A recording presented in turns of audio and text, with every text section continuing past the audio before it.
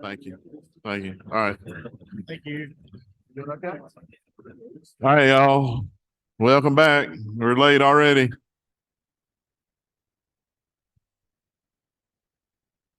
Do we have Commissioner Wilson ready to go? I'm ready, Chairman. Hey, we don't see your beautiful face. It's not up there. I'm trying. I don't want to hide it from you.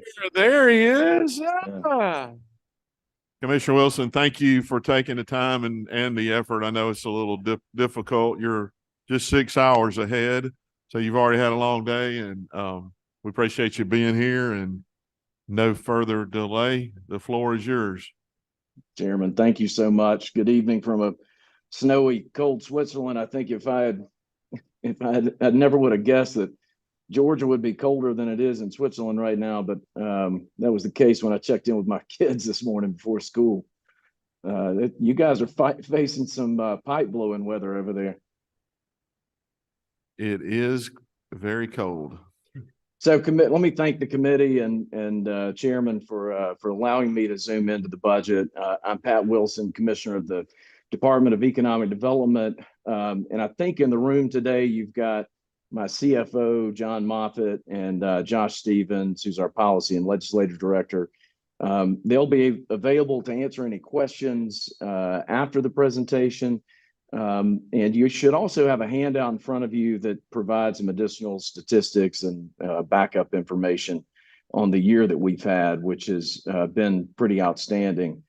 I was just with the governor. He asked me to say a few words about the trip so far before I began my presentation. And I do want to say that it has been outstanding, and we're looking to close the week strong.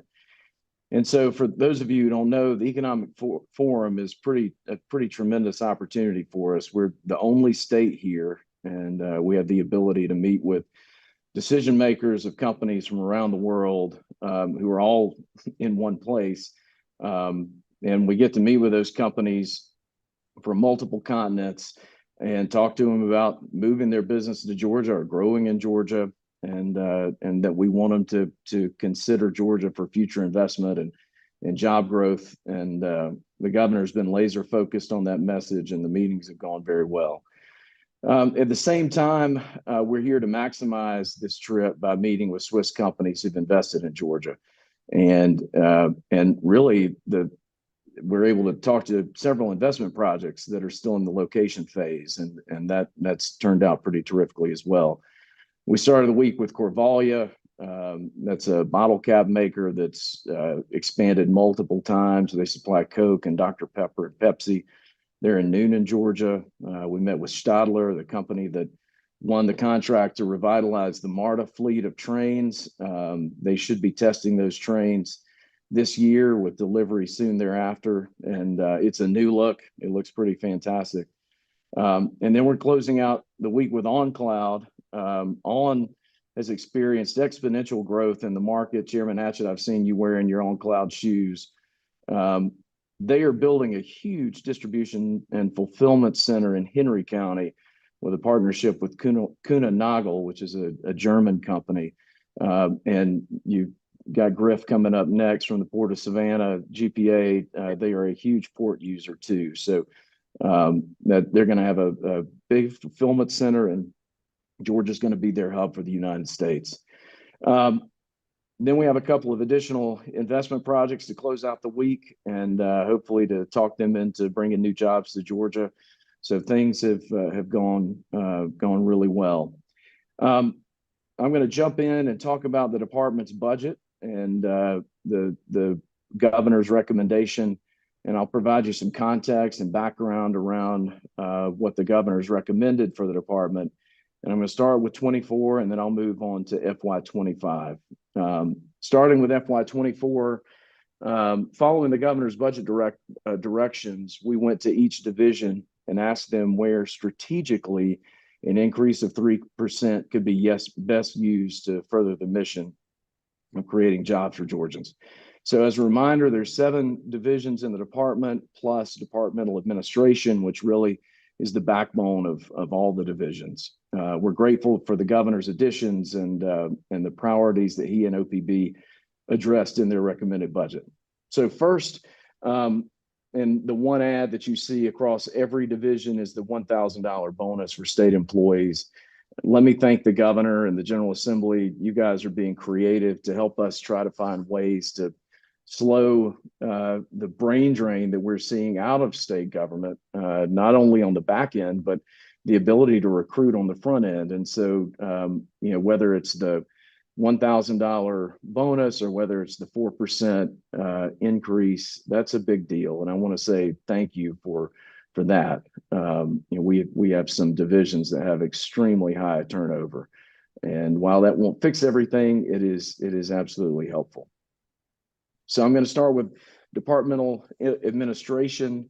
There were 2 budget enhancements in the governor's budget request. Our priority request out of all the asks that we made to the governor was an increase in our admin budget to cover incremental rent increases. So the department moved into our current space in Midtown in 2005, and we negotiated a very favorable rate in Midtown, and that rate included a 2% increase each year. We are still significantly, in fact, about maybe probably 2/3 of the average rent in Midtown. But we've never asked for an increase in our budget to cover the percentage increase in rent. And so what we did was we asked each division to pay a percentage based on how much space they take up in the office. That ability to cover rent with that increase would allow us to free up funding in each division. And so this was our top priority, and an increase of $300,000 was included in the governor's budget.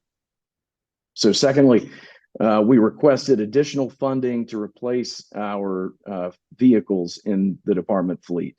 And so currently the department has 8 vehicles in the fleet. These vehicles are used to host companies, to take people around the state. We have people coming and going on industrial sites, throwing luggage and other travel things into these cars. We have a fleet. We had a fleet that was made up of Georgia-made 2017 Kia Sorrentos and then 2 Kia vans as well. And so we found out that we just needed a refresh, but B, we needed bigger vehicles. And so last year we updated 3 of our Sorrentos to Tellurides. This year we asked the governor for funding to update the rest of the fleet into Georgia-made Kia Tellurides, a Kia Carnival van, and 1 Kia EV9, which will be the first electric vehicle to roll off the line in Georgia later this spring in West Point. And so the governor's budget included $225,000 to finish revitalizing our fleet. So next, I'm going to move to the Georgia Council for the Arts.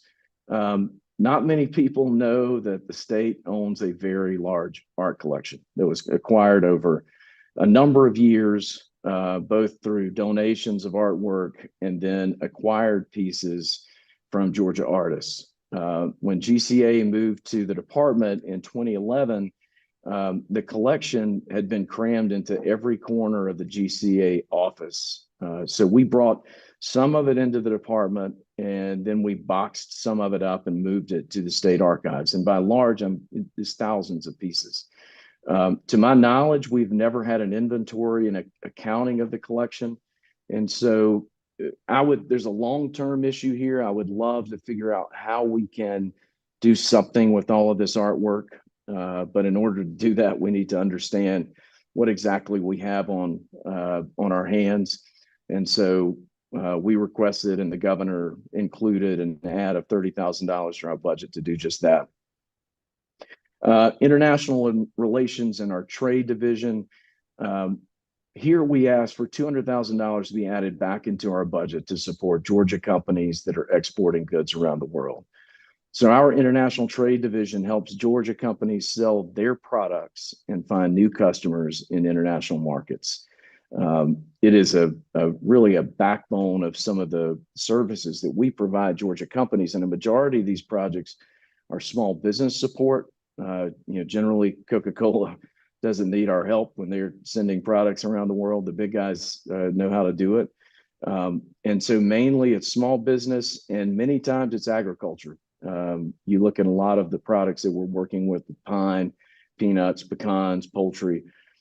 So we're looking to restore the funding in that vital program for Georgia small businesses across the state. The governor included that in his budget. Tourism.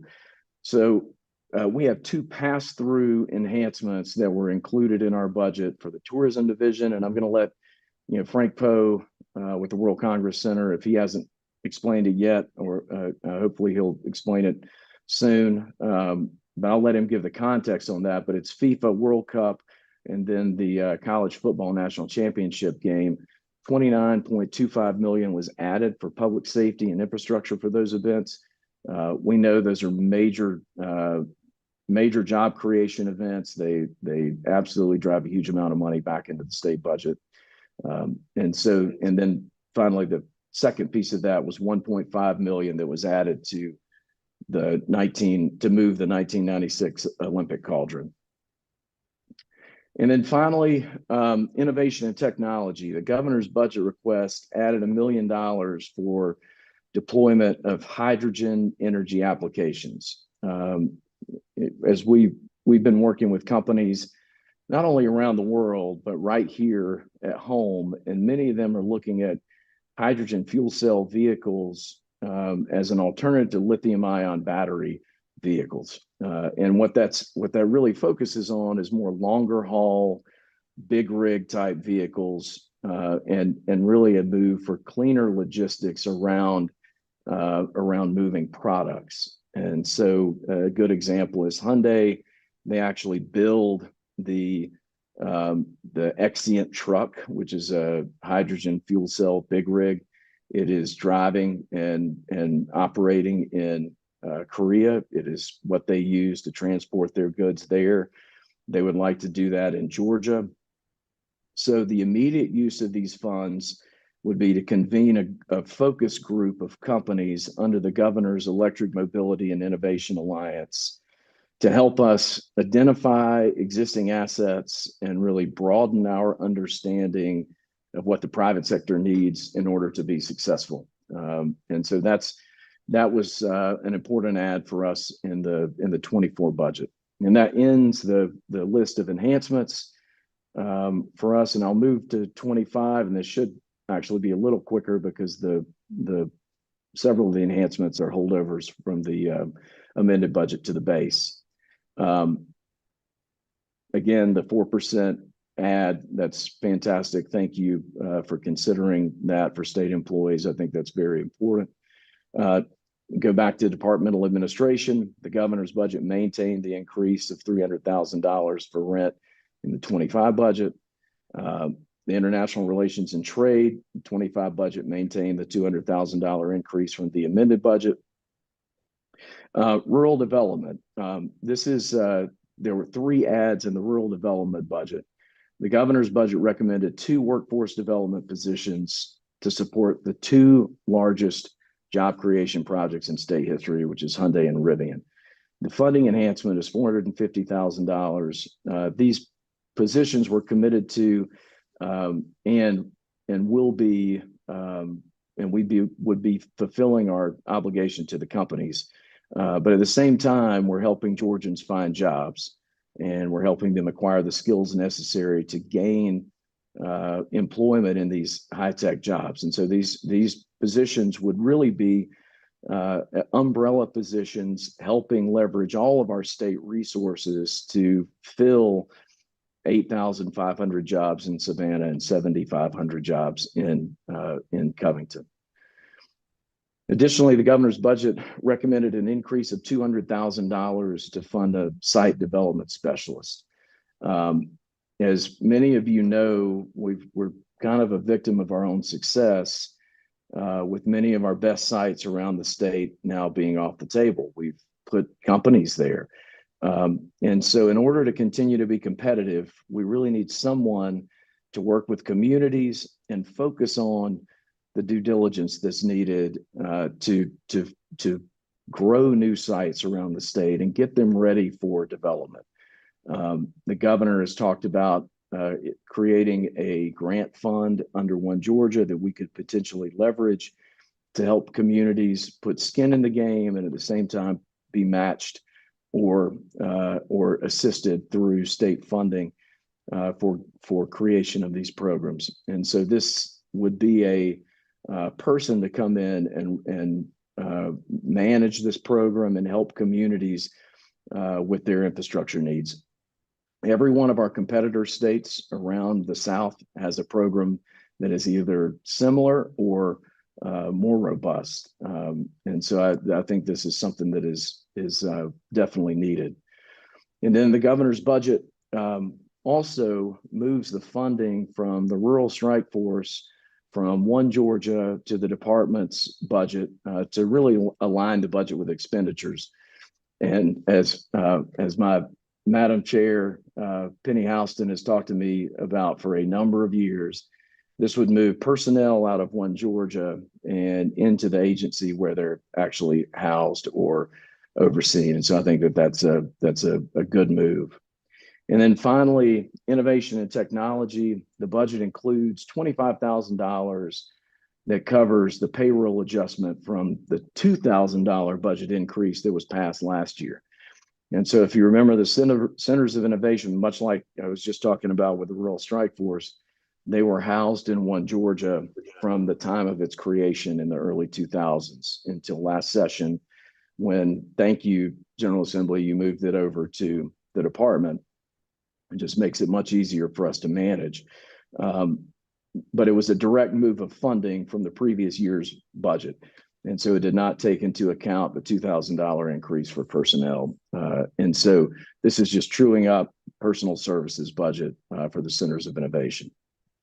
And so, Chairman, that's it. That's all that we had in our budget, and I'll open up for questions. Any questions? Wow. You just covered everything so perfectly. Nobody has a question. The economy's doing great. We got plenty of jobs. So that's right. I don't see any questions. Commissioner, thank you for joining us and being with us. And thanks for all that you and your department do. Thank you. Chairman, thank you very much.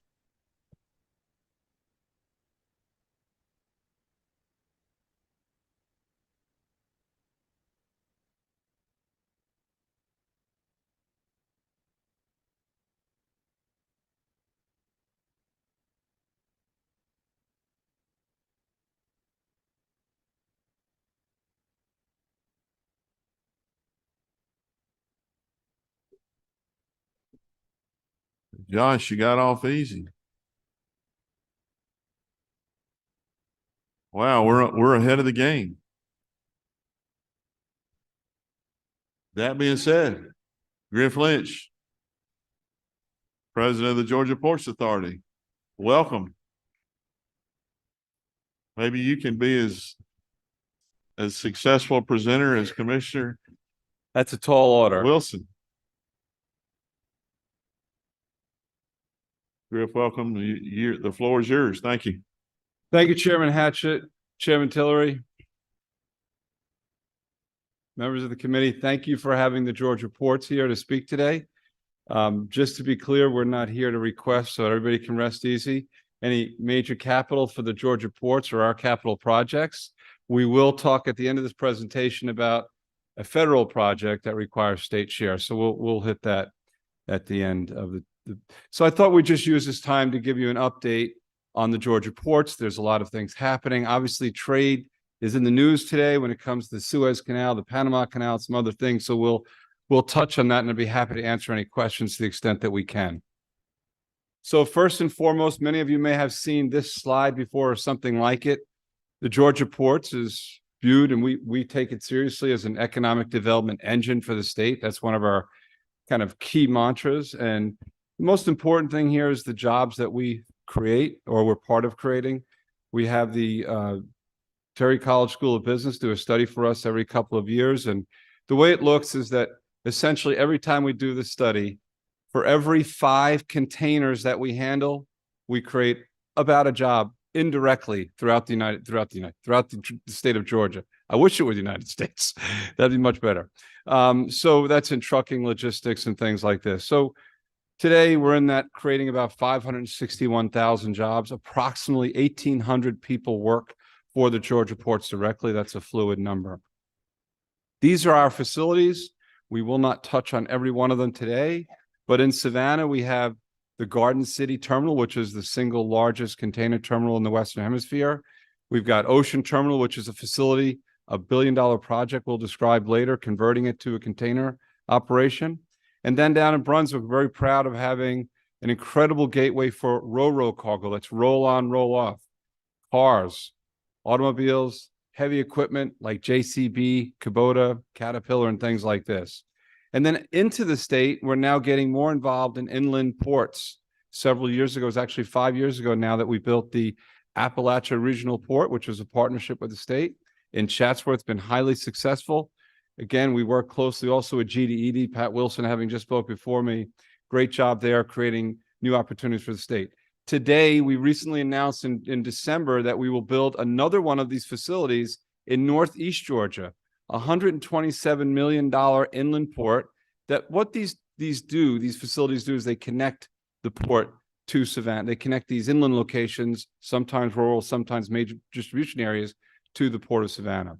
And one is a Norfolk Southern product in conjunction with the GPA in Blue Ridge, the Blue Ridge project in Gainesville, and Chatsworth is a CSX product. The Georgia Ports has a 2-pillar strategy, essentially. If you think about our business, containers are the main driver. About 90% of our revenues come from operating the facility at Garden City, and the other piece of it's ro-ro. So in the container, I mentioned that we're the largest container port in the U.S., 3rd largest in volume, and in ro-ro, we're the 2nd largest. So we have a very strong base to build on. Here's a history of the Georgia ports. If you look at us going back to 2006, the 2 numbers to key in on here is incredible growth, 6% growth over that period of time, which is a leader for the major ports in the country. And also we're at a record market share at 11% market share, which is fairly large for us. And if you think about us 10 years ago, we were probably in that 7 to 8% range. And every time we can move the needle, it's a big deal. If you look at us globally across the scale, we're the 27th largest port in the world, container port, moving from number 46 number of years ago. Now, we talk about being the fastest growing. It doesn't mean that all things are great right now. There are challenges before us. I think we're hearing about that in the news. But if you think about the Georgia ports going back to 2014 to today, you can see this incredible growth. This million and the 5.8, 5.4, that's 5.4 million TEUs, 20-foot equivalent units, just a standard metric in our industry. So 2023, we took a step back. And the way we look at this is we're comparing that truly against 2020. You think about 21 and 22, we think those numbers were kind of anomalies. They were artificially inflated through the things that resulted from the pandemic that we're all very well informed on. So 2020 is the real comparison there. So we're up 1 million containers or TEUs versus 2020. However, there are headwinds before us, and I'll talk about those in a few moments. On the ro-ro side, we have a great story to tell as well. We're investing heavily here. We're the 2nd largest ro-ro port. We would like to show you the actual number of units, but most ports do not report in units, so we have to show you short tons. The way we like to look at this is we're the 2nd largest port behind Baltimore. We're shooting to be the 1st, and this is again in Brunswick. This past year, this fiscal year 2023, was a record volume lift. That includes automobiles and heavy equipment, like I just talked about with Kubota. 723,000 automobiles and heavy equipment units last year. Incredible story after having some tough years. And if you look, again, those years just prior to that, 2020 to 2022, those numbers were inconsistent because of the shortage of parts and components to build cars. And we're very happy. I heard Commissioner Pat Wilson just talk about Rivian and Hyundai and Kia. All those investments are going to drive further growth through our ports. So we greatly appreciate those investments. So I want to just take a moment, just 2 slides to talk about what's happening in the industry. And you're seeing this on the news. And when we think about the 2 ways, our largest base is in Asia. 70% thereabouts, 70% of all of our cargo is coming from Asia. That includes China, Vietnam, and other locations in Asia. If we look back in 2019, approximately 41% of that came from China-based ports. There is a change afoot that has been happening for the last 3 to 5 years, and that is that our customers, the beneficial cargo owners, the shippers, are diversifying away from China, and they're moving cargo to Southeast Asia, and they're moving cargo to India. And in some regard, that will help the Georgia Ports Authority, because what this chart shows us is that as the cargo shifts away from China and to Southeast Asia and towards India, it actually shortens the transit to the East Coast of the US. So you see here, it's a 5-day advantage. What we're talking about here is a 5-day advantage versus going to the West Coast. So if you depart to Shanghai or Hong Kong, China ports, most of that cargo is going to go to West Coast. It's going to go to California ports. As it shifts away, the East Coast becomes a bigger player. Really good thing. The only problem with that, and this slide is actually from my State of the Port we gave back in October. Back then, we didn't have the Red Sea issues that we're all very well aware of right now today. And so I know a lot of folks are asking, well, what's the impact of these issues out there?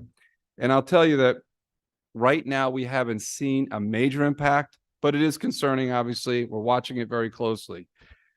What our customers are doing, the ocean carriers, the global ocean carriers that come to Savannah, instead of going through the Suez Canal, they're taking and the Green Line doesn't have to be Hong Kong. It can also be India or Vietnam. They're taking the Green Line route. They're going around the Cape. They're going around Africa. And what that does is it adds time back to the transit, and it makes us less competitive against the West Coast. So there's a lot of discussion right now. What does this mean long term? We can't tell you what it means for sure long term because it's a fairly new issue, but we're watching it closely. It makes us more vulnerable. The growth that we were enjoying becomes a question mark. We want to keep driving that growth, and hopefully that can get resolved. Today, we have not seen any major impact. And the reason we haven't seen a major impact is because the cost of fuel is fairly low. So the ocean carriers are okay with doing this route, and they just happen to have a lot of extra vessels because the volume globally is down. So they have extra vessels to put into this Green Line rotation. When you travel further, it's very obvious. Instead of having 9 ships in a weekly rotation, you might need 10 or 11 to sustain a rotation that the Green Line calls for. So I hope that is hopefully helpful, and you can see that. I'm happy to answer questions as we move through the presentation. As I wrap up on that, the other concern is the Panama Canal. You may or may not be aware that they're having serious drought challenges in Panama, the worst in 50 years. So when you think about cargo coming from Asia, there's 2 ways it comes: Panama and the Suez Canal. And so we just talked about the Suez. We are a leading trade. We, the Georgia ports, are a leading trade partner with Panama because of our close proximity to the canal. And they are putting in restrictions on the depth of vessels and the number of vessels that can transit the canal. Every time a vessel transits the Panama Canal, water is lost. It all works off a freshwater lake, man-made lake. And once that water is used, it's discharged back into the ocean. And so tens of millions of gallons are used per each transit. So just to say, again, no impact to date, but with the less vessels being allowed through the canal with lower depths, it does have a risk of impacting us in the future. We'll have to watch this closely. As far as the Georgia ports is concerned, one of the things that we take great pride in is making sure our ports have the capacity to handle future growth. And the Georgia ports has long had a mantra that we want to stay 20% ahead of demand. And the green line that you see here is what we believe our capacity is, and the bar graphs are the actual demand. And so the closer the bar graph gets to the green line, the more challenging it is at the port, the more congested we may be. So you can see back in 21 and 22, the green line got awfully close because we had such tremendous growth. It takes years to build capacity at a port. And so what we're doing now is we're saying, okay, look, we had tremendous growth. We grew by 28% during the COVID years. We want to make sure we implement the projects to grow. I'm going to highlight some of those projects and just share with you that these are all funded by either Georgia Port's cash flow or debt that we secure. We do not use any tax dollars for the state from the state of Georgia for our benefits, for projects, or anything like that. Berth 1 was a project we just built over the last 2.5 years. It's recently opened, created new big ship capacity, $250 million. The Mason Mega Rail was a project that took a number of years to build. Some of these cranes were built in the US. It was a challenge, but we got it done. $220 million project. That opens up the Georgia ports to hinterland operations in Memphis, Tennessee, and Dallas, and Chicago, and other places, and makes us more viable than we are today even. And then we have a project called the Garden City Terminal West. I heard Commissioner Wilson discussing exporters. One of the things that exporters need, particularly ag exporters out of Georgia, is they need time at the ports to store their cargo. And it can be very, very expensive to do that. So the Georgia Ports has invested $200 million in building a yard adjacent to our main facility where exporters can drop cargo and be charged a nominal fee, not as much as they would be charged if they were on the main terminal. This new operation is opening up in the coming months. We're very excited about it, and we're hoping that it provides additional savings and appeal for exporters to use the Georgia ports. We've built other buildings like warehouses and things like that. I won't spend much time on that. But another significant project for the Georgia ports, as I come to a close here very shortly, is the Ocean Terminal. Ocean Terminal has been in our portfolio since 1958. We've been handling containers there since 1980, but we're also handling break bulk cargo, ro-ro cargo, like I just described, with the cars, and steel and rubber and things like this. We're converting Ocean Terminal to a full container facility just to ensure we can continue to grow and meet the demand of containers. So the project is actually $1.4 billion. So it's a significant undertaking for the Georgia ports. We have secured $850 million of bonds that we issued over the last year. And that project is under construction now. And we hope to deliver that in the 2026 to 27 timeframe. And when that's completed, it will look something like this. It's very close to Savannah, next to the Talmadge Bridge there. In the longer term future for the Georgia ports, we have another project on the horizon. And I should have said this. If you look at this picture, the green area across the way is Hutchinson Island. That's land that we own, about 400 acres. It is Georgia land, just before South Carolina. And in the future, Hutchinson Island, down the road, will look something like this. About a 3.5 million TEU facility. It'll be a massive investment on behalf of the Georgia ports at almost $3 billion when we build that in the early 2030s. And we're excited about the prospect of having the capacity to meet the demand for our customers. I mentioned the Blue Ridge Connector up in Gainesville. This project has now been approved by our board just recently and will be underway in the spring of this year and be delivered in 2026. Again, it just provides that better connectivity for customers, whether it's exporters or importers up in the northeast part of the state. It's all about capacity.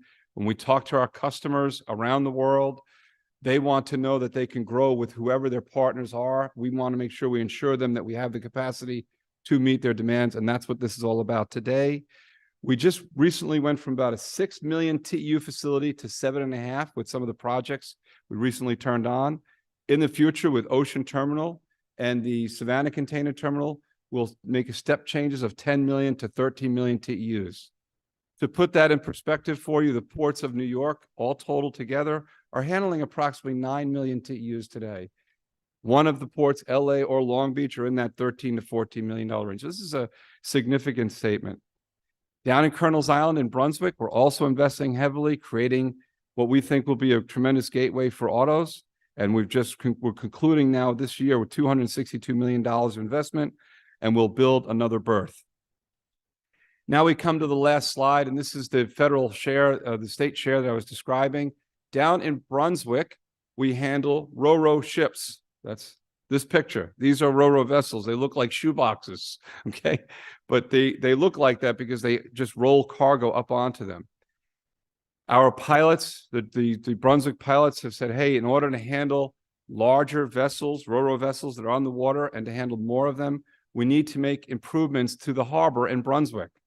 And those improvements are kind of highlighted here by that green and blue area, vessel meeting areas, bend wideners to allow for the vessels to turn, and you see a turning basin for allow larger vessels to turn around and back them against the dock.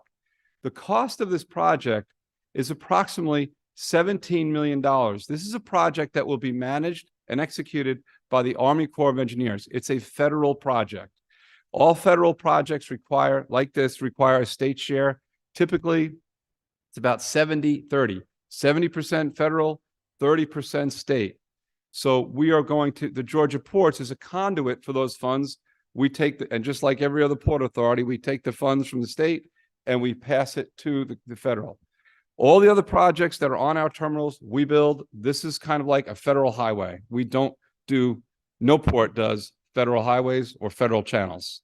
And so our request here today, and this is I understand the governor's budget on page 7 and page 389, is for the state to commit to the share of $6 million to help pay the state share for this Brunswick Harbor modification. Mr. Chairman Hatchett and Chairman Tillery, this concludes my report today. Thank you. Several slides back, you showed the projected growth, and that you were trying to stay, I think, I don't know if you said 20%, yes, ahead of where you are. You also mentioned congestion, and you mentioned some I think you did, some slowing in possible shipping. Trying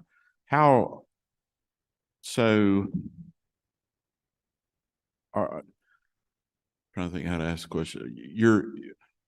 You're slowly growing. You're growing to prevent congestion at the ports, but also if they're not, as the traffic slowing, it's not going to be as congested anyway. Are you constantly evaluating where you are on the growth and where you are in your plans that it's no surprise and no news to anybody of the congestion around the ports areas traffic wise? Are you constantly working with DOT and those around to make sure that we handle congestion in all ways? Yes, that's an excellent question. I should have mentioned that. First of all, we want to commend the governor and his team for the funds that are being provided or recommended to be provided to DOT for improvements in Savannah and throughout Georgia for truck traffic. Yes, that's a major focus for us. We are constantly in communication with DOT, not only sharing our projects, but talking to them about the things that we think they could help us with outside the terminal, road improvements, and it's a constant dialogue there. And then to answer the other question, I think what you're asking is how often we're looking outward. And every other year, the Georgia Ports is conducting a 10-year study. And we're trying to project to the best of our ability it's not perfect, but what's going to happen in the coming 10 years? What kind of capacity do we need? Like roads, ports not much different. If we want to be somewhere 2 to 3 years from now, we need to start today. Those projects have a long lead time. They cannot be built overnight. So this is a constant dialogue, but yes, thank you. I hope that answers your question. Chairman Dolezal. Thank you. Thank you. 2 quick questions. Could you outline for us what your revenue is and the sources of those revenue? And then as a follow-up to that, what your operating budget is? What was the second part? Operating budget? Yeah. So our revenue is approximately $750 to $850 million. It depends on multiple variables. The source of that, 90% of the revenue, maybe a little bit more than 92%, is driven by the container business. And the other sources are leaseholds and other operations like the rail yards I shared and things like this. The reason 90% of it comes from containers is because we are an operating port. So we are charging, the source of the revenue is actually the ocean carriers. We have contracts with those ocean carriers. Those contracts can be annual. They don't go mostly any more than 3 years, and we're updating those contracts. We're in a competitive environment. We're competing against other ports. any cargo, it's all about your cost of operation and your efficiency. And so the higher your cost, the less business you get. And so that's kind of where we're going. As far as the operating ratio, I think that was where I couldn't hear what you said, but Well, yeah, what your operating budget is. So of that, call it 800 million, what's your actual expense to run the ports? yeah, our expenses, approximately, we're in the 60% range. So our revenue is going to be in that $400 million number. Your budget is in that $400 million. Yeah. Your expense. And lastly, what's your fund balance? The fund balance for the ports, cash on hand? Yeah, so we have 9 months of, because of our debts, it's a requirement for the debt covenant. We have 9 months of operating capital in hand. So about $360 million. Yeah, thank you.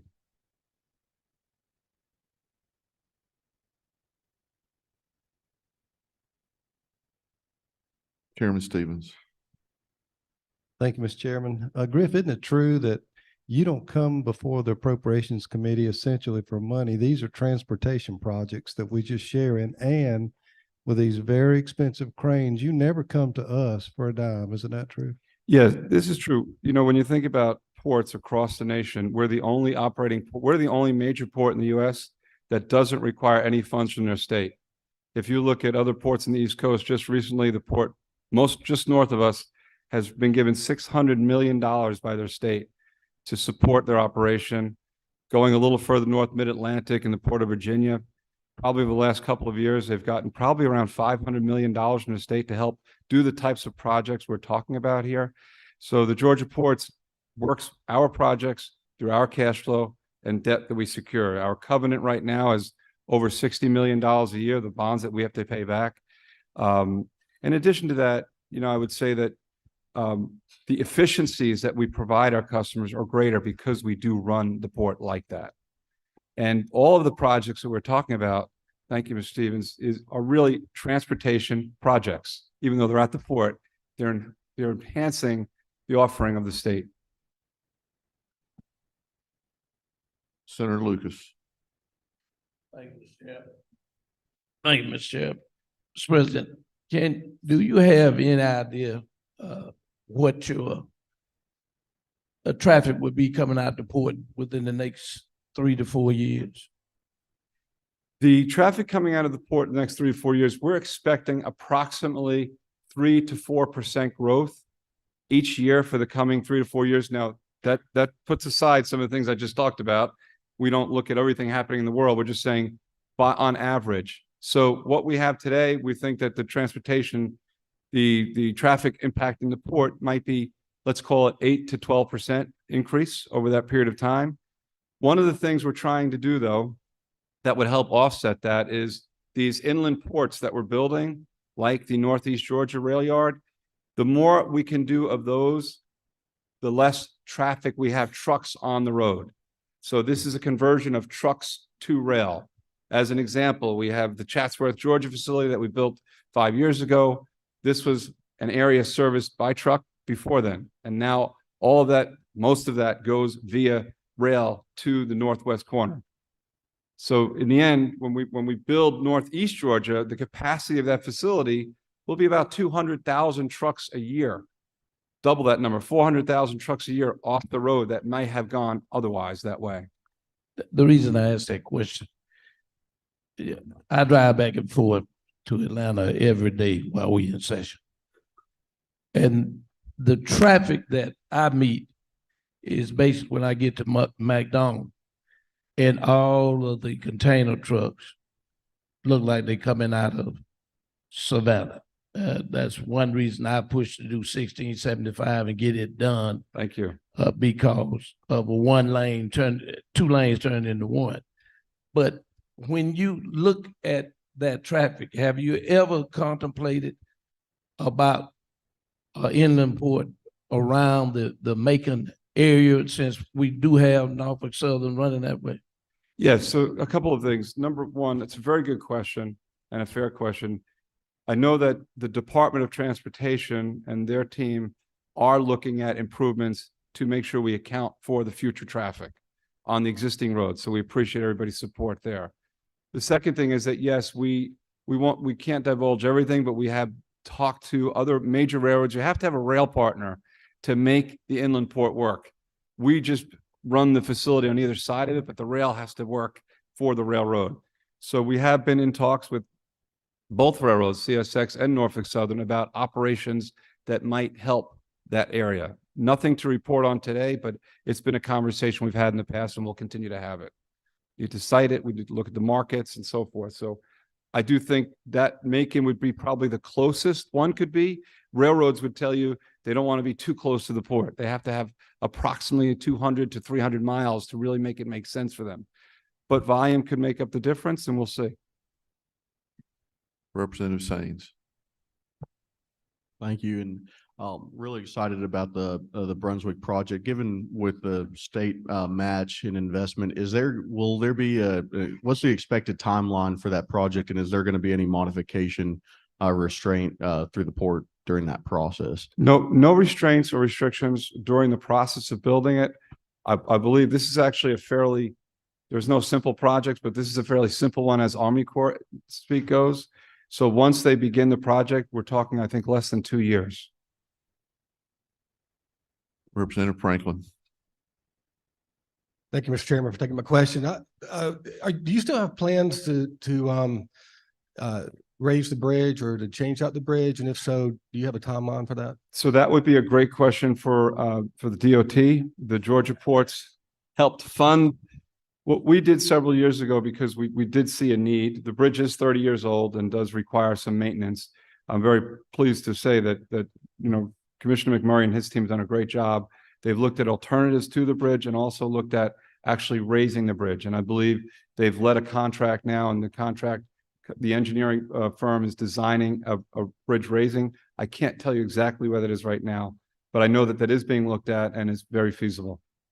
Representative Franklin, you can go back and look at Commissioner McMurray's presentation yesterday, and he talks about that. This is the last one we had yesterday. So any other questions? Well, thank you, sir. You survived. Thank you very much.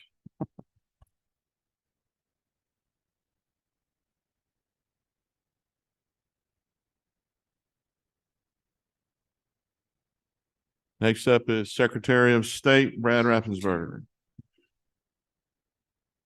Come on down. You're the next contestant on. Never enough.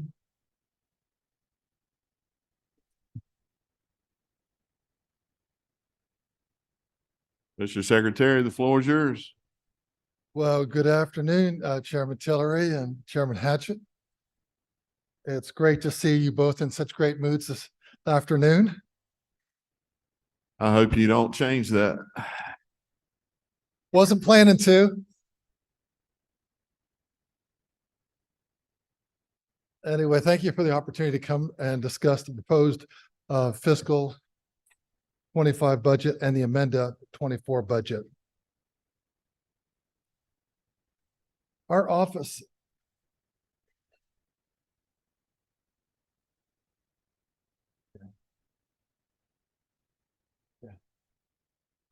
is organized into several divisions: corporations, elections, administration, professional licensing, investigations, and securities and charities. And along with those duties, we have 4 administratively attached agencies: the Real Estate Commission, the Georgia Access to Medical Cannabis Commission, the Professional Engineering and Land Surveyors Board, and the State Elections Board. I am grateful for the governor's proposal to help retain our talented state employees by providing a one-time supplement in the amended fiscal 24 budget and a cost of living adjustment in the fiscal year 25 budget. These are hardworking, dedicated public servants who deserve recognition for their contributions of the state of Georgia.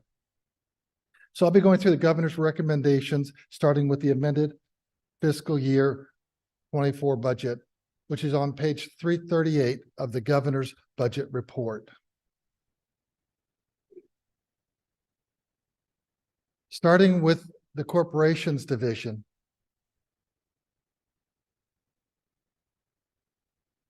This division brought in 99.5 million in total revenue last fiscal year. A few years ago, the legislature changed this division to be self-funded. So all the expenditures come from expedite fees paid by users.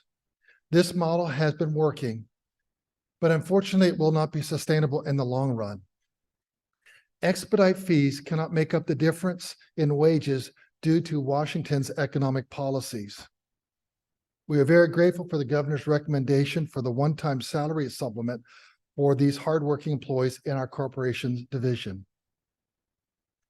In elections, the three recommendations from the governor's budget are the 1,000 salary supplement, an increase in the amount of funds for legal fees, which will help cover the cost issues related to the 2020 election and multiple cases surrounding it. There is also a reduction in funds to align with budget expenditures. We're also requesting a series of projects to enhance election security and the voter experience. In the governor's capital projects page on page 389, the governor recommends $6 million to replace the uninterruptible power supplies for voting machines statewide. These UPSs allow for our election system to remain in compliance with federal requirements, as well as protect the voting equipment from unreliable power sources in voting precincts. The old UPSs are reaching their end of life, and these new units will be able to serve the state much longer. We are grateful for the governor's support for this project. The investigations budget includes the salary supplement and an increase in funds to purchase equipment and vehicles for new investigators. Our investigation staff division is staffed by post-certified law enforcement officers. They investigate violations of the election code, as well as violations of the professional licensing code and the securities, charities, and cemeteries code. They are vital to all the divisions of our office. You'll then see the one-time supplement for the office administration budget.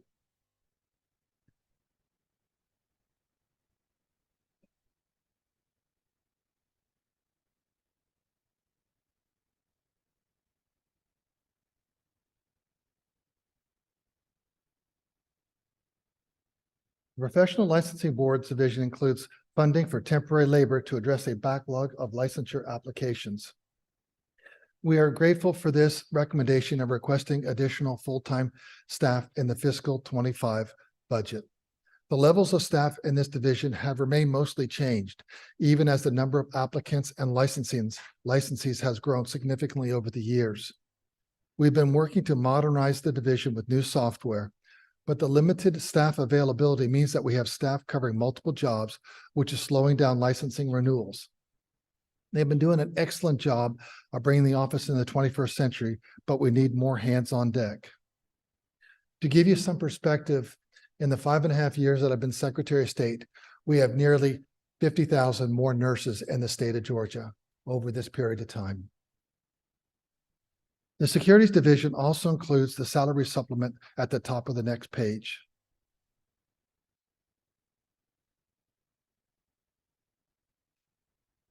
Moving into fiscal year 2025 budget recommendations.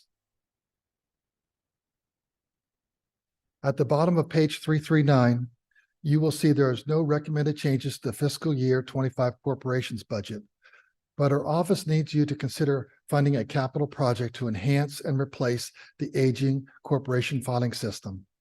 Since all regular fees go to the general fund, it is not possible for us to fully fund a capital project of this magnitude with expedite fees. The total cost of this project is approximately $6 to $6.5 million. A portion of that can be covered with expedite fees, but this would be a one-time cost of about $3.3 million in state funds for the build-out and management of the project. It is a necessary expenditure to allow us to better serve the people and the businesses of Georgia in the years ahead.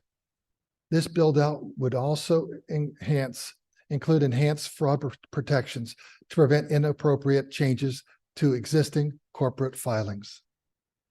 We also request that you add an authorization language in the budget to reflect the decision to provide the cost of living increases to all the corporation division employees who meet the qualifications outlined by the governor. We've already funded 586,000 in raises in the past few years.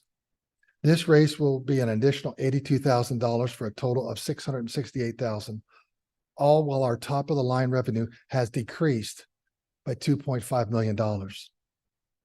This model is not sustainable with DC inflation and the potential of an economic downturn.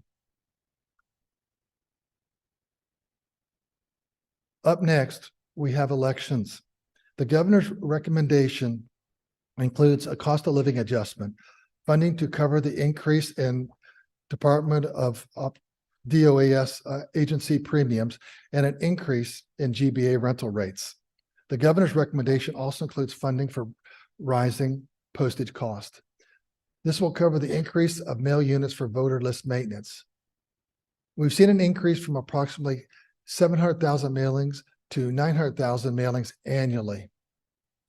These mailings are vital to ensure that Georgia's voting list is clean and up to date, so Georgia can remain a top state for election integrity. Because we do this, we are recognized by many nonprofit organizations as having the cleanest voter list in America. The governor's recommendation also includes 5 additional staff members for the elections division. These positions are funded through a combination of existing funds and additional funds. Existing funds and additional funds. The elections division is a well-run team, but we would welcome the addition of new talent to be able to maintain a high level of service and security. We are requesting additional staff who are focused on election security and helping counties run effective elections to be able to combat future threats to elections and to ensure voter confidence in our system. These would be permanent, full-time positions ranging from a chief information security officer down to an election security records manager. A full list of requested positions with descriptions is included in the packet under, quote, election security employees. We now have had several successful elections using the paper ballot system that the General Assembly authorized and funded in 2019. Obviously, the environment surrounding elections has changed, and Georgia remains ground zero and in the national spotlight. With that in mind, we continue to make investments to enhance our voting system. The cost of additional security measures to prepare for upcoming elections is listed on the screen. The cost of parallel monitoring is part of my 4-point plan for election security, which includes LNA testing before, during, and after the election, as well as encouraging voters to check their ballots. The other requests all stem from projects suggested by the members of the General Assembly to help enhance our already great system. QR code readers began as a project to help the blind and visually impaired to be able to independently verify their paper ballots. Our intent was originally to research and pilot this in 2024 election. The rest of these are improvements for the voters, including getting credit for voting faster and having enhanced experience with My Voter Page, MVP, and the online absentee ballot request portal. These one-time asks that would work in either the amended fiscal 24 budget or they would work in the FY 25 budget. One of the larger requests is listed under the equipment upgrade project cost. This would allow our office to install updated software on all voting equipment statewide and accept and test the equipment after the installation. It includes the cost of employees, travel, and hardware upgrade. This will enable the software to be installed and acceptance tested in approximately 6 to 9 months. The last 2 elections requests include voter education and open records software. The voter education request would encourage voters to check their ballots and focus on increasing voters' confidence in Georgia's voting system. In the past, the Help America Vote Act dollars have been used for this purpose, but those funds will not be available for this upcoming election. The open request software The open records software request is a front-end one-time cost. There will be a smaller ongoing cost, but we do not know that cost yet because we must get bids from multiple vendors. This change would allow for the open records team to move efficiently and more efficiently process requests and with less disruption to other divisions. Not included on the slides is an additional request that we have forwarded to House and Budget staff that is a result of the redistricting decision. This would cover the cost of postage for the counties for the mailing of legally mandated precinct cards due to redistricting. It affects approximately 3.4 million voters, and counties have not had the opportunity to budget for this project. Our estimate for this is $1,779,390, and that funding would be sent to the counties. We have also forwarded Mr. Secretary, what was that for? One more time? I'm sorry. postage for Okay, redistricting. thank you.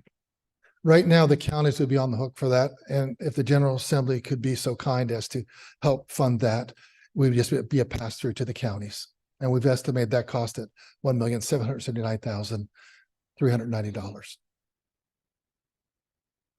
We have also forwarded a request for $110,000 to purchase a dandy roll, which would put a visible watermark on ballots at the manufacturing point of the security paper. Up next, we have investigations. The governor recommended 4 additional investigators, which would help meet the growing need for investigations in our elections, professional licensing, securities, charities, and corporations division. Our current staffing level and an increase in claims of voter fraud has extended timelines for investigations. As we have seen, delays in investigations can have a serious impact on some voters' confidence in the outcomes of elections. And on the licensing side, it would lead to health and safety issues for Georgians who need the services of licensed professionals. The office administration budget includes the same cost of living adjustment. We have no additional ask in this division currently. We do have additional asks for the professional licensing division. We are requesting 4 additional employees. 1 analyst that is dedicated to the nursing board and 3 analysts that can be redirected to any board based on need. This request takes us back to the positions that we were in the early version of FY24 budget. The need for these positions is the increased volume of applications and renewals. The professional licensing division is currently rolling out the new Georgia online application licensing system, GOLS for short. This new system will enhance the user experience and cut down on the back and forth between applicants and analysts. It will establish a dashboard for applicants so they have visibility on where it is or where they are in the process, and will not have to have an analyst examine every single application until that application is complete. The applicant will see what they're lacking in real time instead of waiting for one of our staff to tell them what they're missing. Automation and systemization will be key to handling the ever-increasing volume. This is an easy rollout. We are now in phase 1. We anticipate finishing the rollout by the end of the year. The governor's recommendation for the securities division includes a cost of living adjustment, as well as funds to cover the Department of DOAS agency premiums and the increase in GBA rental rates for capital security. We do not have any additional requests for the securities division. On the attached agencies, the governor has recommended the same salary supplement in fiscal year 24 and the cost of living adjustments in fiscal year 25, as well as some adjustments to regular billings. There is also an authorization for the Medical Cannabis Commission to utilize existing funds to purchase a vehicle in fiscal 24. The professional engineers and land surveyors have additional staff in fiscal year 25 in the form of 2 investigators, 1 analyst, and associated costs. You will hear more about each attached agency request during subcommittee hearings. We do anticipate fiscal year FY 2025 will be another year of unexpected challenges and successes. I want to thank you for your work and your time here today. We are grateful for the governor's support. My staff and I stand ready to help you meet your goals for the people of Georgia. My team and I stand ready for any questions you might have. Thank you, Mr. Chairman. Thank you, Mr. Secretary. You have a few. I'd like to start with, you mentioned in your presentation about the QR codes and the initial intent I believe you said, to assist the bond and others in voting. Is that correct? Correct. And I think you probably know of Speaker Burns's initiative and request to look at using another method other than QR codes. I'm not sure if it was by the presidential primary or if it was before the primaries. And I just wanted to know if you had any kind of update on where that look at that might be, cost, other things, and just an update on that. We provided the cost in the budget for using QR code readers. If you actually wanted to move to an entirely different system, then you would have to work up a budget for that. But as it is right now, we are feverishly building ballots for the presidential primary. We're ballot building for all 2,500 precincts throughout the state of Georgia. And that is for the March presidential primary, March 12th. So it's right around the bend. By the time that something would be actually looked at, discussed through committee, and then actually pass and become accepted into law.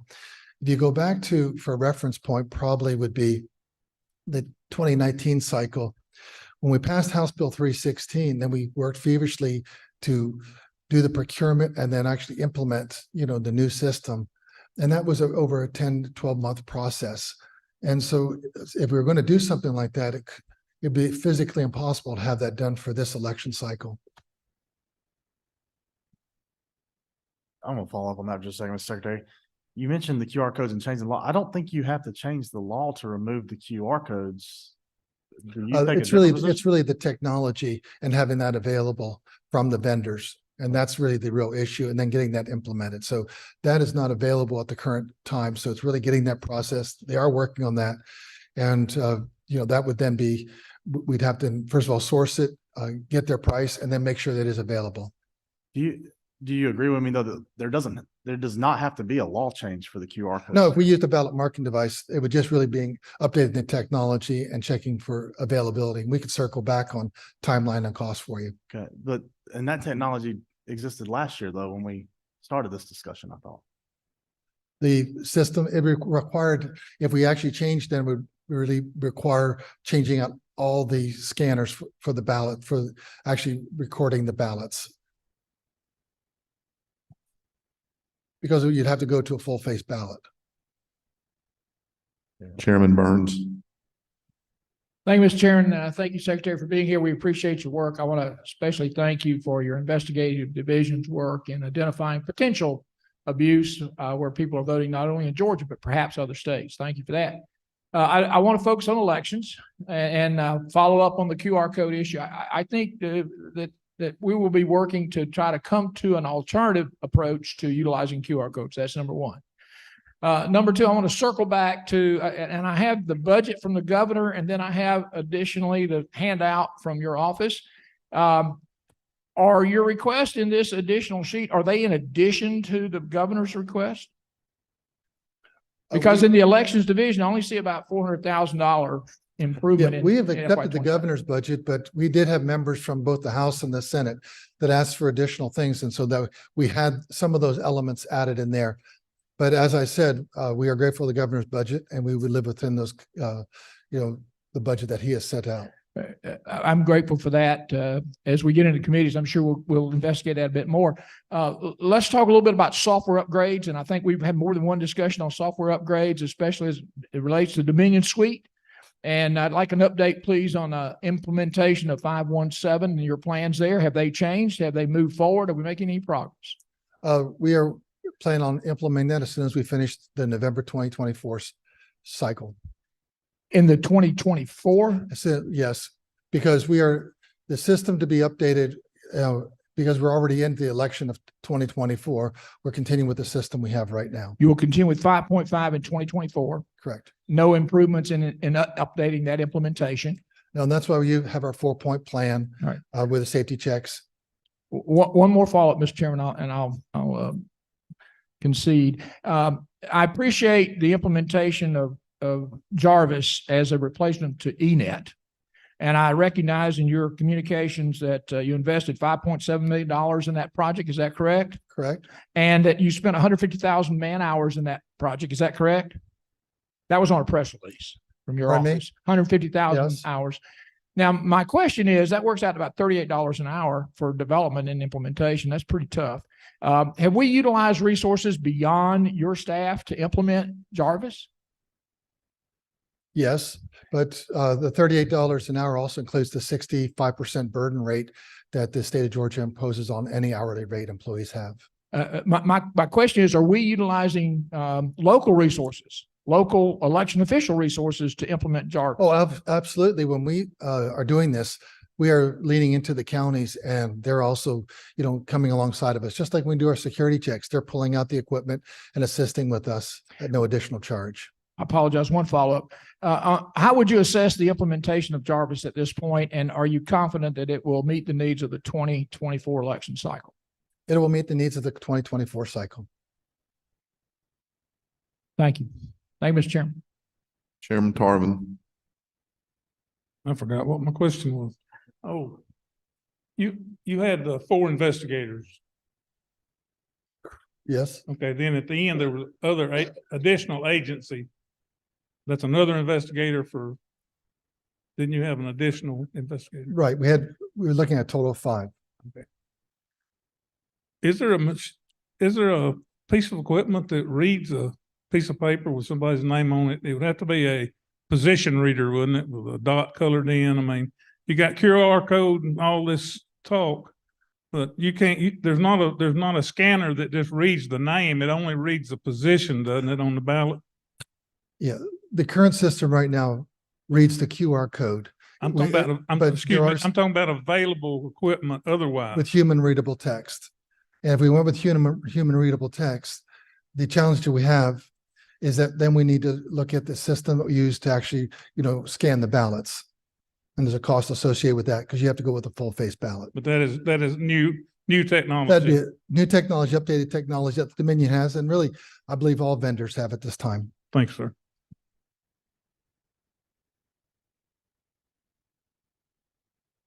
Chairman Beach. Is that you? Okay. Thank you, Mr. Chairman. Secretary, I want to piggyback on Chairman Hatchett and Chairman Tillery's question. We've been talking about getting rid of the QR codes for a long time. We had an ethics committee meeting with Chairman Burns. Why can't we just go ahead and we don't need legislation, just do it and let us get the scanners for you. How many scanners would you need? What would the cost be? And let's just do it. We've talked about it in our committee meeting. Every one of our committee members said their citizens do not trust the QR code. So let's go ahead and get rid of it. We don't need legislation, and let's help you get the scanners you need to implement that as soon as possible. We had several discussions over the summer months, and the system that we have now, the update, has been finally approved, where we are just to do the minor update with still having the QR codes. That was not approved. Now, to get to another system, we'd first of all have to make sure it's been, tested, rigorously tested, and then we'd have to go ahead and the implementation. We have right now in Georgia, 159 counties. We have over 2,500 different voting systems. You also have all the different voting machines. So you're talking about, major change and just a time frame. We're already in the election cycle of 2024. And that's the challenge we have, because as soon as we roll out of the presidential primary of March 12th, we will virtually be beginning the ballot building process for the June primary. Then we'll have runoffs probably for the June primary. Then we'll be rolling into the ballot building for the November election. This is a very busy year and just an awful lot of moving parts. But like I said, if you would like, we can get a budget for all those cost items for you to that. To your point, though, I would want to just probably dispute one thing, that UGA and MIT did a poll after the 2022 election, and they said over 90% of all Georgians had confidence in the results and had a great voting experience. Chairman Dolezal. Thank you, Mr. Chairman. Thank you, Mr. Secretary. You just said that, was it 90%? It was over 90%. According to UGA. Okay. Could you illuminate for us then why we need to spend $3 million on voter education due to concerns surrounding ballot verification? We just want to make sure that voters have checked their ballot. It's one of those things. People were concerned, and so we've had a program with that, and we just thought we'll make sure that we belt and suspenders, make sure that they're checking their ballots. But what we've does also that look done, like? Is that a statewide media campaign? yeah, there's a statewide media campaign. But what we found, also another organization did a study of that, and they found that people were checking their ballots. We can get you a copy of that report of that press release.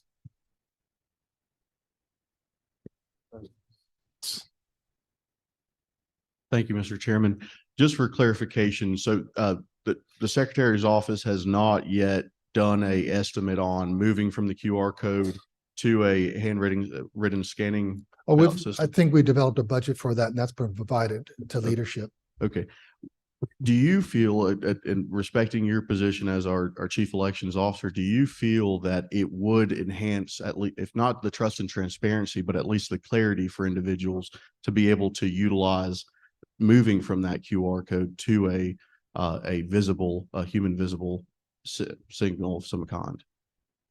I would support moving to human readable text. The challenge that we have with the 2024 cycle is getting it done on time. Like I said, we're already building ballots for the presidential primary. And that's the challenge that we really have. We have so many elections in the election year of 2024. Representative Holcomb. Thank you, Mr. Chairman. Mr. Secretary, it may surprise you, my question is not on elections.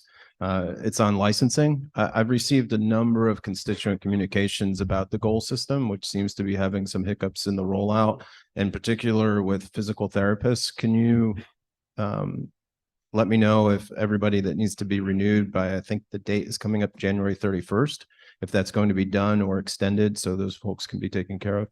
Well, right now we're at about 75%. I think we're like 72.5, 73% of all physical therapists actually have their licenses now.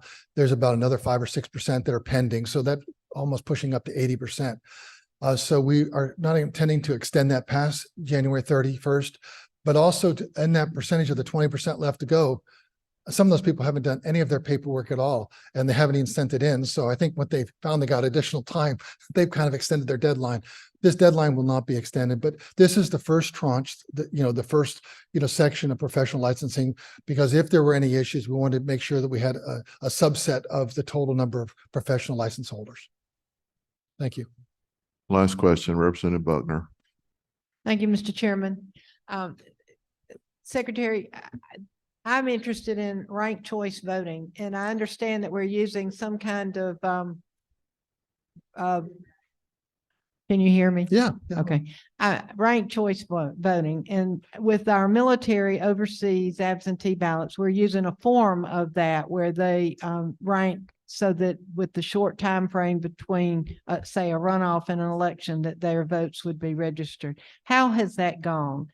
The ones that we have done in the most recent elections, how smoothly or what kind of problems were there?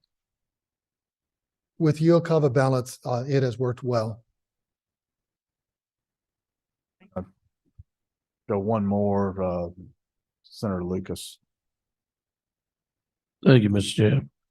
Mr. Secretary, what preparations have you or your department made for the long lines that you will have in the metro area, since it's against the law for me to give them water? Senator, we are really grateful with the passage of SB 202, because with SB 202, we could hold counties accountable that lines had to be shorter than 1 hour during election day. And we actually tracked, the line time that we have, and we actually tracked the last election of 2022, and the lines were less than 1 hour long, in the afternoon. Now, I'm not saying that right at 7 a.m. when they opened, at all 2,500 polls were opened right at 7 o'clock and lines were shorter. But as they worked that off quickly, we saw that the average wait time got down as low as 2 and 3 minutes statewide. That is required by law, but we also work with the counties on that. So what we do with the counties, we have about 2,500 precincts. We also know how many voters they have in each of those precincts. We also know how much equipment they have. We also know what the throughput per hour is per voter on that equipment. And so what we can do is we can identify to the county for each of their precincts a green light. That means we see no issues. You got to keep your lines quick. A yellow light, you might want to consider about adding additional equipment or busting the precinct in half. Red light means you need to do something. This won't work. And so we give them a scorecard so that they can go ahead and make changes. Then when they do make changes, we review it again. to make sure that everyone has a green light. And so we'll be working with the counties again to make sure that they're prepared to keep those lines short. Obviously we'll be monitoring that. We have a line management tool that does that. So we'll track that like we have starting in the November 2020 race and then all through the 2022 cycle. We want to make sure we keep those lines short. Everyone wants fair, honest, accurate, secure elections. After all that's done, they want to make sure we keep short lines. And I'm really grateful for SB 202 for enforcing that through state law. Thank you. Thank you, Mr. Secretary. I want to highlight one thing for you. You've heard from the comments today. You know that the governor does the first review of the budget. If I'm adding up your sheet, it's about $30 million more than cleared OPB, cleared the governor's request. Yeah. And the only thing I want to highlight for you of that is I still think you've heard from this room, the number one issue is removal of the QR codes, and this doesn't do that yet. Well, I hear what you're going to say on QR reader, but that's not the QR codes. yes. And the legislator would fund our budget. The legislature would fund the budget. And so if you believe additional financial resources, I believe you have those numbers. If not, I'll make sure we get those to you tomorrow. Thank you. Thank you, Senator. Thank you, Chairman. Thank you. There's still quite a few questions, and if y'all will see the secretary offline, sure he'll be glad to answer them. Thank you. Thank you, Chairman.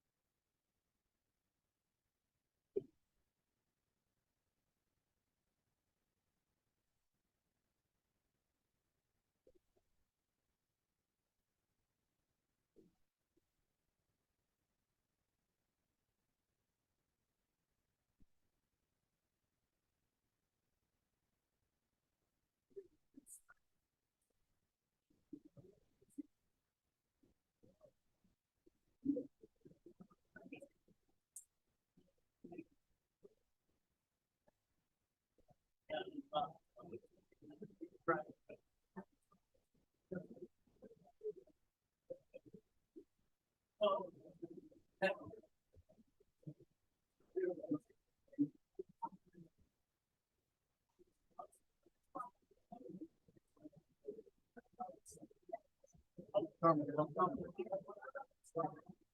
right, so I'm doing the clicking here. Is it just Yeah, so it's normal. just a boom to keep going? Cool. Boom, boom, cool. All right, let me Got it. start right past you. Sorry, thank you.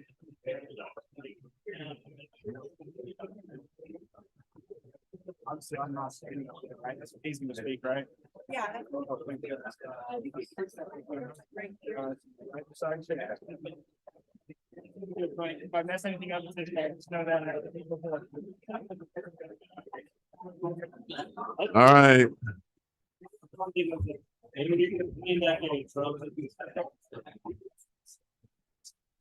All right.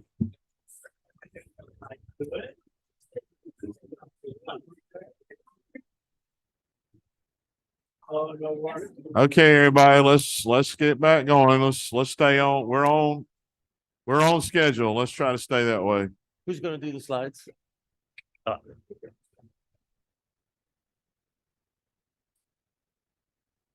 right. Well, thank you very much. Next up is Commissioner John King. And wow, it got quiet all of a sudden. Commissioner, the floor is yours. Thank you so much, Mr. Chairman. And I think my feelings are hurt. Everybody left the room. I must, just so y'all know, I learned very well. I said, we don't use QR codes in the insurance department. Just want to make it very clear. First of all, just want to make sure make it clear. I always try to remind people, any healthy organization has a clear mission statement, and we're driven by those mission statements. And ours is pretty straightforward. Our mission is to provide Georgia families, provide them access to vital insurance products and safe buildings through fair regulation that creates an economic opportunities for all Georgians. Next slide, please. A little bit of description of how we are organized. We have three major divisions: the insurance department, the safety fire, where our fire marshals and inspectors are housed, and Georgia Access. And and we really focused over the years, delivering, we took some of these tasks from the Department of Labor, and they have adapted very well to our agency. And I think we applied quality support services to this industry. Next slide, please. Our insurance division provides consumer services, financial oversight, products review, agent licensing, enforcement, the fraud division, and premium tax collection. Next. Our safety fire division oversees all elements of the fire safety and inspection and sets the state's minimum fire safety standards. And we work very closely with the Department of Community Affairs to make sure that we have a proper balance in this task.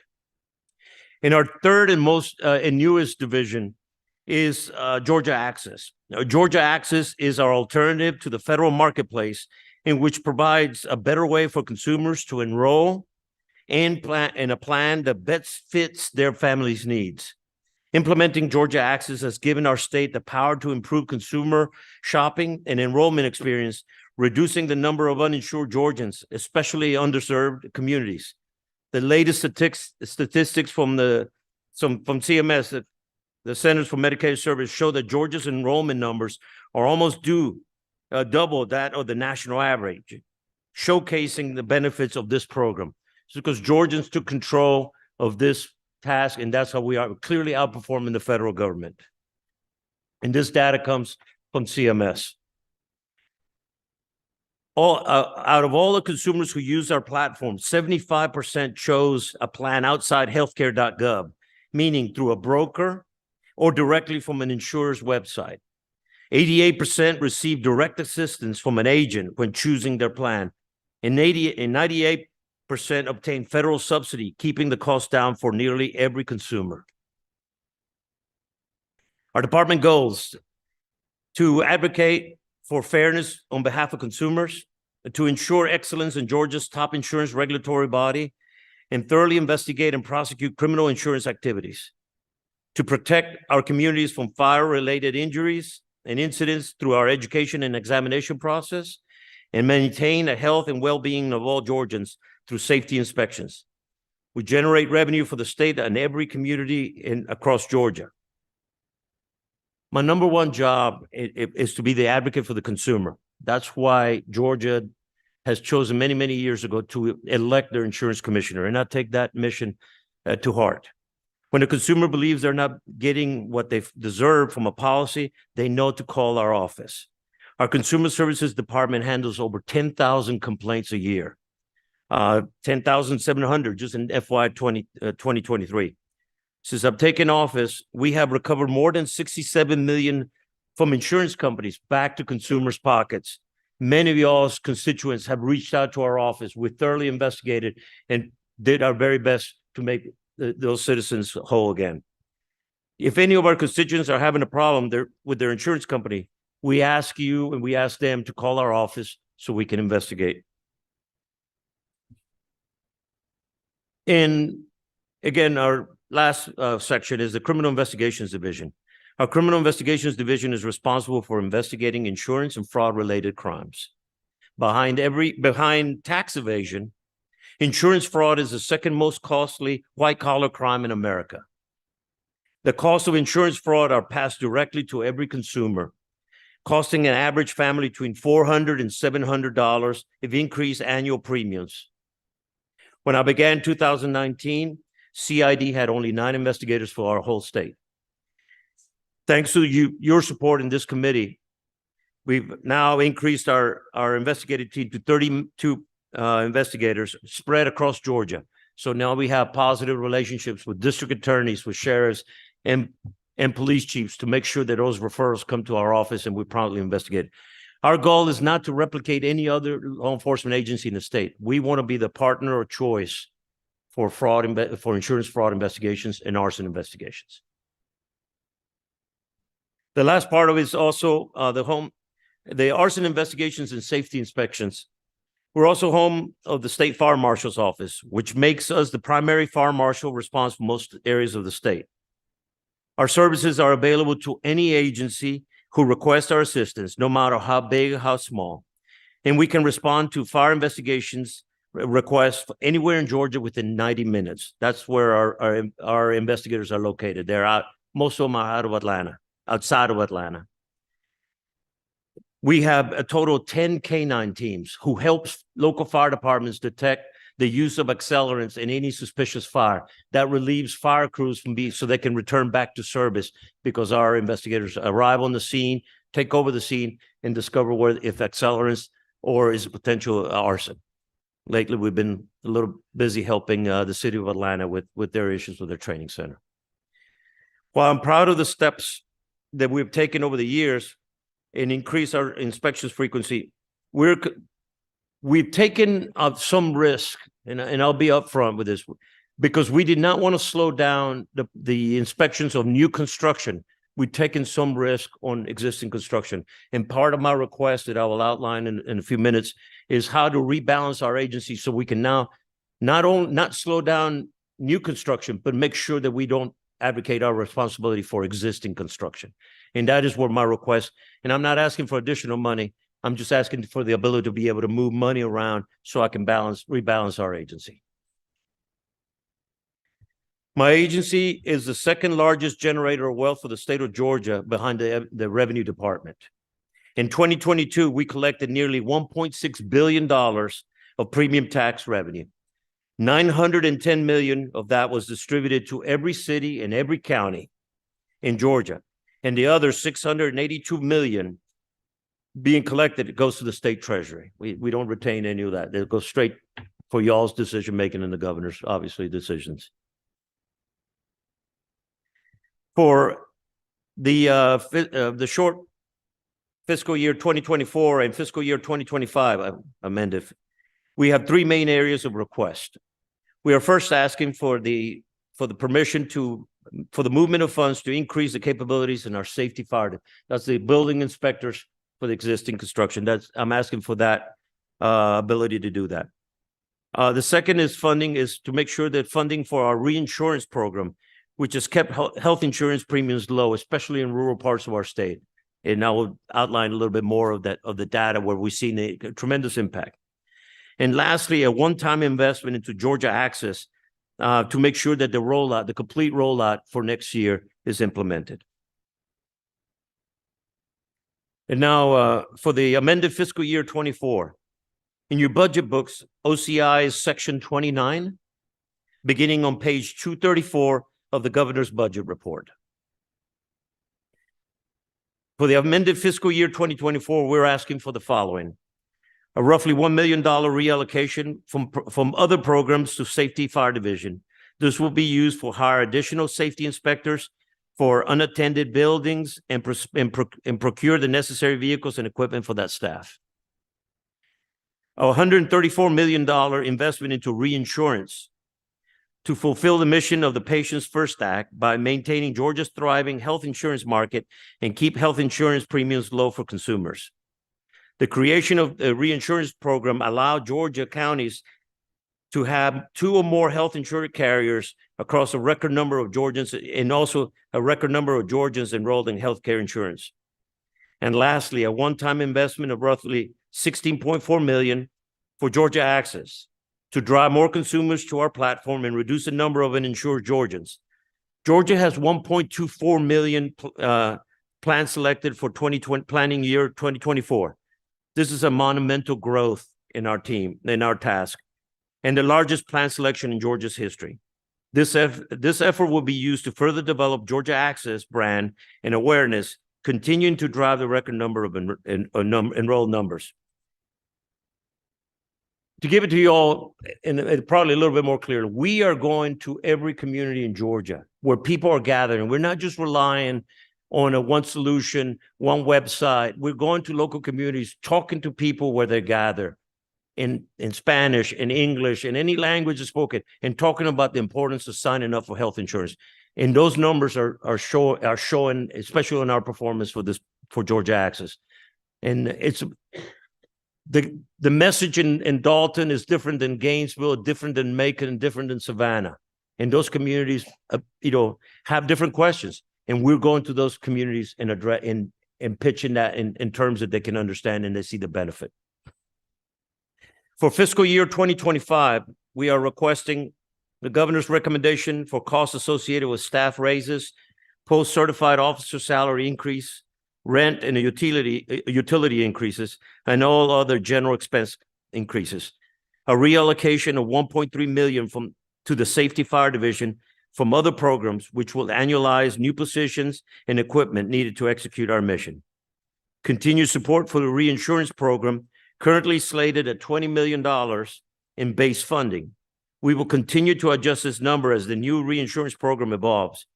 We will not need any additional supplementation of Georgia Access, as the program will be fully funded by the fees collected in 2025.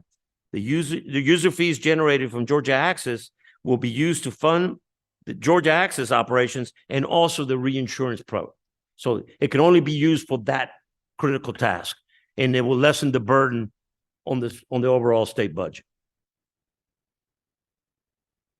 As Georgia continues to flourish, being named #1 state for doing business for a decade, our role in the Office of Insurance Commissioner has never been more vital. With over 1 million new residents and surge in infrastructure, including schools, hospitals, and businesses, our commitment to ensuring safety and well-being of every Georgian is unwavering. And Chairman, at this point, I will pause, and hopefully you get a smile on your face, and I'll stand by for any questions you or I was making a joke actually to Chairman Hatchett. I said, you heard us on literacy. I appreciated you reading us the last slide. He thought it was kind of funny too. You never know, you know. The Representative Al Williams from Liberty County. Thank you, Mr. Chairman. Good to see you, Commissioner. Thank you for being here. I've had calls from a couple of major church organizations. Church Mutual has pulled out of the business for certain areas. And I'd like to know why, where I can report back to them, because I haven't seen a lot of losses with churches. I don't know. I don't know if I'm allowed to give you a straight answer, especially with one of the chairmans in here. I don't think we passed the hidden predator bill. But go ahead. You haven't voted on my budget request. You know, it's a combination. That area is suffering, and especially with some of the scandals that have occurred, the amount of litigation is driven a lot of companies. The companies that provide that help, that coverage, is very exclusive just to churches and camps. And we're seeing a lot of companies. We're sitting down with them and trying to figure out how do we lessen the risk exposure to them. And so we love to be able to talk to the insurance company, and my team has got that company's name, and we'll reach out to them and see specifically what is their challenge. But a lot of it is litigation, sir. Thank you, sir, because I'd like to follow up, because I have not seen much church litigation. Well, scandals kind of rare, but they sure make the front page, and they got to preach it. Not in Georgia, sir. Okay. But they're looking at the overall, and that's how insurance companies try to. A lot of companies just trying to. They're very risky, risk averse, especially in Georgia, sir.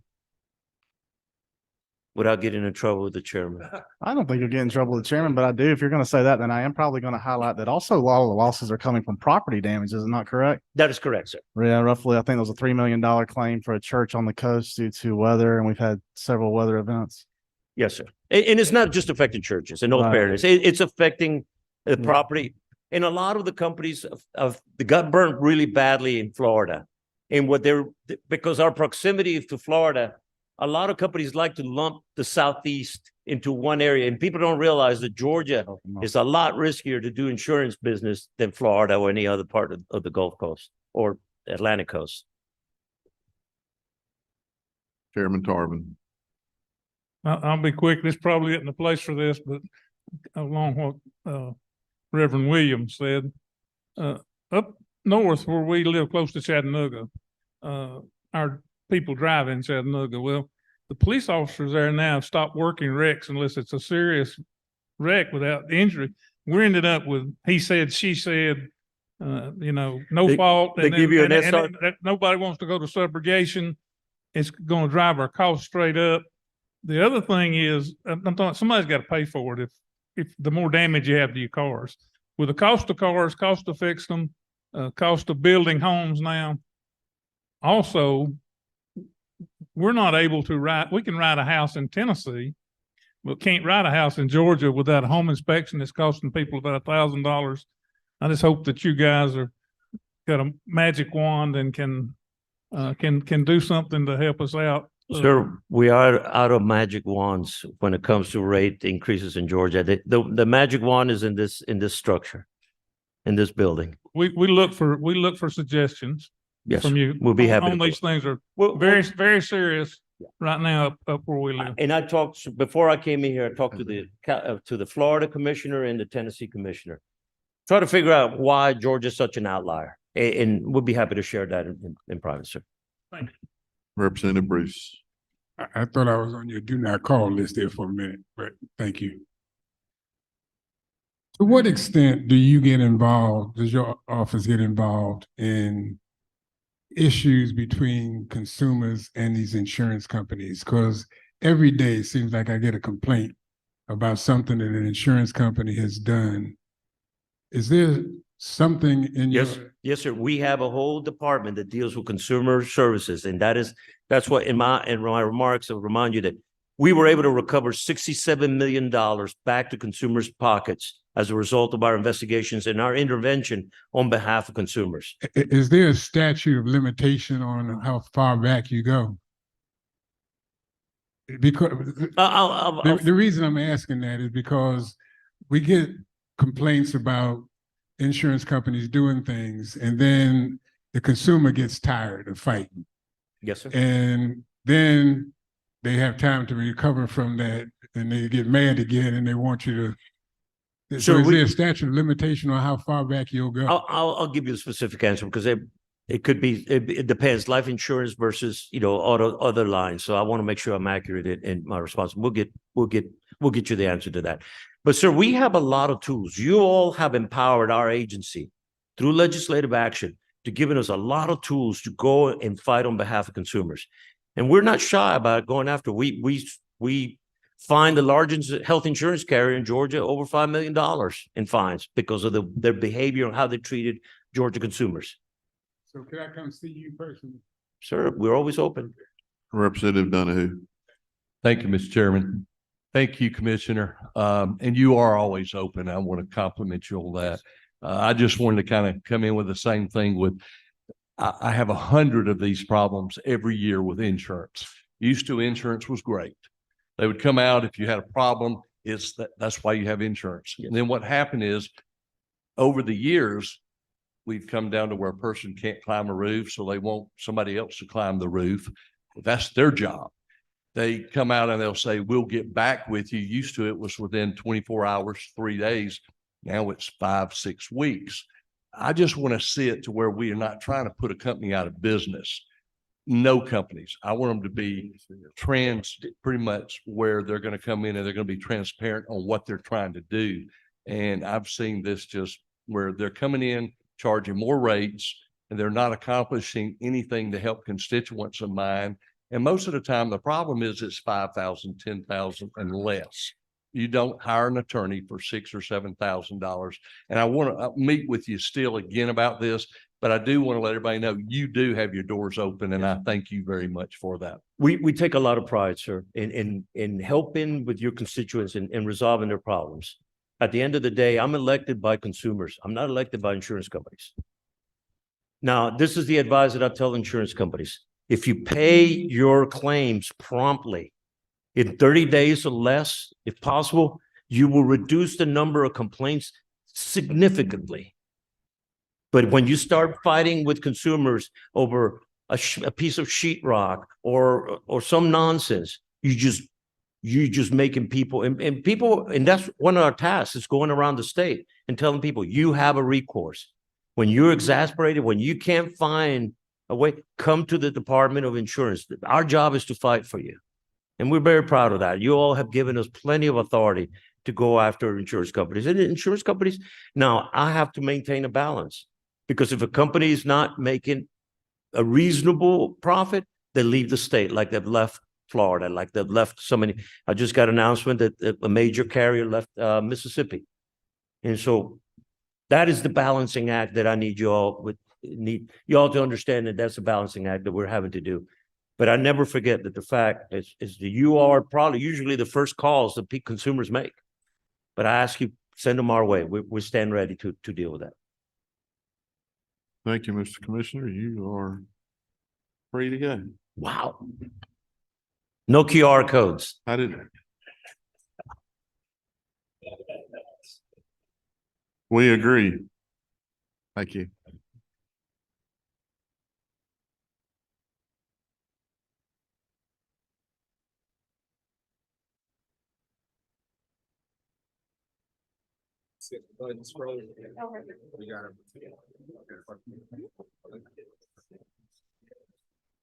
How you doing, sir? You doing all right? Yeah, man. You good? Yes, sir. You good. Right.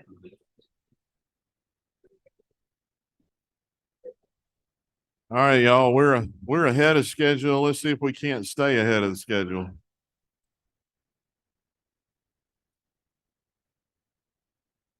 All right. Next up is a man that I love introducing because he's a hometown boy. Yes, sir. I hope you don't mind being called that. I do not. I do not. Take pride. Born and raised in Lawrence County.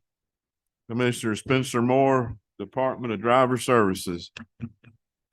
Thank you, Mr. Chairman. And first of all, thank you for the opportunity for the department to come speak about the budget requests that we have for 24 and 25. Hold on a minute, Commissioner. Can you? Thank you. Thank you. All right, start back. Yes, sir. I just want to start by thanking, of course, the governor and certainly this body for their support over the last many years. The department is operating in a very good condition, and we certainly want to continue that. And the request that we have before you today will help us improve in the people, process, and technology areas. Those are the three things that we're focused on as a department. I think you'll see throughout the presentation that I'm going to give some of the things that we've been able to accomplish here in our state.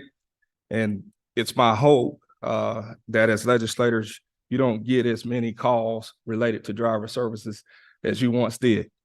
So that is our goal. That's our aim. We're trying to ensure that we get secure drivers and identities printed and out, and we do that with excellence and respect.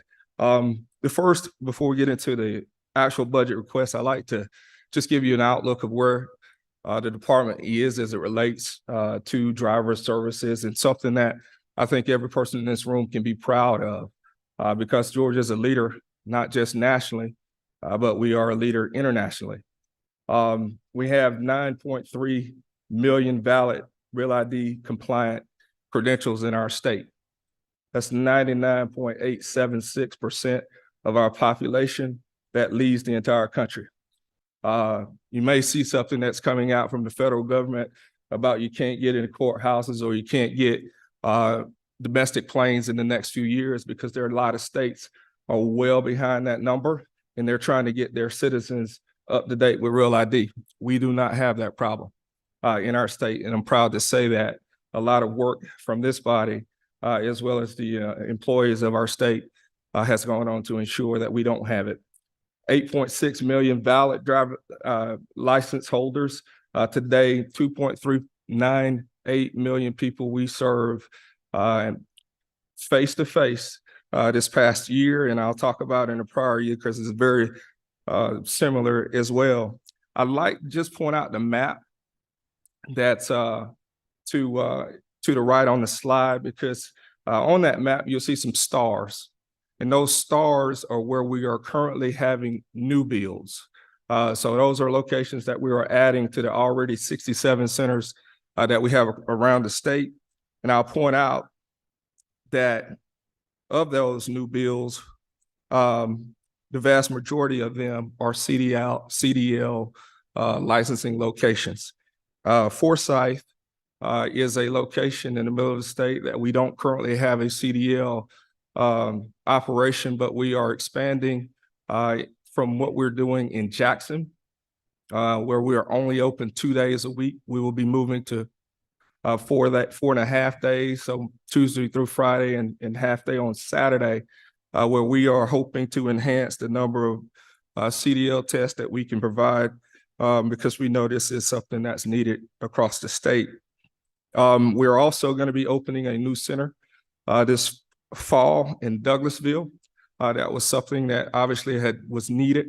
It represented the 15th within the 15 most populated counties that did not have a driver services facility, and we are working to get that operation up and going. It too will be a CDL site where that's net new to the state of CDL testing that we can do. We're also going to be expanding in Rome, as well as opening a brand new center down in Hazelhurst, Georgia, which is southern part of the state. But unbelievably, the number of drivers who are needed in that area is increasing daily, if not weekly. So I just wanted to point those out, just to mention those before we get into the request. Next thing I'd like to point out is just, again, I can't say enough about the men and women that we have at the Department of Driver Services. They do a lot. They're often overlooked, but they are working hard. This morning when it was 15 degrees up in North Georgia, they were out on pads in Dalton doing CDL tests. Those are 2-hour outside in the cold tests. So they work very hard for very low, somewhat low salaries, but we appreciate what they do. And I never like to give a presentation without thanking them for their service. If you were to look at this just quickly, customer volume year over year from 22 to 23, you see that we're right at 2.3 million people served both years. What I would tell you is that number is going to go up based on renewal cycles that we're able to see and project each year as the customers come in. What I take most pride in, pride for the people who work for the agency, is while our volume remained consistent, we reduced the wait time almost 2 minutes. And you might say, well, what is wait time? Wait time, we can only measure from the time that you get a ticket to the time you get to a counter. So we can't measure the time in the parking lot, or the time you have to fill out an application, or the time you leave, but from the time you get a ticket to the time that you actually get up to a counter, that is the time that we can measure, and we are doing well in that area. Likewise, you can see year over year, the department continues to do well. Our public-facing areas are not just our face-to-face centers where services are provided, but it's also our call center. It's not face-to-face, but certainly we are one of the largest call centers in the state, handling well over almost 3 million calls. We were fortunate enough, thanks to you all a couple years ago, to get funding for a voice bot, which helps us to answer some of those less complicated calls about reservations, how to obtain a license, things like that. What you'll see in the top of this slide are the calls that are received by our 55 agents, to include our managers, where they're talking more specifically about the needs of the driver if they are suspended or if they need to do something specifically. This next slide I want to focus on again before we get to the request, and they are right around the corner. The commercial driving space, because we know this is a priority. Governor Kemp has asked us to do everything that we can to expand the ability to test and get more drivers on the road. You'll note to date, this is a number that we were able to run just the last few days. That number fluctuate right at around the 400,000 number. So right around 400,000 CDL holders in our state. You can see this breakout. We don't do this in isolation. We're very, very thankful to the partnership that we have with many of the local companies who help us to do this service. We call them third-party providers. They're folks who are also testing well over the amount of testing that we can do because they have more examiners and they have facilities in many cases that are more than the state itself. So it's a partnership. We regulate them. We ensure that they are putting safe drivers on the road. But again, the majority of what's occurring in our state is not being done by state. It's being done by private sector companies who are working alongside of the state, and we're very happy for that partnership. Something that we've been speaking about for the last several years is this notion of a mobile driver's license or a digital driver's license. We are happy to say that Georgia is a leader in this area as well. We are one of 4 states to implement with Apple, with Google, a platform that allows for us to have an electronic digital driver's license on our phone. I will caution, because we've previewed some legislation this session, I will caution that this is a technology that is not about presentment. So it's not about whether a person's able to come up to you and show that I have a digital credential on your phone. The way that this technology works is very similar to the way that Apple Pay works. When you tap a reader, that reader verifies that the individual is legitimate and that transaction occurs.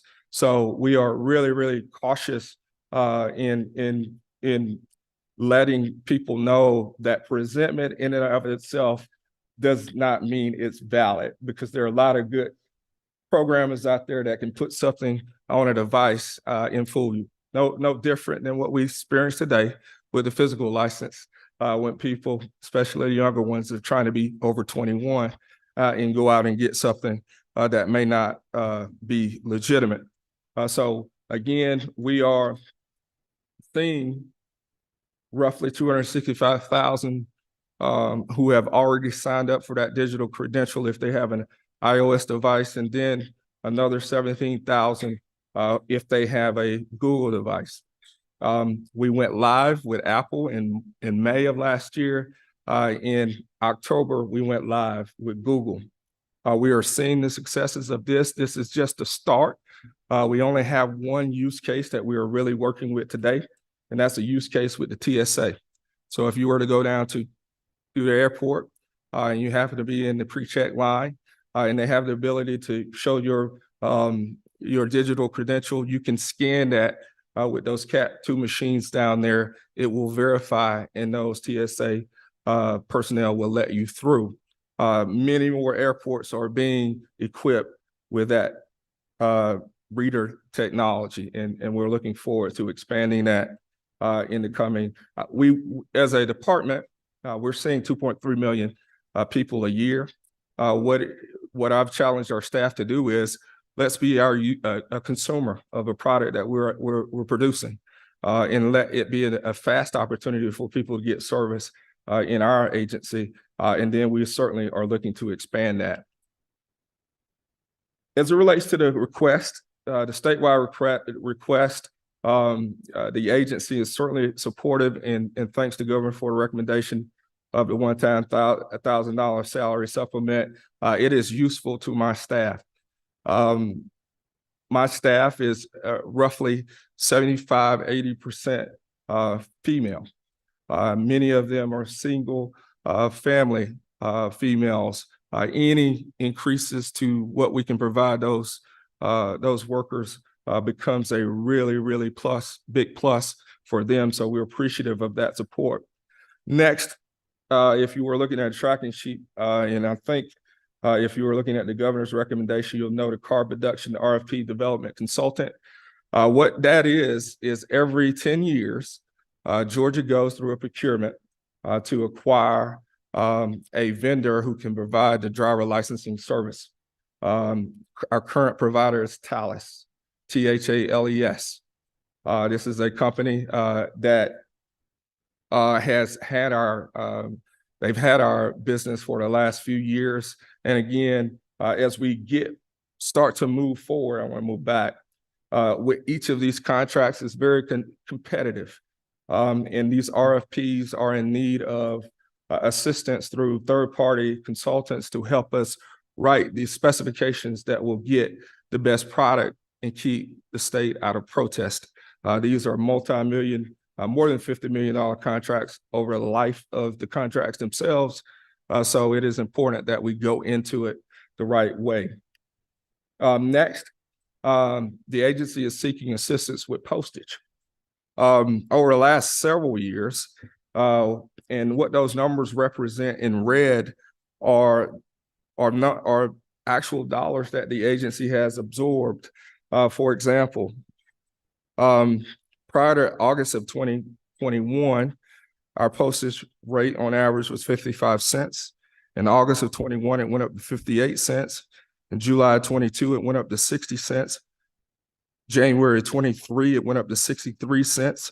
In July of 2023, it went up to 66 cents. And we're expecting on the 21st an additional 2 cents increase. As we're mailing obviously every renewal notice that needs to come out when a person gets their physical license after they leave the center and they wait hopefully less than 10 days and they get that physical. Those are mailings that need to occur.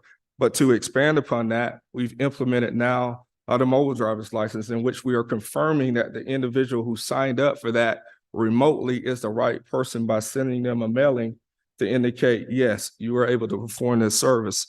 As these increases in postage go up, again, the agency absorbed $357,000 in 22, $370,000 in 23, and we are already just a half of the year in, and we are already at $332,000 absorbing beyond our original budget for this year. So we are really hopeful that you all will support this request.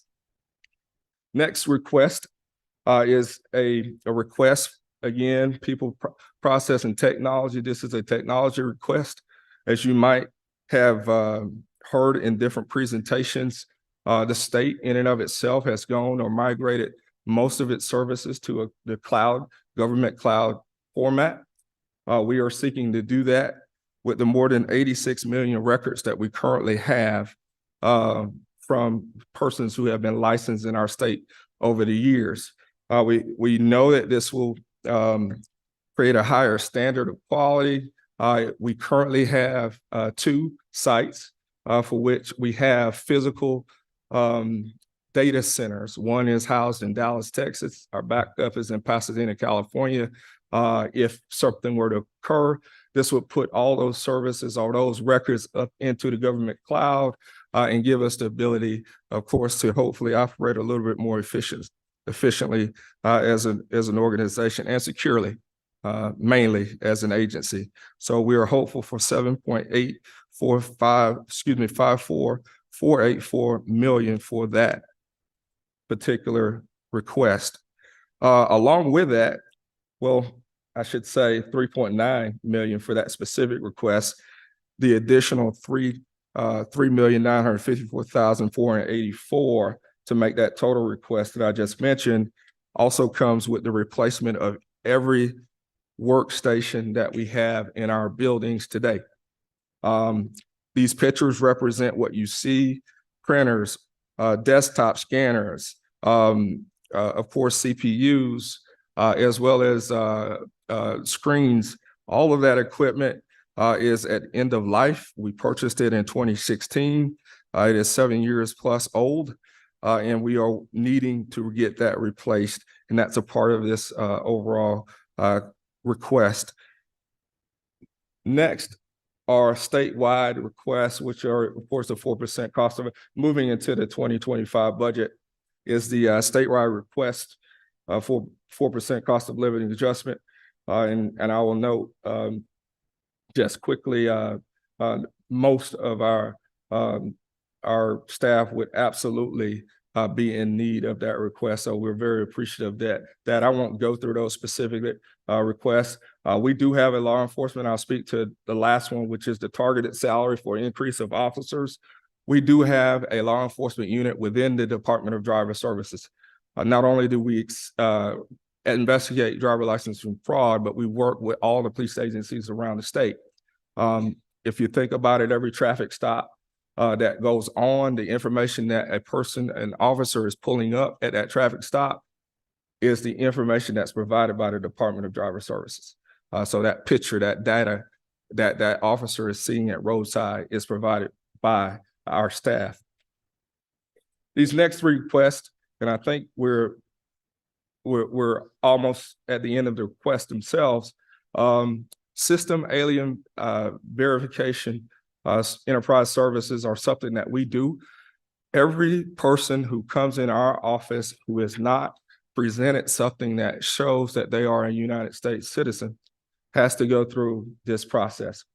So every time we make that request, it costs the state to make it.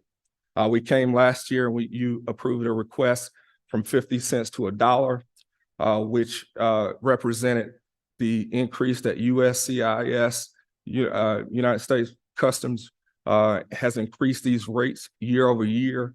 They're going to increase.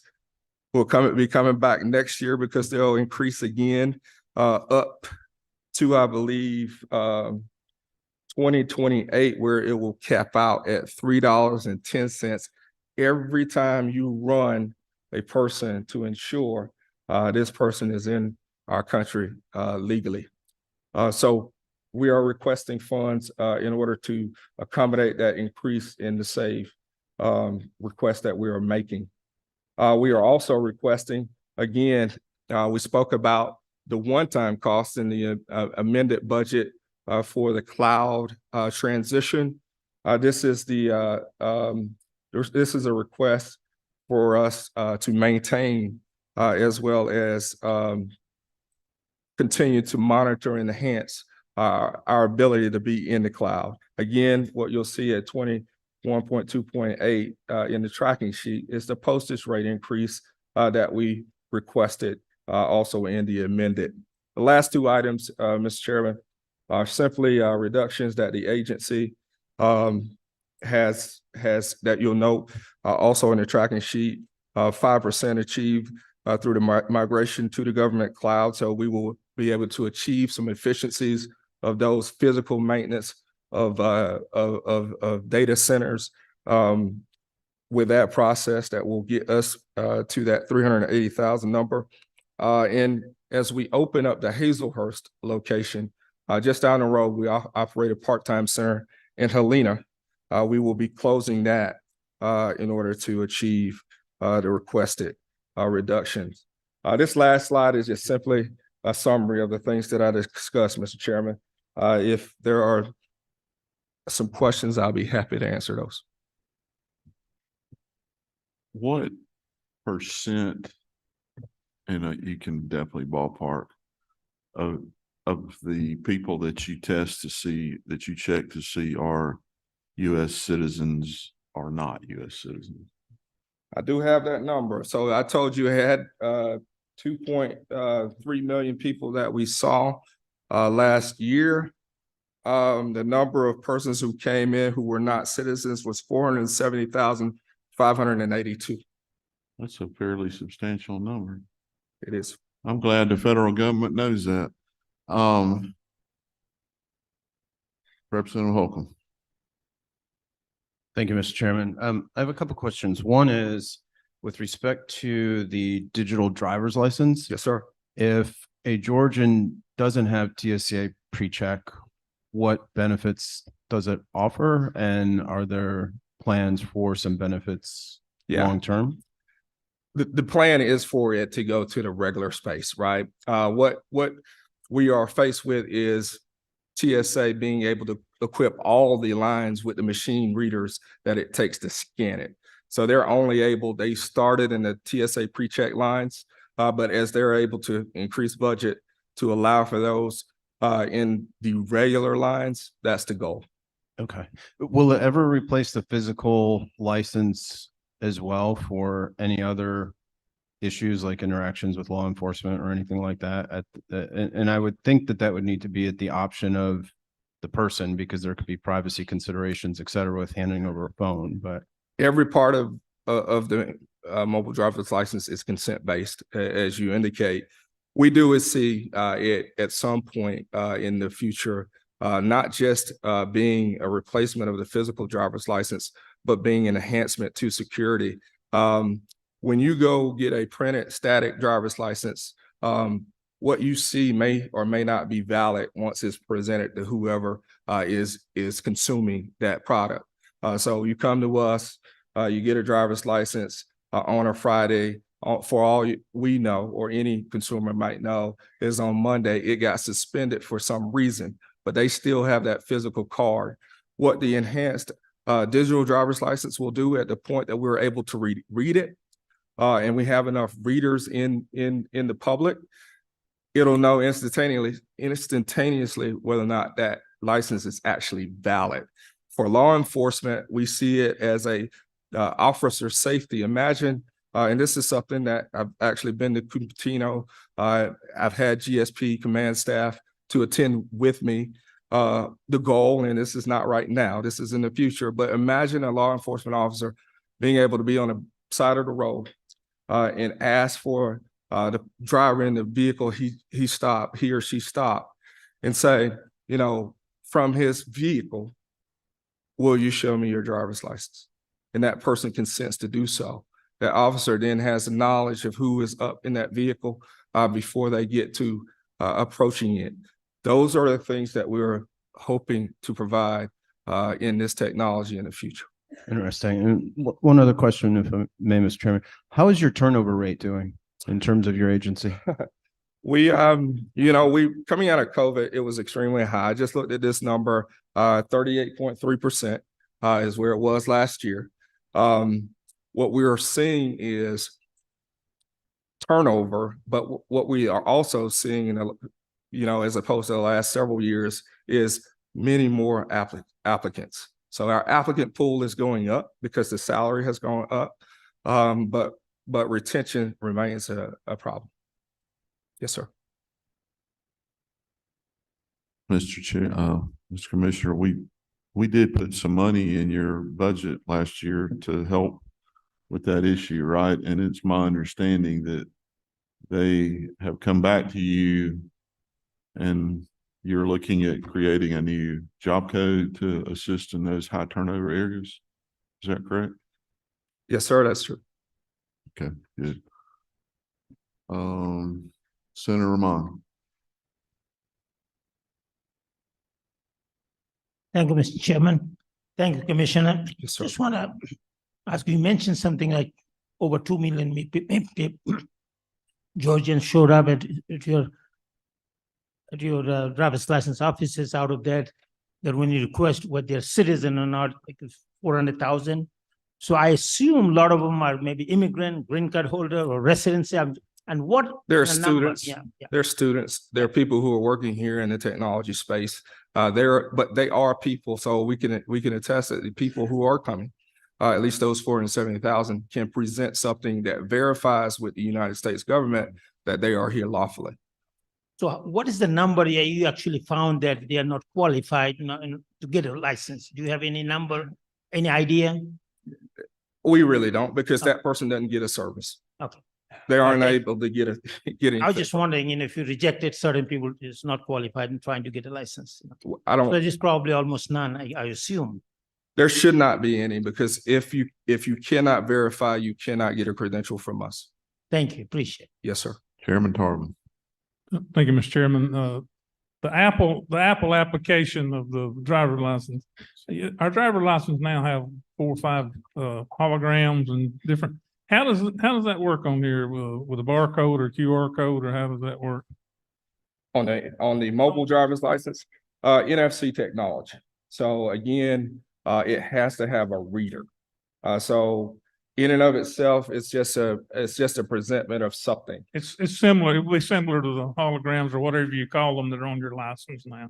Yes, sir, but it's technology. I'm saying it. I wish I could be a more sophisticated in the way that I can say it, but the technology is able to be read by a reader if that person has that device. So you're right. We have physical features that are used to develop or show that it's authentic if it's a regular license.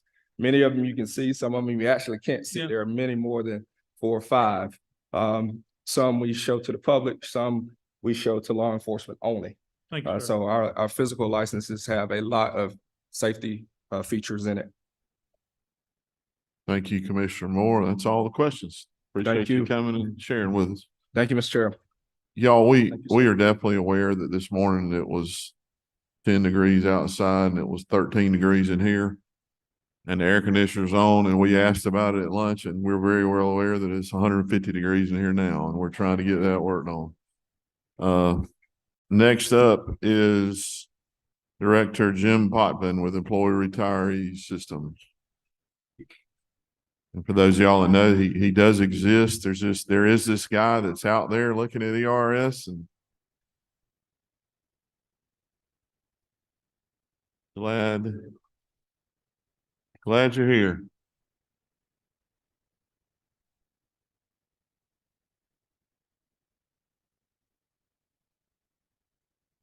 Director, the floor is yours. I didn't realize there was a question about my existence, so nice to see you all. I'm Jim Potvin. I'm the Executive Director for the Employees Retirement System. Here to talk about the proposed budgets for AFY 24 and FY 25. The ongoing programs, it's a relatively straightforward discussion. We don't get our operating budget through direct appropriations. They're funded out of the trust funds, but we do have a few programs out there that I wanted to mention. First of all, the deferred compensation program. Again, that is self-funded or funded through the employee fees that they have to pay. So there's no change or no appropriation requested for that program. Skipping down the ERS operating funds, same deal. No direct appropriations, so no change in that status. The two in the middle, the Georgia Military Pension Fund and the Public School Employees Retirement System, we received the employer contribution amounts, basically a lump sum from the appropriations to fund those systems. The numbers are there. There are no changes from what we requested in the initial budget last year. In FY 25, you'll see that there are going to be some small decreases in both of those programs. In the public school systems by about $1 million, and in the Georgia Military Fund by a few $1,000s.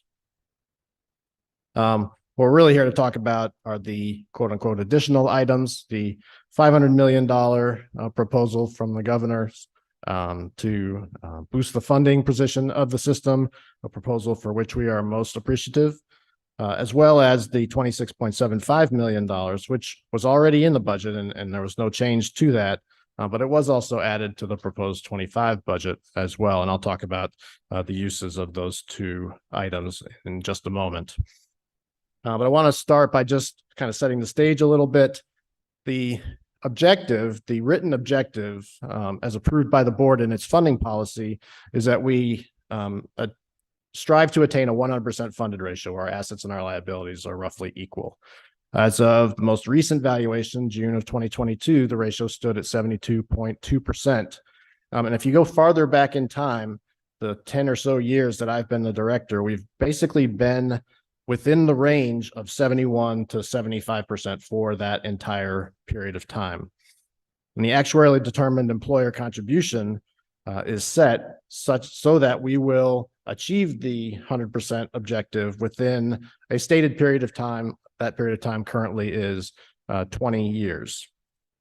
How have we been doing lately on the investment side? We all know FY 21 was a banner year for the systems, about 29% return, followed immediately by a year that basically entirely offset it. We returned a negative 11.7 in FY 22, but we had a nice bounce back year in FY 23 where we returned 11.3%. And thus far in 24, we're at a little over 5%. Now we're still seeing volatility, as you can see from year to year, but also from month to month within this year. So I hesitate to make any predictions as to where we're going to end up in FY 24, but I'd rather be at +5 than -5, let me tell you. I mentioned that we've been kind of within this narrow band in terms of our funding position, but I would represent to you that we are in a much stronger position today than we were 10 years ago, even though the number hasn't changed all that much. And that's because we've spent a lot of time and effort working on the underlying assumptions that get us to that funding ratio. So we've reduced the investment return assumption from 7.5% down to 7.1 with an ultimate objective of 7.0%. We've made significant changes to how we amortize the unfunded liability. We closed it. We used to have an open funding period, open amortization period, where we would keep resetting the amortization period every year to 30 years. Now we've closed it and we set it at a shorter period, 20 years. We do experience studies every 5 years and do things like improve the mortality assumptions to more closely match experience, which has had traditionally been improving, notwithstanding what you read about the last couple of years. And most recently, made a very significant change to the funding of the system, where we began pre-funding COLAs in ERS for the first time about 2 years ago. So what's the picture look like for the next couple of years? The yellow line there is the most recent valuation, which I've mentioned, 72.2% funded ratio, about $5.6 billion in unfunded liability. And you can see that over the next couple of years, we are projecting a gentle increase in that and beginning to pay down that unfunded liability.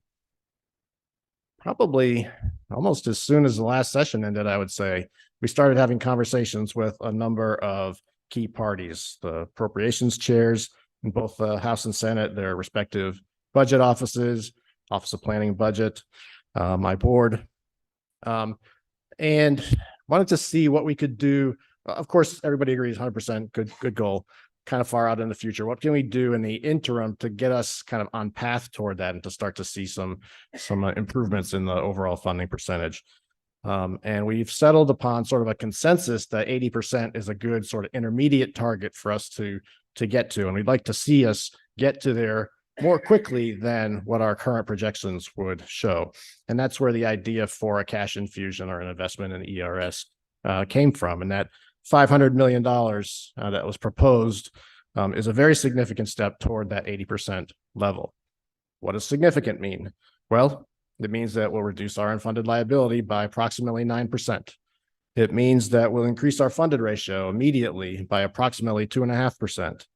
And it would accelerate the timeline toward reaching our 80% and ultimately 100% funding goals by around 2 years, maybe a little bit more than that.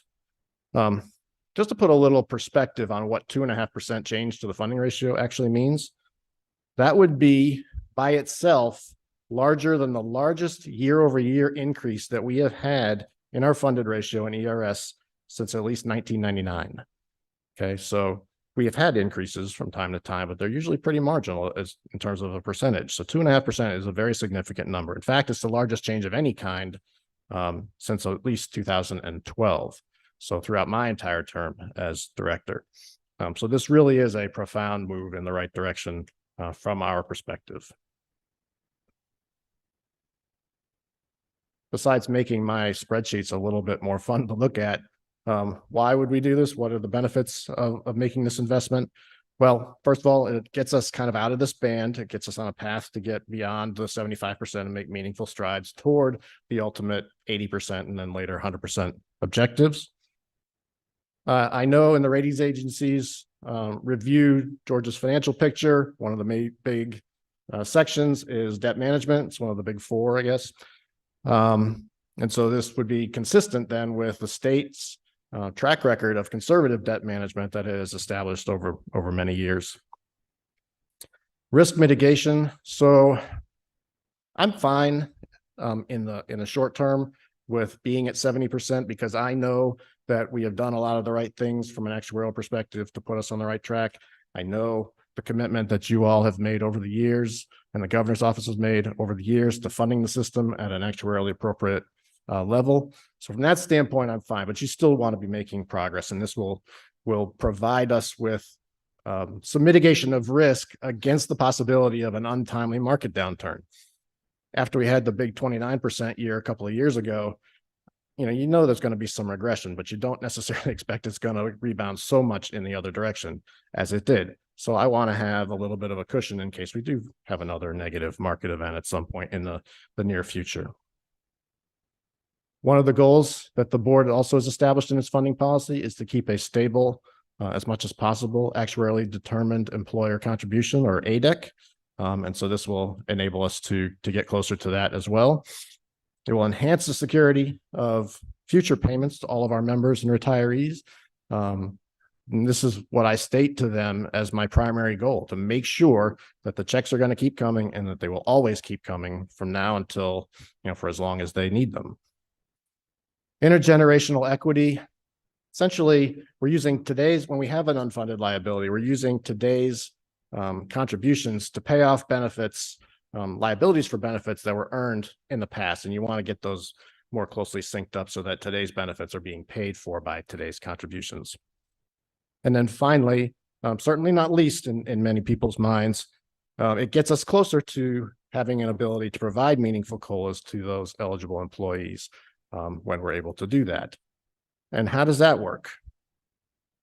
Once again, going back to the ERS funding policy, a couple of years ago, the ERS board approved a variable COLA policy, which is dependent basically on three main variables to determine what kind of a COLA the system can provide.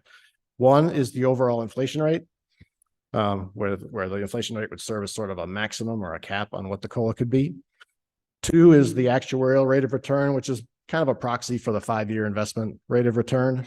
And we compare that to a target level that the board sets in the policy. And finally, the ERS funded ratio. So anything below 70%, and we wouldn't consider paying a COLA under any circumstance, but as the funding ratio improves, then the percentage of a COLA that could be paid also naturally improves. So getting us to 80% gets us closer to the next milestone in that progression. Goes 70, 80, 90, and then 100. So 80% is the next milestone. So obviously we have that as a target for that reason as well. And as soon as we hit it, automatically the formula will start producing somewhat better results than we can get today. So that's the $500 million proposal. The 26.75 supplemental appropriation first came into the budget in fiscal 2023. We made a payment in June of 2023, which was more or less a flat $530 or so payment to eligible retirees. We paid that in June of 2023. Very pleased to see that FY24 and FY25 both contain that as well. Again, we're looking at one-time payments, not necessarily a flat payment. We are trying to look around and see what kind of efficient uses of that money we can do instead of just assuming that a flat payment is the way to go. So we're still working on the calculations. We have a couple of things that we're leaning toward at this point. We'll present a recommendation to the board in April, at which point they'll make their decision, and we would anticipate payment again in June. And then any COLA that would be paid would start in July. Mr. Chairman, that is all that I have to present. I'll be happy to take questions. Thank you, Jim. To the committee, I'm sure many of you, as I have, you receive inquiries from current retirees, and they're, to say the least, not happy about the COLA situation. So that's one reason that we've had quite a few meetings with Jim and his group, and they came back with quite a few different scenarios. And unbeknownst to us, or really others in the building, we all did sort of set on the goal of getting to 80%, because at 80%, it does allow you a little more flexibility to do some COLAs and makes the fund much more secure. And to get to that is around $1.5 billion. So this is the first hopefully step in the right direction there. And hopefully we can make our retirees hopefully happy. Absolutely. That being said, Senator Orrock. Thank you, Mr. Chairman. Thank you for your presentation. Hello. Good afternoon. Of course, all of this is against the backdrop of the state abandoning COLAs for our retirees about in what, 2009, 2009, yes. 2009. And so when you don't have a cost of living enhancement to your retirement check over more than 10 years or more than a decade, we all have heard from constituents whose ability to keep body and soul together is fundamentally challenged. When you go without a COLA for 10 years, you are underwater. And people having to split pills and skip groceries and depend on relatives and live with hunger, actually. So that's the backdrop to this conversation. And I had a couple of questions to ask you, if you will. Sure. How many states in the nation are at the 100% ratio? I don't know exactly, but it's less than this many at this time. That's right. That's right. So we've set for ourselves that high goal that only 5 states or so have reached. And arguably we've done it at the expense of not providing COLAs. The second question is that you referenced in your comments that 2 years ago, some adjustments were made to put you in the position of starting back with a formula to achieve some COLA payments. What percent were those COLA payments that have been achieved since that step was taken? So we targeted an average COLA over time of about 1%, so about a third of what we would consider to be the long-term objective. The first time that we did an actual COLA off of that formula, we paid 1.5%. Last year, we paid 0.5%. So as it turns out, so far we've averaged 1%. So I guess it's reasonable to ask whether that's gotten the job done, that step that we took 2 years ago. Well, that's what we're funded so far. I would hope that as conditions warrant and continue, that we will be able to boost that funding and change the formula for the better. Change the formula for the better? For the better, yes. And there are several ways to do that. So if funding were available, we could change the target investment percentage to a lower percentage, for example. We could set a floor for a minimum COLA that could be paid. All of these things are tools or levers that we can pull now that we have a formula in place and can do this kind of incrementally. For me, getting the COLA started was by far the hardest and most important step. Now we have the ability as we are able to make those changes. I think those are positive steps that we've been seeing over the last 2 years, and I appreciate that. And the question is moving forward. Great emphasis being put historically, as you described, on the 100% ratio, but shouldn't we be equally mindful of the Georgians who worked in the trenches for our state government, delivering vital services? Senator Rock, I think we are addressing that, and I've got about 7 more people Right. that would like to ask a question. Well, that was my question, is that if we could achieve more balance between the ratio goal and the COLA goal that are really. I think it's fair that we have a lot of potential priorities, all of which are competing for these resources. Yeah. Thank you very much. Appreciate it, Mr. Chair. Chairman Hufstetler. Great to see you, Jim, and Thank you. sorry for the first time in this term in many years. I'm not on retirement. Don't get to keep up with all of We it. miss you, sir. But I know you've worked hard to get us out of the Great Recession cuts from years ago for the last so many years to do this. My question is on this fund.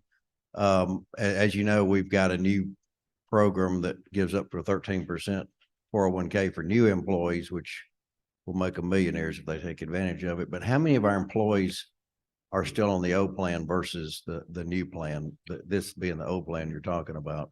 Yeah, in our active population, we're at about 75% are in the current tier, about 41,000 or so out of the 55,000 or so active members in ERS. 75. 41 out of 55. So about 14,000 are still in what we call the new plan. Okay, thanks. Chairman Tarvin. You may have already answered this. The 80% short-term goal, I know you don't have a crystal ball, but is that obtainable by 2030, or is that possible? Is that too aggressive, or? Trying to remember the longer term projections. With this infusion, I would say that is much more realistic. Yes. Yeah. Okay. Thank you, sir. Chairman Martin. Thank you, Mr. Chairman. Thank you, Jim, for being here.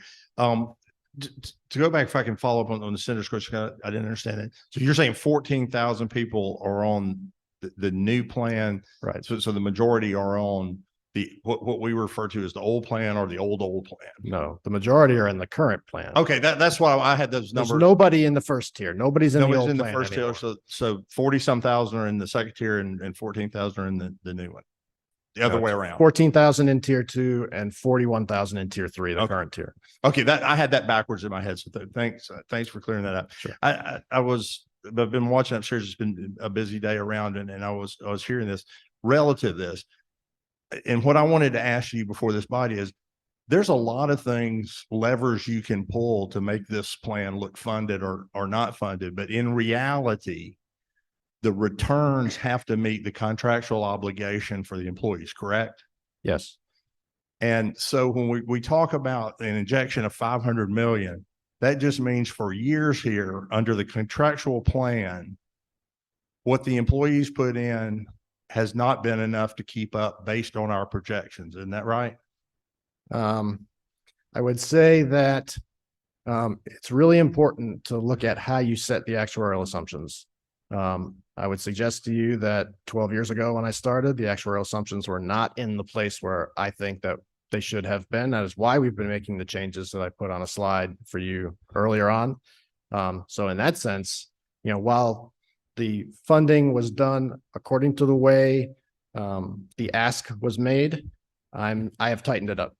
I have said, with the board's approval, we need to be more aggressive in how we amortize our unfunded liability and how we set our investment target. We want it to be lower so that the liabilities are valued a little bit higher so that we pay them off a little bit quicker. That's all been part of the plan as we've been going along. And that was a follow-up, if I can, Mr. because you have done the things, because previously we looked more funded in the past because we had isn't it true?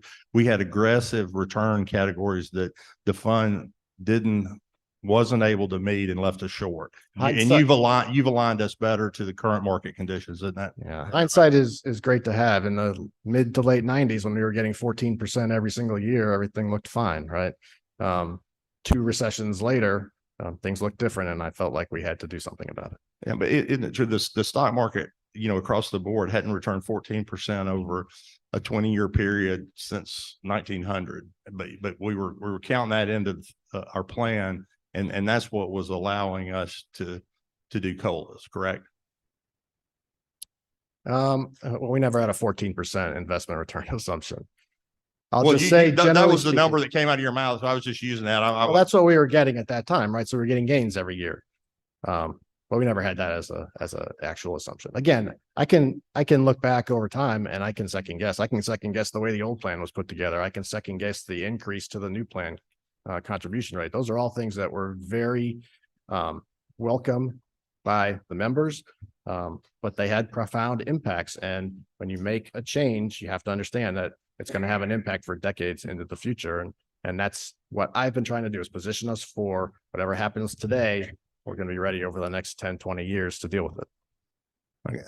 Mr. Chairman, I have more, but we'll get them in retirement. Okay. Representative Campbell. Yes, thank you for your presentation. It's my understanding that the people that were not getting a COLA were getting a bonus consistently. Is that right, or is that wrong? Or so we went from about 2010 to 2016 or so with no post-retirement benefit adjustment of any kind. Starting around that 2016 timeframe, we were able to do, over the course of 5 or 6 years, I think we did 4 one-time payments. And then we were able to start doing some modest actual COLAs a couple of years ago, as I described earlier. Okay, thank you. You're welcome. Thank you, Director Potvin. We're going to try to stay on schedule. Thank you. Thank you. Next up is another retirement guy, Director Buster Evans with the Teachers Retirement System.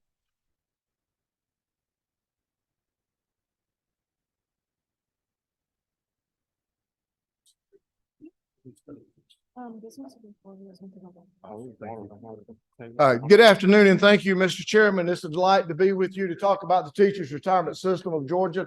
And unless you just really want to, we don't really have to talk about a COLA because our roughly 150,000 retirees are thankful for the COLA that they are able to get. We were taking bets on how long it would take you to say that, and I won. So I am sure that you won that bet, Mr. Chairman. did. And I have 20 minutes to basically talk about $62,000. You know, if y'all want to talk about about 500 million, we can as well. But I don't think that's on our agenda. But I will give you somewhat of an update of the retirement system and talk quickly about that $62,000 that is the direct appropriation that we get. As you know, we primarily serve K-12 education as well as the university system and a number of other folks in state government. Our largest employer is Gwinnett County, has been for some time. Our largest university system employer is University of Georgia, and we also have Georgia Tech in that top 10 as well.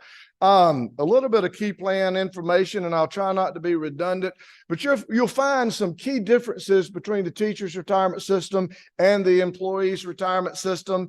And it's basically partially because of plan design, but otherwise we are similar. First of all, total membership, we are over 500,000 of total membership. Of that, 148,771 get a benefit payment from us every month. We have active contributing members, 249,347.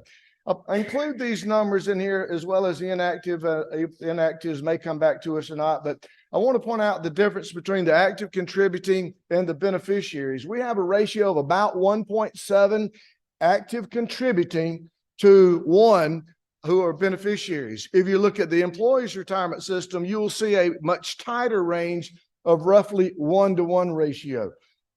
Simply put, is basically we have about 1.7 times more people putting money in the system than we do getting a benefit. That helps our sustainability. And then when we talk about our funding ratio, that helps our funding ratio appear stronger and be stronger than what you see with the employees' retirement system. We are currently funded at 80.4%, and I'll show you how that's progressed in just a little bit over time. We have assets as of 12/31 of $99.84 billion. We have been over $100 billion in the last couple of years, but with the volatility that Jim talked about, we've seen that pull back a little bit. But it's been a good year for us, and we'll talk more about that. Oftentimes, you ask me about retirements. Are retirements up? Actually, or are they stable? The reality of it is last year retirements were down. I have a chart that will show a little bit what we've experienced. And this basically is it. You'll see for the last 2 years, we've seen retirement numbers go down. There's also some companion numbers that we look here. We would guess or conjecture that a couple of things have kept the retirement numbers low. First of all, I would tell you inflation perhaps kept some people working rather than retiring. The other thing that we think has made a difference in keeping teachers in the profession is the fact that the salary increases factor into what their future retirement benefit will be. So if they can work 2 or 3 more years after they get a salary increase, they're more inclined to stay around for a little bit longer. I would submit to you, those are probably the 2 major reasons why we have seen retirements drop in the last couple of years. Another number that you may be interested in, you have conversation with about just about every legislative session, is retirees working after retirement. When you look at this chart, you see that last year, we approved more of our retirees coming back to work after retirement than any year in our history. Again, we would tell you most likely that has been because a couple of things. One, rebound from COVID when some of our retirees did not want to go back and work in the workforce. And then also inflation encouraged some of them to go back so that they could earn additional money as well. But the point being made is roughly 10% of our retirees go back to work every year under a TRS employer on a part-time basis are under the provision of House Bill 385, a much smaller number to come back to work full time so that they can work in the profession. And they serve as a very, very valuable source for our local employers throughout the state to fill critical needs across the state. Just a little bit about our investment earnings. Fiscal year 2023 was a really, really good year. We had a return of a little over 11.9%. Which was actually one of the best returns in the nation among foundations and systems that we've looked at. And I'll tell you a little bit in just a moment about why we believe that happened as well. And it essentially boils down to this. I'd like to tell you that it's because we were that good. But the reality of it is sometimes the asset allocation works in your favor. And because we are heavy in equities and we had a very low percentage in private equity, we actually were able to outperform many of our peers because our equity portfolio will largely mirror the S&P 500, which had an outstanding year in fiscal year 2023. So our gains fiscal year to date, as of 12/31, we were over 6.4%. We've had a little bit of pullback since that time. Just to remind you that when we have these years, when we have asset gains above what our assumption rate is, those are smoothed into our formula so that we can share those gains over a longer period of time. Just to share with you some of the our companion systems or competitive or sister systems across the nation, you'll see what our return looked like as it compared to 3 of the systems that I could find that had some of the best returns in the nation as well. From a direct funding perspective, you are aware that we are primarily funded with resources within our fund. We only receive now down to $62,000. That's a direct payment to cover a floor COLA that now goes to basically 4 individuals who are left living, who merged into the retirement system back during the 1970s. I look forward to one day that number being gone, but the unfortunate reality is people have to pass away for that to happen.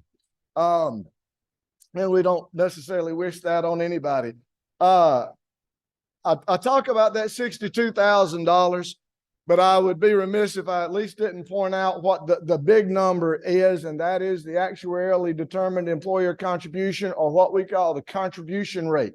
The contribution rate does not go directly to us. You in your budget send that out to all of the employers, the school systems, the universities, and they pay it back to us as a percentage of payroll. For fiscal year 25, our employer contribution rate will be 20.78, with the state portion of that ADEC being something like $1.6 billion. And that's a lot of money, but it continues to grow. Why does it continue to grow? We're growing. We're a growing system. When 2 things happen, when we hire more people and when we give them pay increases, you will see the ADEC increase over time. And fortunately, we've been in a position in the state to afford that. When you look at our funding ratio progress, I go back about 7 or 8 years with this one just to basically show that we've made some gains over time. You were talking about ERS and where they were at down at the 75% level. When I began working with the agency, we were down about 75%. Again, because the situation that we're in and the design of our plan, we've been able to grow to over 80%, and we feel that we're safe in that range as long as we meet our expectations over time. Now, for the last decade, I will yes. And I do have hard copies of this. I'll make sure that I leave in the back if anyone is interested. So what have we done for our sustainability purposes? I mean, obviously there's been a lot of volatility. There have been some changes. Our board over the years has made some changes. We've actually reduced a payment 1.5% bump in retirement benefit calculation back in 2013, which was a tax offset. We have also done, like other retirement systems, we've adopted a closed amortization schedule so that eventually we will be completely paid off of our unfunded accrued liability over time. We've also reduced our assumption rate, not just once, but we've done it multiple times. We reduced it in 2019 down to 7.25%. We also added, you approved legislation which would allow us to add an alternatives asset class to us, and we're now easing into that particular asset category. We reduced our assumed rate of return from 7.25% to 6.9% without adding any additional unfunded accrued liability back in 2022. So, and then the last thing we did, we also have reduced our closed amortization schedule, again, tightening up that schedule so that eventually it may be future legislators and future directors talking about the fact that we have a zero unfunded accrued liability if we continue to execute the plan as we have been doing for the last decade. Closing with my favorite stats, we have 10,075 beneficiaries over the age of 85. We have 86 beneficiaries over the age of 100. 12 of those are men. You may draw your own conclusions for the rationale and reasoning for that, but my goal is You done gone to meddling now. My goal is to one day be one of those 12 guys. So with that, Mr. Chairman, I'll be glad to entertain any questions that you or committee members have. Thank you, Director Evans, Chairman Hufstetler. Thanks. Great to see you here and appreciate your work over the last few years.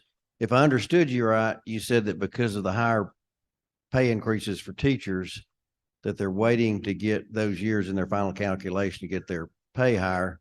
So therefore, we're going to get slammed with a bunch of retirees in a couple of years.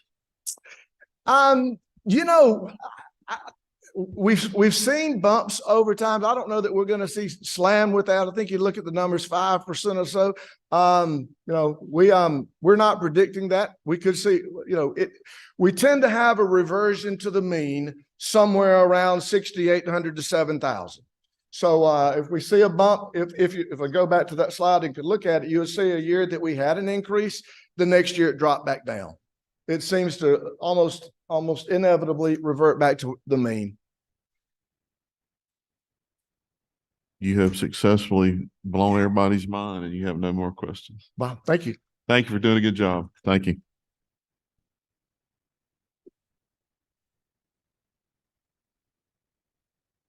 We're on time.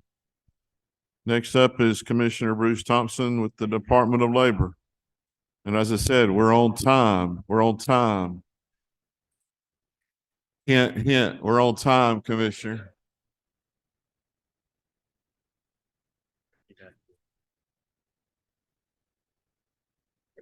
Come on.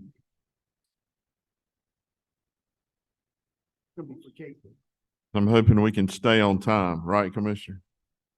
Absolutely. All right, started? floor is yours. Good afternoon, everyone. Thank you for the opportunity of allowing the Georgia Department of Labor to present to you today. 2023 was an incredible year at Department of Labor for many reasons. For the sake of time, I'm not going to rehash all of the problems or challenges we encountered when we were handed the keys on January 12th, 2023. But we've come so far, and we're well on our way to becoming the #1 labor agency in the country with your help. This is the third time that I have stood before this body to report on the conditions of this important agency. If you remember back to early 2023, I stood in this room and made a commitment to each of you and the constituents of the state of Georgia that if you invested in us, I would earn your trust by working feverishly to stabilize and transform the Department of Labor into a transparent and collaborative state agency. As they say, the proof is in the pudding. And we're confident that we've achieved transparency and collaboration as evidenced by our strong relationship with other state agencies. Let's take this for instance. We achieved this by tearing down silos, and we established respectful relationships and immediately began providing full access to the Department of Agency, to the Department of Administrative Services, Georgia Department of Audits and Accounting, OPB, and other agencies for the very first time in recent history.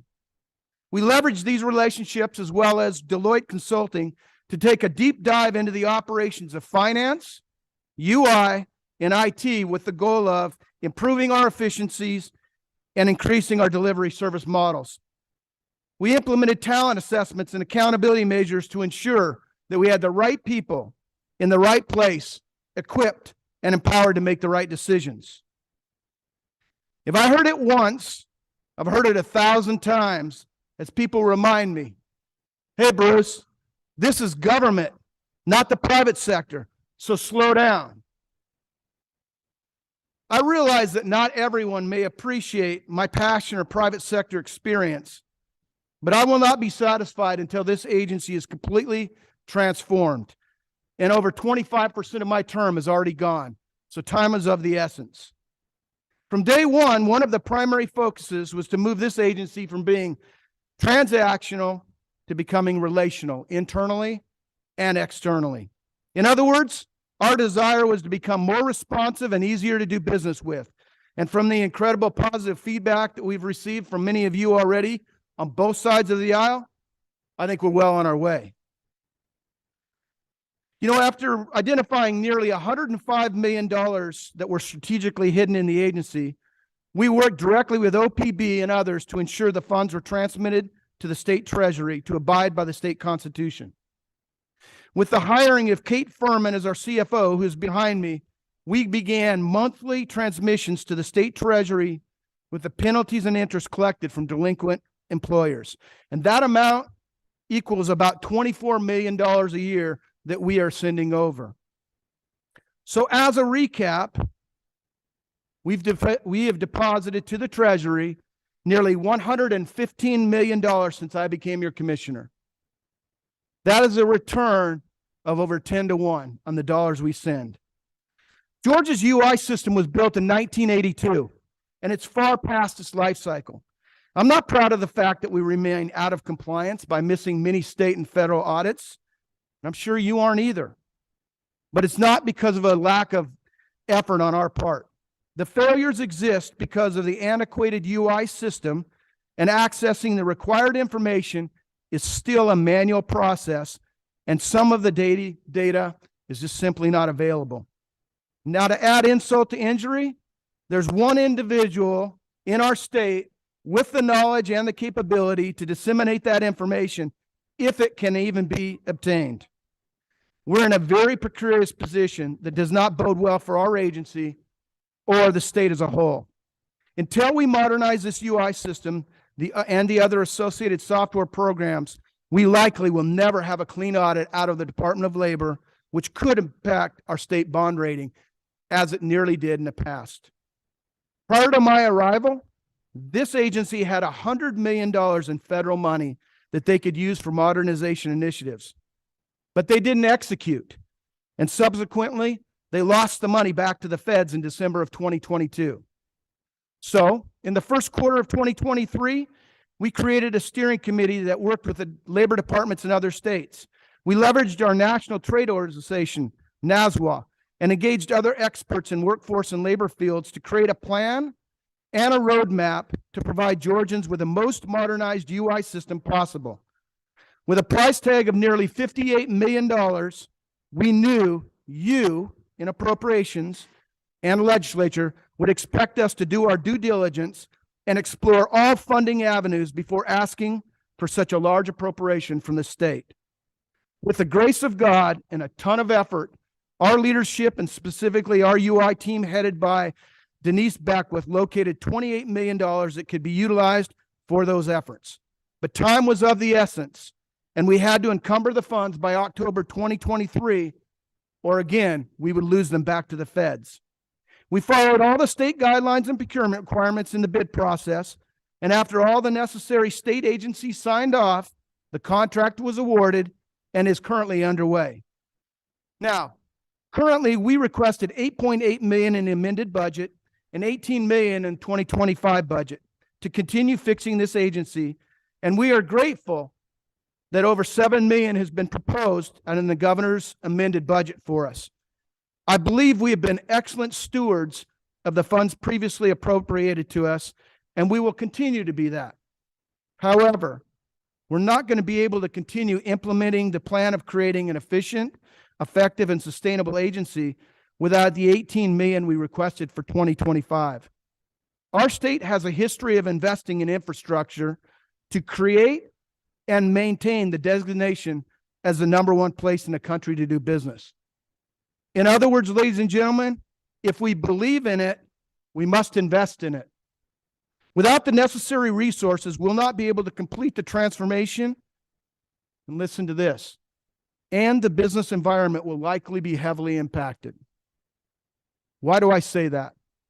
Well, the trust fund is currently at $1.55 billion. The feds say it should be at $3.2 billion to be solvent.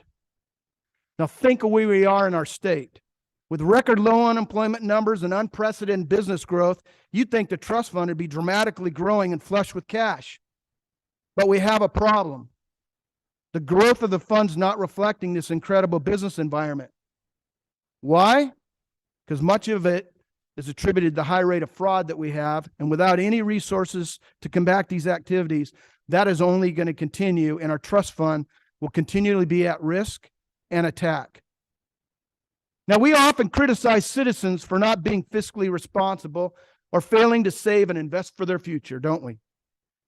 Without a significant investment into this agency, we'll have to consider possibility of consolidating career centers around the state, or possibly reducing our staff below the current only 70% staffing levels, or even increase our premium to our employers. None of us in this room want to see that happen in this environment. Our current hold time when someone calls an agency is nearly 3 hours, and that should be unacceptable to everyone in this room or in hearing my voice. I know it's unacceptable to me, and we can do better, but we need resources.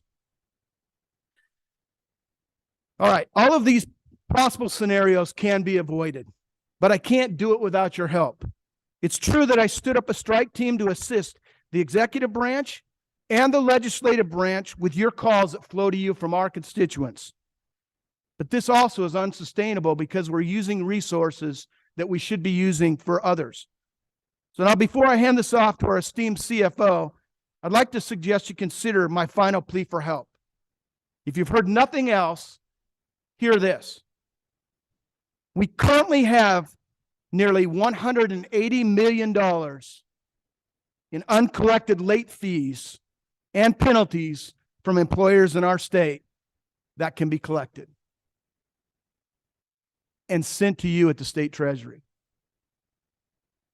But I don't have the people to collect it. I don't have the resources to collect it. So call me crazy, but I'm pretty sure there's no other agency in this state that can give you a return on your investment of tenfold.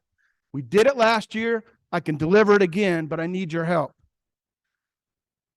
If the comments we've received from many of you and our other stakeholders are sincere about how pleased you are with our progress, then as the song from Turner Overdrive goes, you ain't seen nothing yet. So I could promise you, we'll be good stewards, but in 2025, if we don't have the resources, I can't establish and maintain a sustainable agency that, whether it's me or we hand it off to someone else, that you will be able to see what's going on at the agency and it's going to return to what it was once before. Please allow me to hand these reins over to our esteemed CFO, Kate Furman, where she's going to go through the numbers and then hopefully allow enough time if we have any questions. Thank you, Commissioner. He's such a great speaker. I really hate following him, but that's, you kind of do what you're told. So that's my lot. I wanted to first of all just kind of go through our numbers with you. I know this is maybe the dull part of the presentation, but I think it's important. Sorry about that. So when we first look at what we requested versus what we were recommended in the governor's budget, I wanted to give a kudos to OPB. They did listen to us. They did fund some of our top priorities, and we worked very well with them. I think they listened to us and worked hard. as we go through, we will note that there are some things we didn't get that were requested, and that's what kind of feeds into what the commissioner talked about in terms of being able to bring back money into the state treasury. So we did get money in our cloud migration, $2 million to move about 75 applications to the cloud. That will actually help us to better utilize and keep our security on our systems and make sure that claimant information and employer information is not available to some hacker that's out there that wants to use it for malicious purposes. So that will aid in that regard. And I think our claimants and our employers deserve that level of protection. Also, we were appropriated, and this is on page 93 in GTA's budget in the governor's book, $5.5 million that will go into the Technology Empowerment Fund along with other projects. And we'll be working closely with GTA and our state CIO to make sure that we execute a system that meets not only our needs, but the claimants and the employers' needs as we move forward. So we're really delighted to have access to that $5.5 million. That will help us also go out and get additional state funding or additional federal funding, excuse me, as we move forward with this system. The feds have indicated they really wanted to see Georgia contributing, having skin in the game. So we appreciate that appropriation. Moving on into the FY 2025 request. We got appropriated to us. There were funds that were held back from last year's budget in the FY 24 budget. There were funds that appropriated that the governor disregarded, but now he's letting those in his recommended budget. Those funds are being released to us in order to be used in reducing our backlogs. We have from the pandemic quite a large, I call it a quote unquote hangover, if you will, of appeals, other kinds of backlogs and so forth that we really need to get through. The appeals I really want to talk to you about because those are not only are we not meeting USDOL requirements in that area, and so far they've been given the states kind of a little bit of freedom in that. And I know they're going to eventually come back and say, okay, the freedom's over. It's time to get these appeals moving.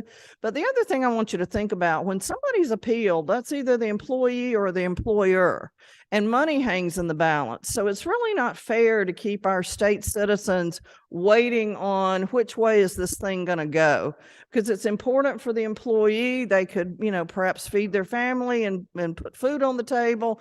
For the employer, they can use that money that they don't spend to invest in the business, hire additional people and so forth. So we really need to and want to get through that appeals backlog for our citizens. Additionally, there's a little money appropriated for customer service. We really asked for more, and that's an area where we're not doing well. Commissioner mentioned to you that we're having average wait times on hold of 3 hours. Sometimes there's 51% of our people just abandon their call entirely. And that doesn't mean they're not going to abandon their request. That means they're calling your numbers, they're calling the governor's numbers, they're calling whoever they can get a hold of. It may be a friend at church that works at DOL that they're calling to try to get their situation resolved. So we are appreciative for the hearing officers and some of the help in customer service, but we definitely need more.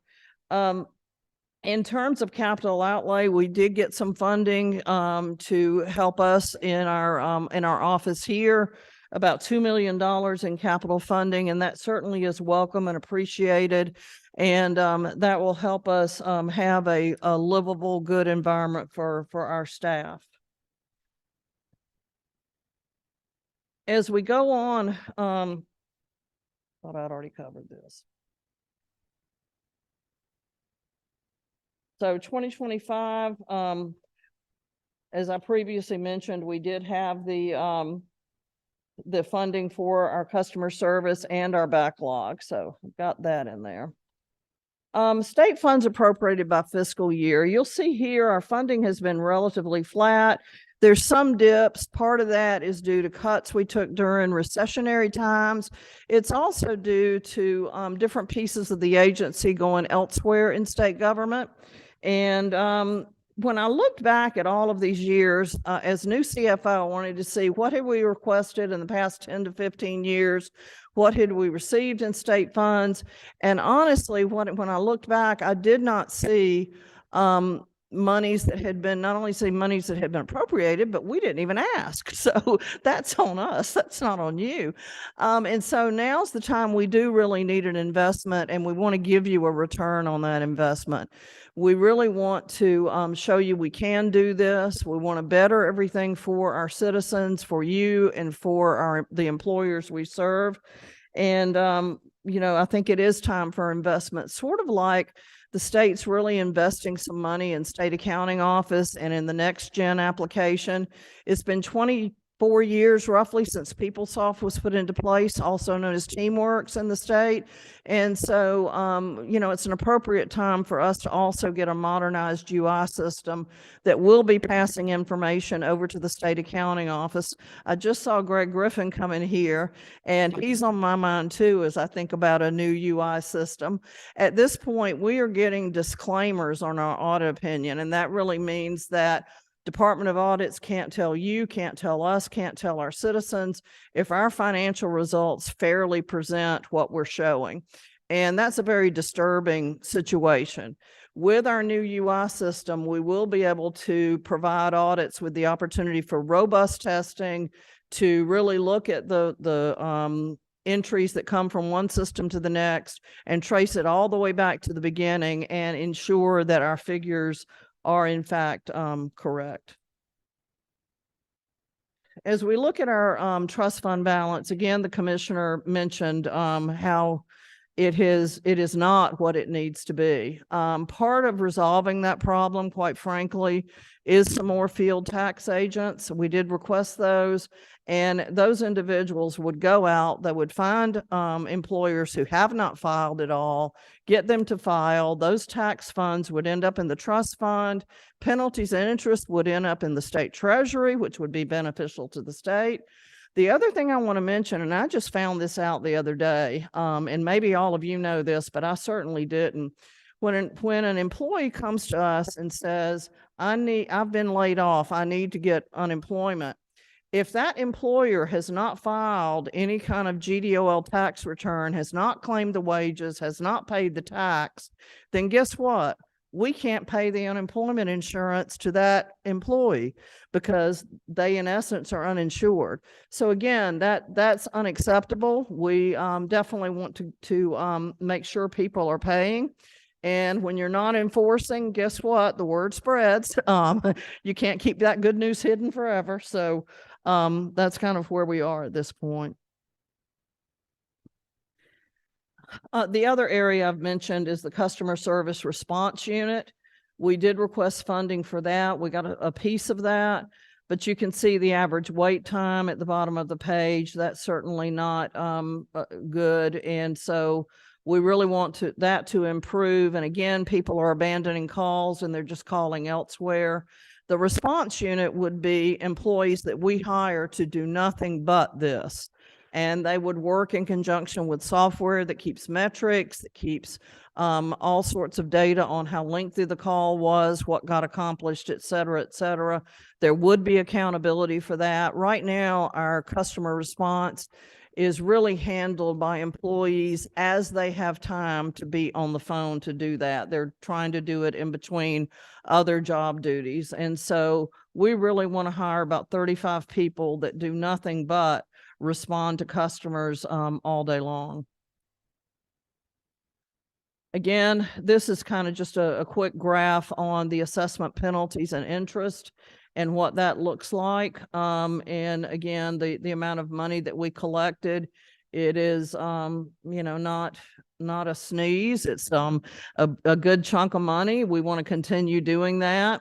And we've remitted about 9.3 million so far this fiscal year. And then we had also remitted the previous year's 105 million, as the commissioner indicated. And then we would take questions. The commissioner used a musical interlude and talked about, you ain't seen nothing yet. Well, I'm a native Georgian. I'm an REM kind of person. So I'm kind of going from the pandemic to now is losing my religion to shiny, happy people. So thank you. Is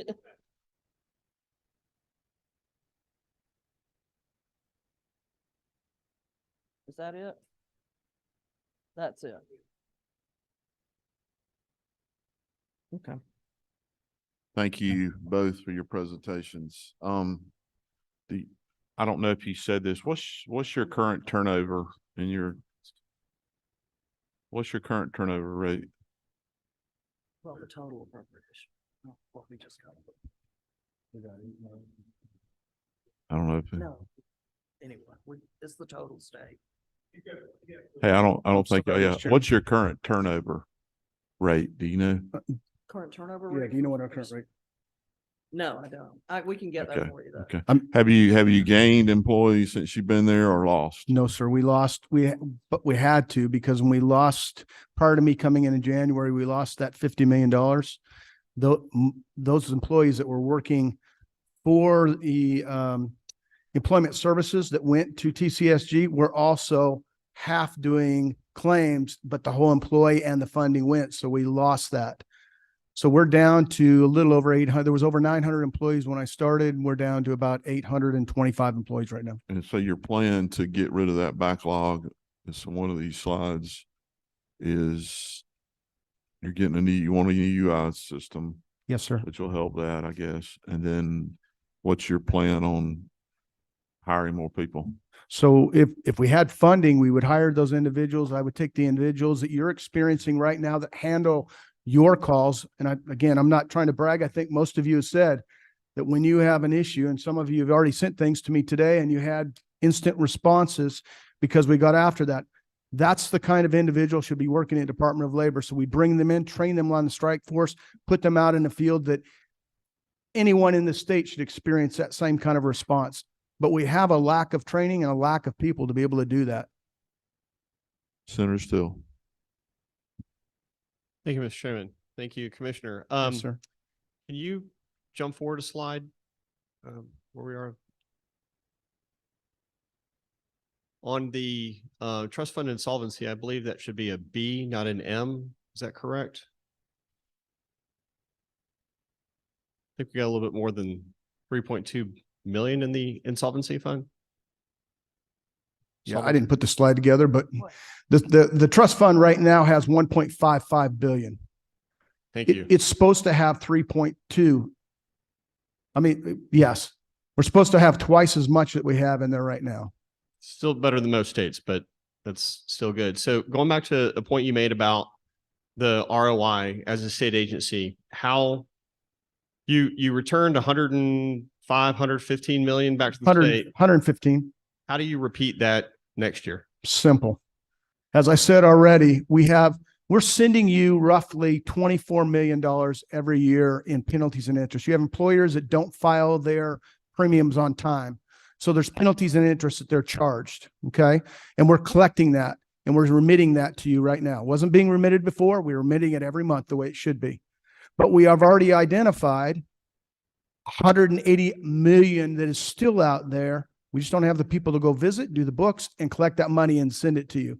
If we had the money to be able to do that, again, I can send you, and that's just scratching the surface. That's not even stopping the fraud.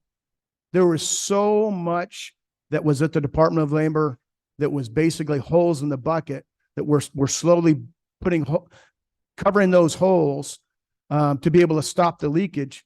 But we're out of ways to be able to stop the leakage in the bucket.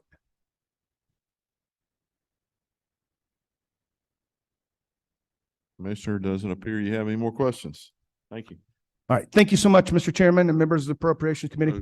Hold on. You got one. Yes, sir. Representative Donahue. Thank you, Chairman. Commissioner, I want yes, to sir. tell you, thank you. Last week I had a problem and luckily I can reach out to you and that problem's been worked on. You've done that several times and I appreciate it. What happened 4 years ago, 3 years ago was we continuously had no one answer the phone to help with problems because they were rewriting a program every week, giving back so much money. And fortunately, I found one person in your department that I worked with and could solve many problems.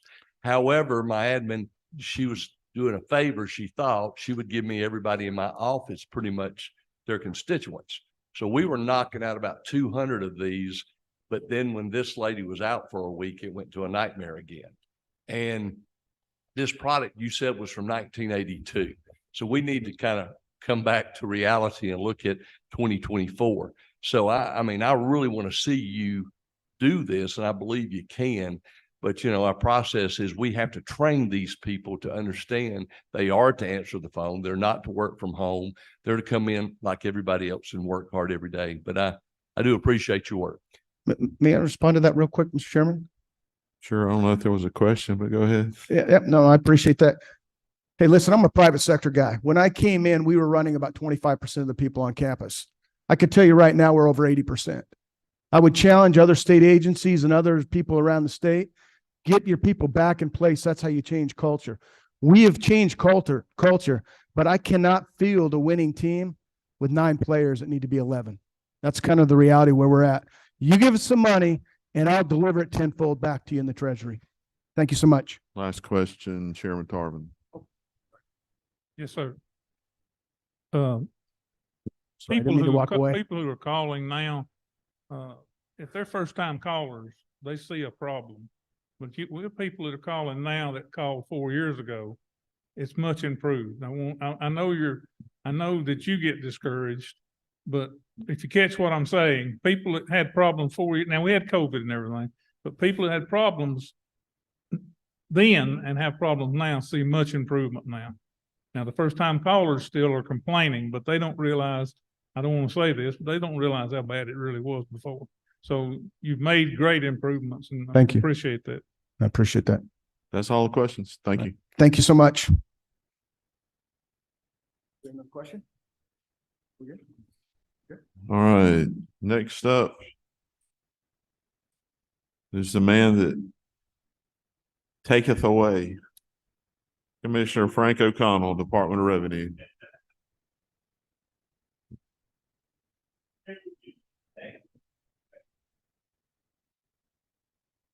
Thank you.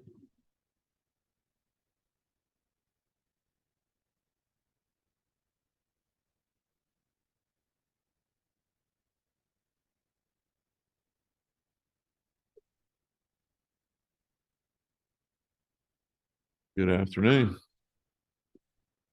The crowd has gotten quiet. I'll see if I can't stir them up a bit. If you take some of their money, I know it will. So, Commissioner, the floor is yours. Good afternoon, Mr. Chairman, members of the Joint Committee.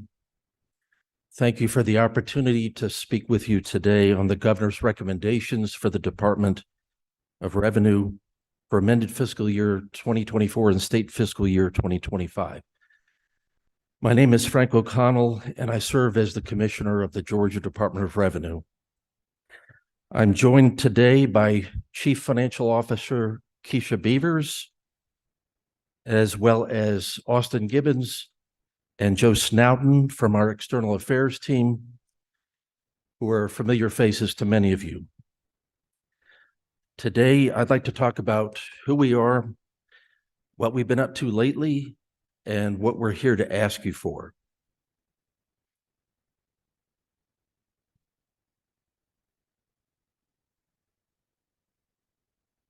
Let's see. Which big one? Okay. First, let's talk about who we are. The department's mission is to administer the tax laws of the state of Georgia fairly and efficiently in order to promote public confidence and compliance while providing excellent customer service. We're committed to being the most efficient and accessible tax administrator in the country. Now, my slide lists some of the things that are important to us to try to do, but I'd also like to just briefly mention how we try to do it. As we all know, in order to accomplish anything, communication is very important. And I just want to give you an example of how we communicate with our stakeholders. I have 5 advisory groups that I meet with every quarter, a tax practitioners group, an industry partners group, local government services, which has currently 5 local tax commissioners on it, a film tax credit group, very busy area for us, and the newest one, a small business advisory group. And I encourage these folks to tell me what we're doing right, what we're doing wrong, what they'd like to see us do in the future.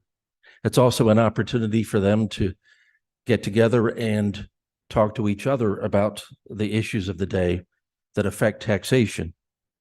Now, it's important I be accessible internally. And a couple of ways I do that. My monthly Let's Be Frank talks to the department, town halls, and of course, it's important to engage your employees. I'll mention this initiative later on, but one of the initiatives I have is to provide more data to our taxpayers. We have a lot of information at our disposal in the integrated tax system, and taxpayers have some information available in the Georgia Tax Center. And somebody has likened it to a taxpayer looking at a Picasso, and I'm sorry, one of our folks, and a taxpayer looking at a stick figure. I think that over dramatizes it a little bit, but there's a lot of information we have that would be very useful to taxpayers. It doesn't seem like a brilliant idea, but it hasn't been done yet. And it's something that was brought to my attention by someone who spent their day on the phones at Revenue 7 years ago. And I've thought about it ever since. One of the best parts about being commissioner and about having been there for 20 years, you see things all along the way, and you know, I think we can improve that. I think we can improve it here and there. And now when I say that to folks at the department, it means something, and they're going to try to get it done. So it's fun. You're a little bit like a kid in a candy store, and you really want to make the best improvements you can. We have spoken with our chief information officer. He said it shouldn't be too difficult. And just imagine all the taxpayers that have an issue with the way we've computed their credit carry forward, NOL carry forward. They know they did it one way and they come up with a different number. Today, they have to get on the phone with somebody from Taxpayer Services and go year to year and see where the discrepancy was. If they had those schedules available to them, they could look at those first and see where the discrepancy occurred, and then either see, oh, okay, the department has it right, or if we don't have it right, it's going to be a much shorter conversation.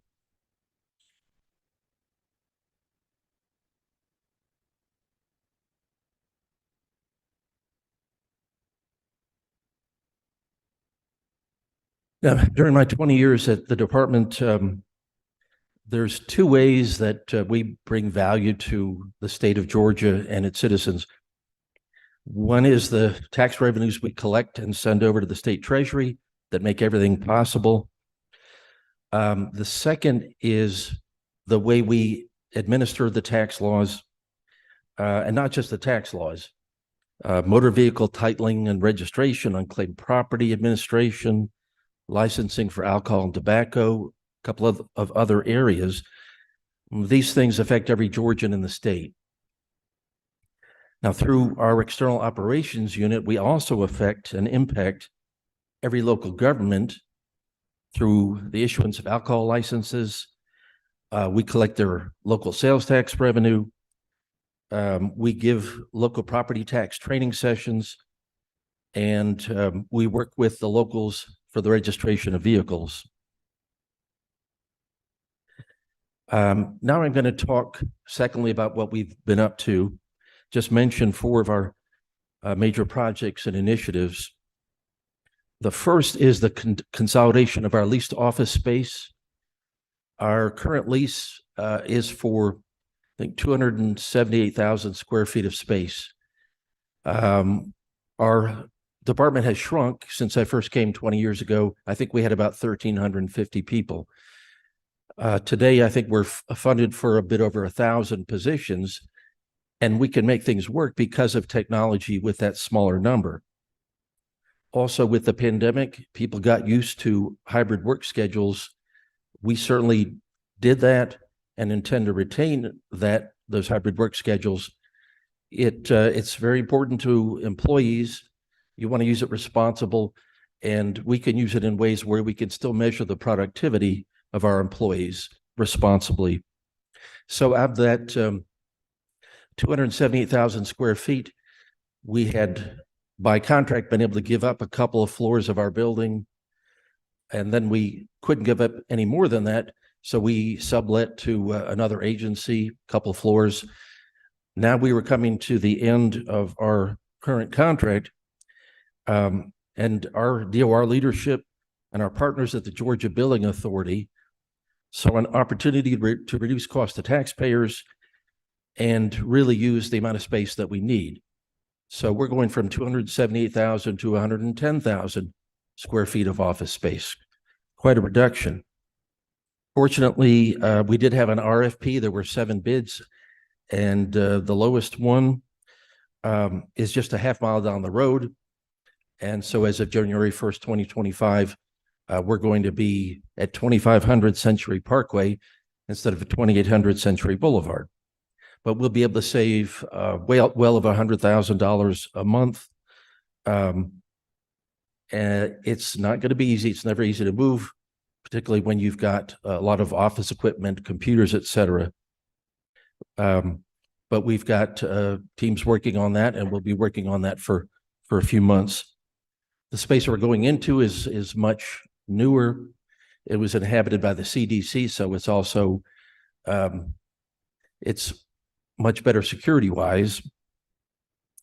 Let me go to the second thing that I want to mention, and that's the Georgia Tax Center, the initiative I already talked about. You know, I also thought that's an opportunity to engage the employees, because they're the ones that work with taxpayers every day. They know what taxpayers need to know. And as I said, it was first a taxpayer who told me 7 years ago, I'm not a taxpayer, I'm sorry, an agent, you know, look, it would be easier if they could see what I see. And so I've gotten our CIO to reach out to other divisions, audits, compliance, and asked him to put together a group of people who spend their time mostly on the phones and get a work group together and come up with ideas for what would be most valuable to provide to a taxpayer, because you can't provide everything. And so we're going to get the biggest bang for our buck, and our employees are going to participate because they're the experts in this field, and they're going to know what, you know, we should really provide to a taxpayer. Also important, of course, is our call center platform. Year over year, we reduced our abandonment rate 24%, even with 17% more calls. We still didn't feel that our current call center platform was stable enough. We would have occasional issues. So right now we're in the midst of switching to an Amazon Connect platform. It'll enable us to handle calls better. We can do warm handoffs. I didn't know what that was until I got involved in this, but if we need to transfer a taxpayer somewhere else, rather than have them start over again in another queue, they'll be able to be handed over and be at the front of a queue because they've already done their waiting. It will also enable us to use more artificial intelligence. Everybody's doing that. We're going to do it. And we think this is going to be the best vehicle for us to do it. Also, a big thing we do is get out refunds. Probably 20 years ago, a lot of refunds got out that shouldn't have. Now, maybe the pendulum has swung the other way, and we could probably get refunds out faster while still being secure. And so we're in the middle of implementing a new system called the Fast Identity Verification System that's going to enable us to get refunds out faster with this additional information we have, because you can't have every document you want about a taxpayer, but if you're missing something like a W-2, but you've got information about the wages from the employer and you've got their last 4 years of history and they're requesting a refund that's about the same size, they're paying about the same amount of taxes, go ahead and push that refund out because it's very likely to be a good refund. So I'm excited about that. Finally, a lot of us are dealing with retention and retirements.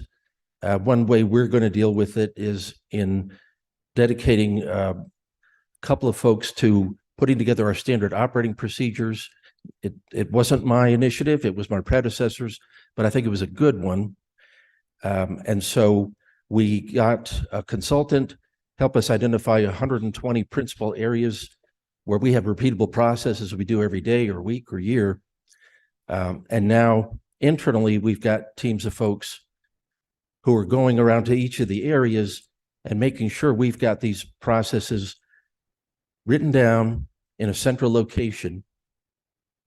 And therefore, you know, I've been there 20 years. We've made some mistakes in the past. Oftentimes it was by not having a particular group involved that would have had an answer that would have saved us some time and money. So we're going to indicate in those processes, hey, you need to have sign off from audits or compliance or the legal group.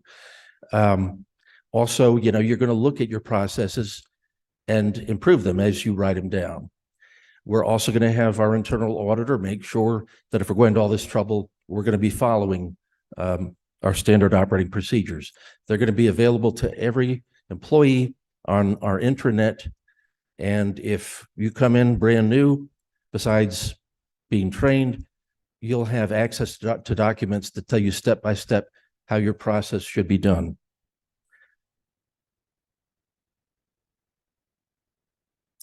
Within 5 years, the department is going to have a third of our folks eligible to retire. And so we have to do things like that in order to meet the demand we've got. Now, I'd just like to mention net revenue collections over this most recent 8 or so years. As you can see, the trajectory was pretty stable from 2015 to 2020. Slight rise all those years. Pandemic hits in the spring of 2020.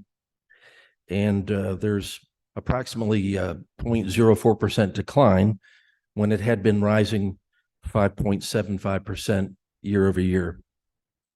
Now in 21 and 22, we saw large percentage increases, flatter in fiscal 23 compared to 22, but overall, compared to fiscal 2015, we're still up 74.1%.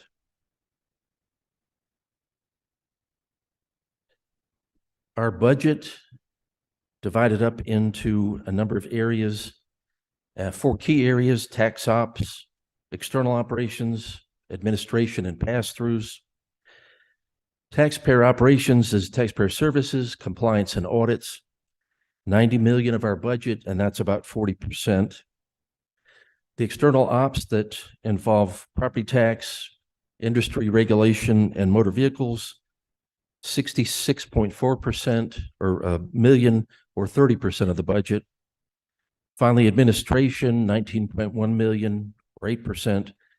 And then a significant part of our budget is pass-through amounts that go to the Forest Land Protection Act recipients and ERS, Employee Retirement System retirement pass-throughs for local county tax commissioners at 48.8 million or 22%.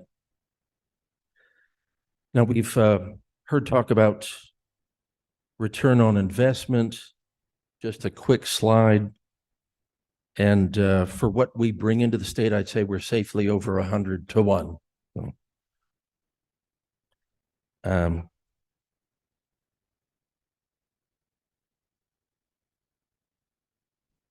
Now we'll move into what we as a department are here to ask the General Assembly for.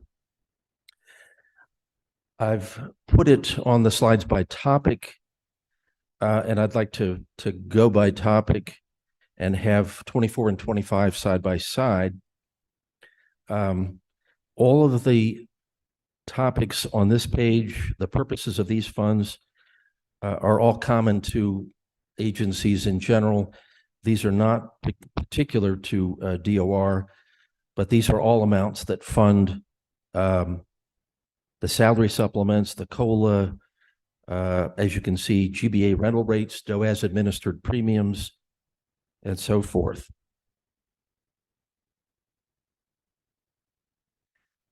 Now, these are requests that are specific to the Department of Revenue that can be found in your budget book. Again, I've placed 24 and 25 side by side. On line 2806 of the amended 2024 budget, you'll see a request of $300,000. Now, we have a number of servers on the 5th floor of our current building, and we'd like to move that data to the cloud. It's really good timing, because if we don't do that, we're going to have to move those servers to our new building, and our CIO tells me that a number of them would have to be replaced as they're coming towards end of life. We go to the cloud, and we can put the data elsewhere, not devote any of the new space to servers, and do what you need to do to outfit it for computer equipment, and we won't have to buy the new servers. So $300,000 will enable us to do that.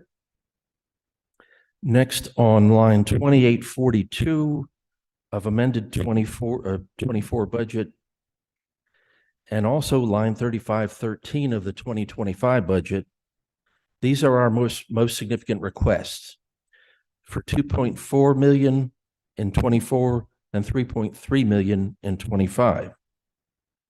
This reflects a price increase in our contract with Georgia Correctional Industries to manufacture state license plates for the cost of decals and some other items.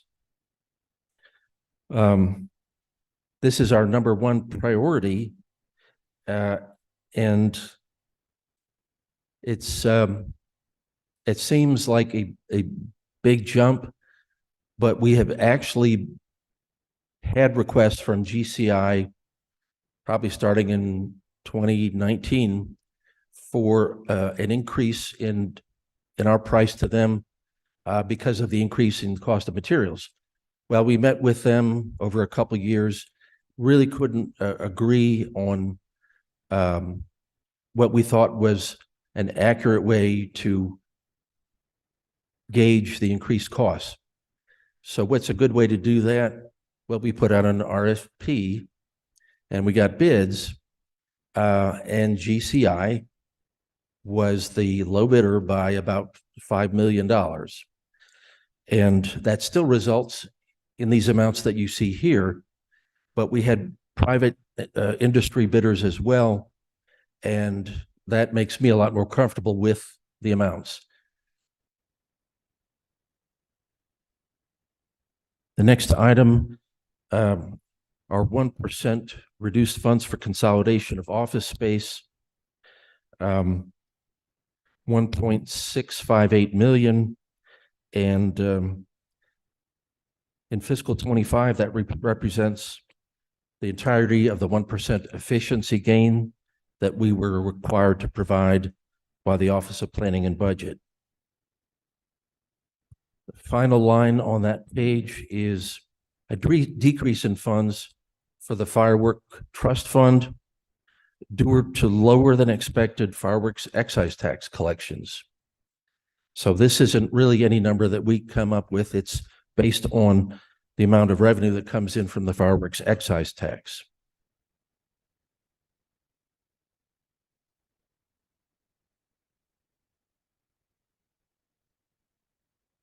This next item Fiscal 24 and 25, $716,018. These are pass-through amounts for ERS contributions for the local tax commissioners. These are amounts that are perhaps determined by ERS, but we're told how much it would take to satisfy those obligations. So that's a pure pass-through from the department to ERS for those local tax commissioners. The next item, something that we desired, the creation of 6 tax examiner positions on an initial contact team to reach out to newly delinquent taxpayers. Obviously, we collect delinquent accounts, and with our new system compared to a decade ago, we're able to collect a lot more timely, which has made a big difference. But we still have a number of taxpayers who register in our system, and that creates a return expectation, particularly businesses for sales tax and withholding tax. That's probably 96% of the calls, but a return doesn't show up. And so what this team does is reach out to those businesses that have registered to find out why. And lots of times, they're getting a new business off the ground. They don't know how to do it, particularly because you have to do it through the Georgia Tax Center. It's the most efficient way for us, and all sales tax and withholding tax filed by electronic return. Well, lots of times that's a stumbling block for folks. And if you just give them some education, help them file those first returns, they're going to file regularly after that. Not an idea that we came up with. States talk, and this is something that the Wisconsin Department of Revenue was doing, and we thought it was a good idea. Now, we've done it since 2018 with temporary folks, and it's been a success. Also fulfills part of our mission to educate taxpayers. We'd like to have a permanent team dedicated to this. I mentioned collection of delinquent accounts, and just to let you know, we have an income tax collection section that deals with established taxpayers who are not up to date on their taxes. We used to use private collection agencies, and their return on investment was about 12 to 1, I think. We told you that we thought we could double that return on investment and bring in perhaps $20 to $25 for every dollar we spent. I get these reports every month, and year to date, our return on investment is $35 to every dollar spent on our team. I was so proud of that. I gave that group a commissioner's award last fall, and it's not a flash in the pan. They are keeping these numbers up solidly. Now, the next item, line 2860 in the amended fiscal year 2024 budget for 3 replacement vehicles for our compliance division for the regional offices. We have 11 regional offices. In fact, for the first time, I went around and visited them, becoming commissioner, met a lot of good folks that I had never seen before. And very proud to see the quality of folks that we have all over the state. The people that manage those offices have a good bit of traveling to do to manage them. And the folks in those offices, while they do walk-in assistance to taxpayers, they also do field office visits. And so we'd like to request 3 vehicles to replace 3 existing vehicles. Finally, we'd like to request an amended 24, $18,225 for raising the hourly pay for seasonal mailroom staff to $15 an hour. It is otherwise $12 an hour, and they can go down the street to any number of places and get more than that. And in fact, I've been told that some of the temporary staffing offices had decided not to even provide us with candidates. So we'd like to get the funding to raise that to $15 an hour. And in fiscal 25, That's a request of $72,900.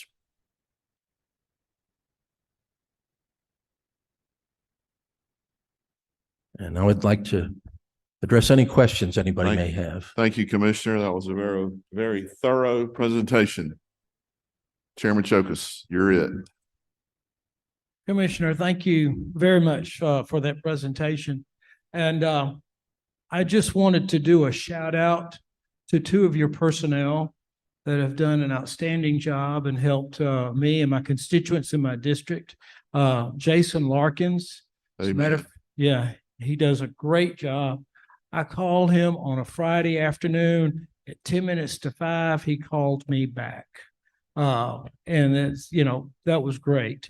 And then Tommy Lawrence, who actually lives in my district. As I said, those are two outstanding members of your staff, and I simply wanted to give them a shout out for a job well done. I appreciate that, sir. I'll let those folks know about the shout out. And when you think of government, you don't always think of dedication, but I'm very pleased to see the level of customer services our folks want to provide. Thank you. Chairman Dolezal. Thank you, Mr. Chairman. Commissioner, I want to see if you could help us with something I'm hearing about from our automobile dealers. And as I understand the problem that they're having, they tell me this is a problem that they have to deal with every day, and it relates to license plates. And they sell a car, put a temporary plate on the back of a car, expires in 30 days, I believe, if I have that number correct. But they're getting calls at day 28, day 29, day 30 from their customers who have not received the permanent tag yet. They tell me that other states, Florida being one of them, the dealers inventory the actual physical plates, and they're able to sell a car that day, give the customer a plate that day, and somehow they're able to run that through their system. You mentioned learning from states, and I'm wondering if that's a problem that you're aware of, and if there is something that we can do to alleviate that for both the dealers and then also ultimately the customers and our constituents. Well, those temporary plates, so they're good for 45 days, and you can get a second one for another 30 days from the local tag office. We don't have our offices provide the metal plates right away. Not a lot of states do that because of the title that has to be processed. Now, if we could speed up that title process, I think that would go a long way. And one of the things we've been talking about internally, and the AMVA, the American Association of Motor Vehicle Administrators, are e-titles. That will really speed up the process of getting the title transferred and enable us to provide a plate. I wish it was something that could be done in 6 months. It may take a year and a half, but we're definitely going to go in that direction. Thank you. Chairman Dickey. Thank you, Mr. Speaker. Thank you for that detailed explanation of your budget. But got one question. A growing state, we're collecting more and more sales tax, doing more returns. I would think a lot of it's very dependent on computer and computer programs. What's the age of our computers at Department of Revenue, and are they up to date? And are you able to do cross compliance and those type things to make sure we're collecting everything we need to? Yes, sir. Our computers are up to date, and our computer system is, I think, one of the best you can get. Our vendor, I saw a chart recently where they provide the integrated tax system that we have to 35 other states. That's a lot of states that have voted to go to this system. I can still remember when we first rolled out sales tax in about 2008, 2009. And the gentleman who's now my deputy state revenue commissioner looked at it and said, this one really works. So I think we have a good system. We can use it to score accounts, and the accounts that are sent to folks like that income tax collection section, they're sent after scoring the delinquent accounts and making sure we're going after the things that would be most productive. So I feel pretty good about our computer systems. hold on. Hit you. A lot from our local elected officials, county and cities about confidence that we're collecting sales tax that they're receiving from all the businesses in that county. And I know we have a confidentiality thing there about the individuals, but anything you can do to make sure our local officials are confident that all their businesses are collecting sales taxes, I think it would be much appreciated. I'm hearing a lot of that. Thank you. Yes, sir. And they can ask us for certain information about taxpayers in their area. And so we respond to those requests. It was a statute passed a few years ago. And particularly we see issues where you've got a commercial area that's in two counties or two local jurisdictions. And we do go there more frequently to make sure businesses are paying to the correct of two counties, for example. But I will bear that in mind and speak to my folks. Commissioner, thank you. Thank you, For Mr. everything Chairman. your department do. Y'all do. Thank you. Mr. State Auditor, come on down.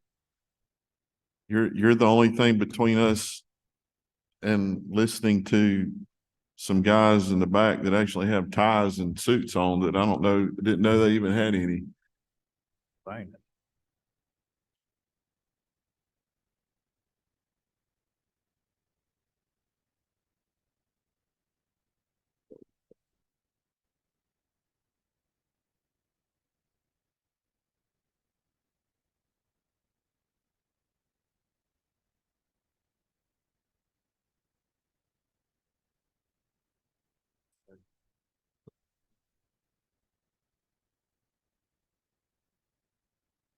Floor is yours and Thank you, sir. any expediting you want to do would be great.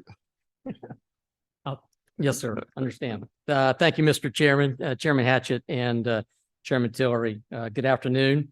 I want to thank you for the opportunity to present some information about the Department of Audits and to address some of the, or to address our budget request for the amended 24 and 25. So our mission, similar to some of the previous presentations, our mission is to provide independent, unbiased information and impactful recommendations to promote accountability and improve government. And our mission is accomplished predominantly through our oversight activities that we conduct each year. And what you see on this slide before you is a summary of the more of our significant accomplishments from this past year. I won't go through, I won't read that to you in the interest of time.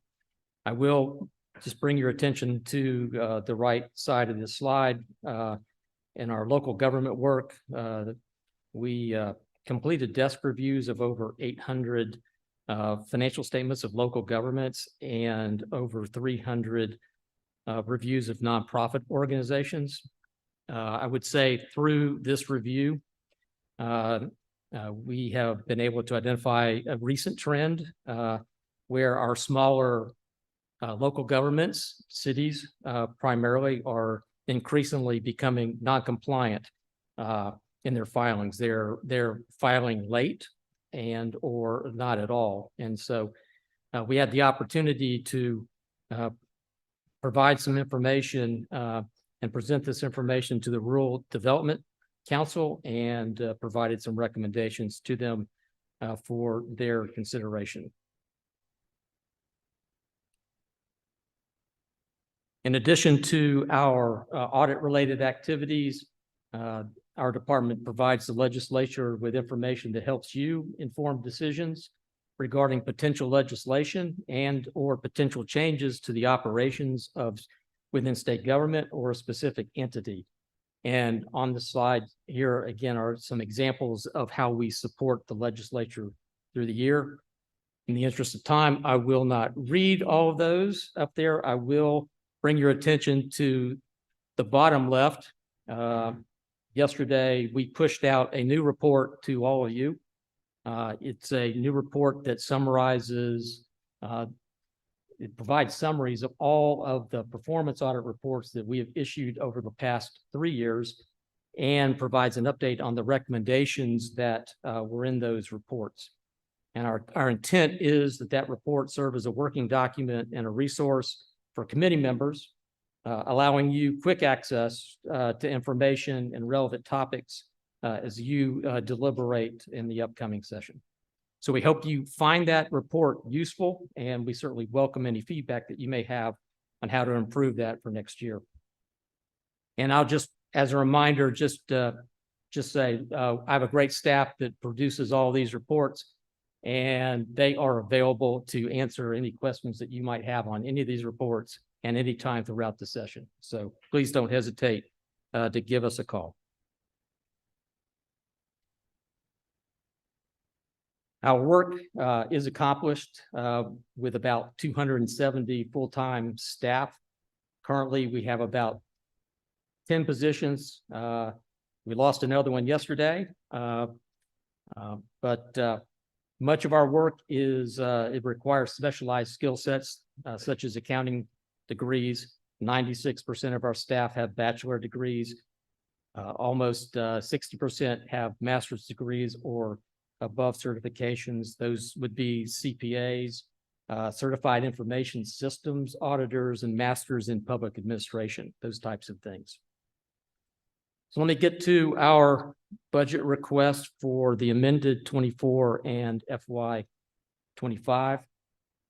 This is a summary of what you would find in the budget, the governor's budget book on page 58. Our budget is we're requesting a lift of 3% from our current budget, consistent with the governor's recommendations.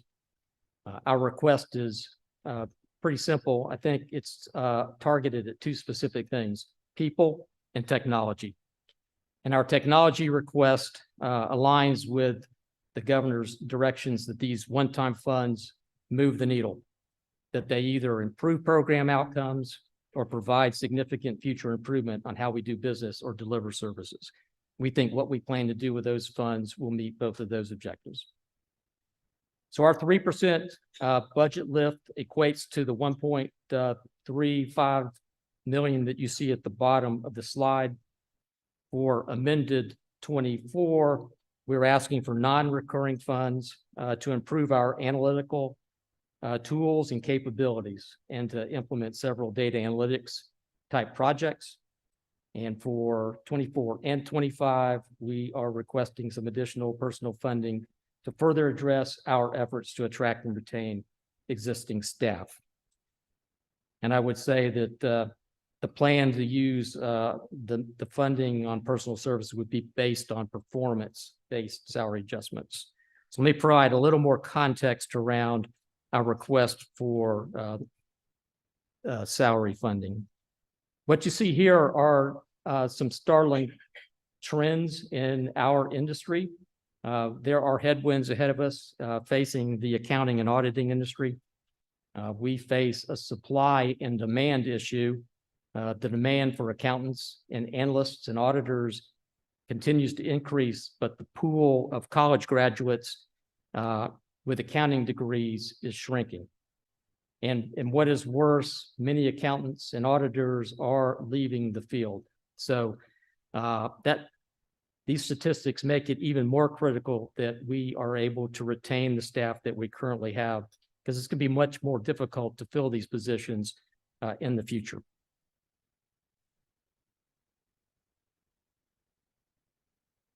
So a couple years ago, the legislature provided our department with funding to make some significant adjustments to salaries for my staff. And that helped us move our salary structures to the bottom of the market at that time.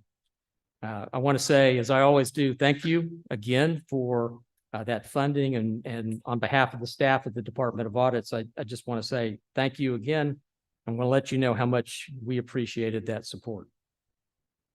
Since then, inflation and demand have both impacted industry salaries, and we continue to struggle to keep pace with the market movement, as evidenced on this slide, and especially more at the senior levels.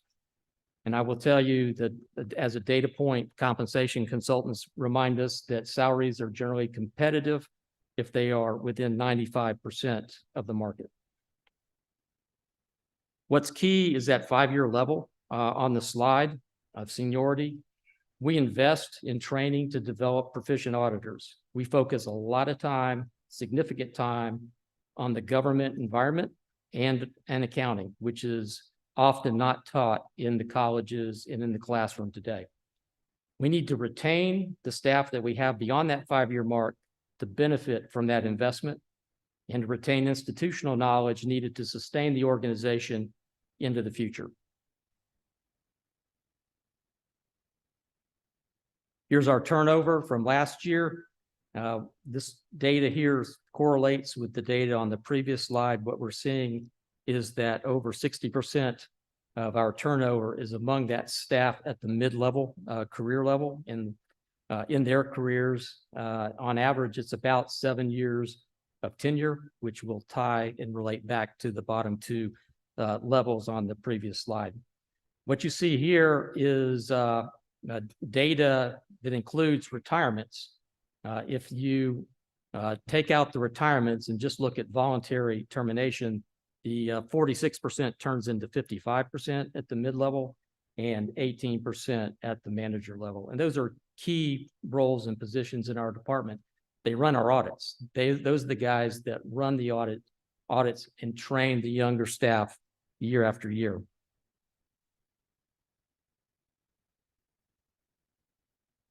I'll say, I know salaries are not the only tool in the toolbox to attract and retain staff. So briefly, I just want to mention a couple of the examples of some of the internal activities that we're doing beyond.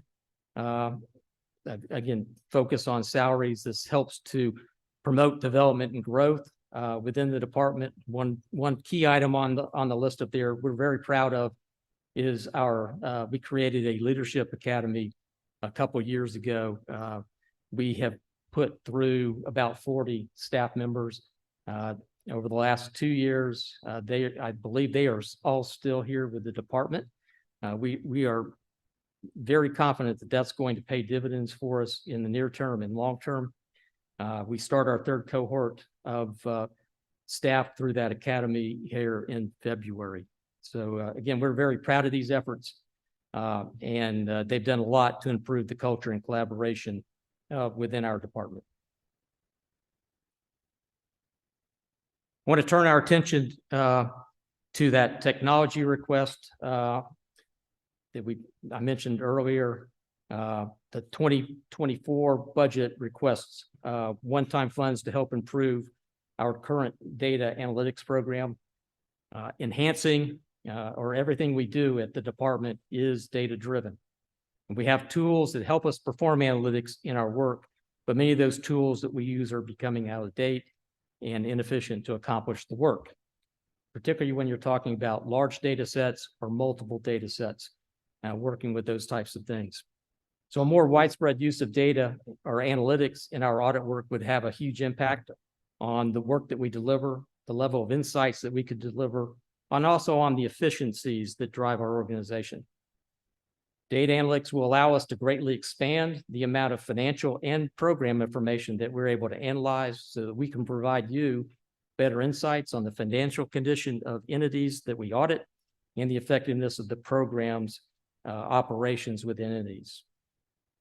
And I don't want to leave you with the impression that we're not able to fulfill our mandate. So let me use an analogy. Although our current state can be improved on, we are still able to complete our mission, just on a limited scale compared to what we could achieve with advanced analytics or AI. So think about a vehicle. My staff is able to get from point A to point B, but they lack climate control, power steering, and advanced safety features, kind of like my dad's car, okay, back in the day. With new analytical capabilities, I will be able to provide staff with improved user experiences, climate control, improved reliability and performance, power steering, and further enhance security and protection of our data, advanced data systems. Not going to read this slide, but here's some statistics regarding the value of incorporating more widespread use of data analytics into audits.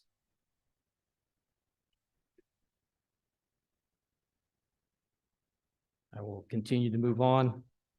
And we have a lot of use cases that we could apply analytics to. We're currently analyzing a number of projects. We're assessing them, trying to prioritize those. And what you see on the slide here are some of the buckets or categories of what some of those projects could fall into. I won't read this slide in its entirety, just to point out a couple. Predictive risk assessments. We should be able to use data to make informed decisions, proactive decisions. We should be able to use data to figure out where the risks are in the state, entities, sectors. We can use that same data once we start audits to be able to figure out where the risk areas are in an audit and be able to more efficiently allocate resources during that audit. Anomaly detection in financial statements, that's where we can analyze transactions, all the transactions, not just sample them, all of the transactions from the state. And again, that will allow us to better allocate resources. We can score transactions, identify which ones are risky, which ones are anomalies. So lots of potential there. Lastly, text analytics.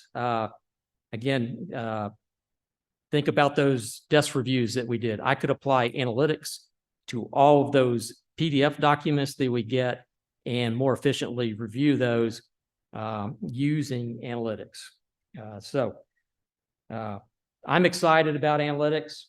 My staff is very excited about the prospects of working with these types of projects. And to wrap up, I'll just say data and analytics will help extend the reach of my current staff rather than relying on new positions to expand my current staff. So extend versus expand. That'll be achieved through general efficiency gains, faster data, and risk-based identification of audits, and the ability to more accurately manage efforts through data-driven insights. Lastly, these projects will help me retain my staff as they are empowered to spend more time on value-added activities while allowing the new technical capabilities to take care of the mundane and repetitive tasks. With that, Mr. Chairman, I will stop there and see if you have any questions. Well, I hope we can get it so that that vehicle is equipped with backup cameras, cruise control, and electric windows. Maybe not the latest, but we can help you. I hope. Chairman Hufstetler. Thank you, and thank you for all the work you do. And, Representative Dempsey and I, several years ago, worked on getting all the data out of silos and consolidated to OPB. And we kept hearing in the future, someday we're going to use back-end data analytics to solve problems. This is the first time I've heard that. So I'm glad we're getting to that point, and I'm very excited about it too. Thank you. So are we.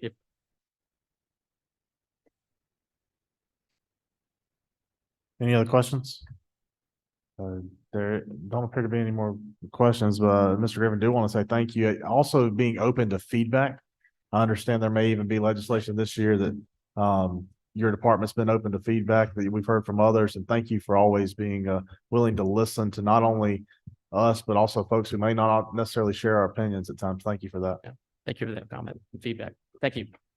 Thank you.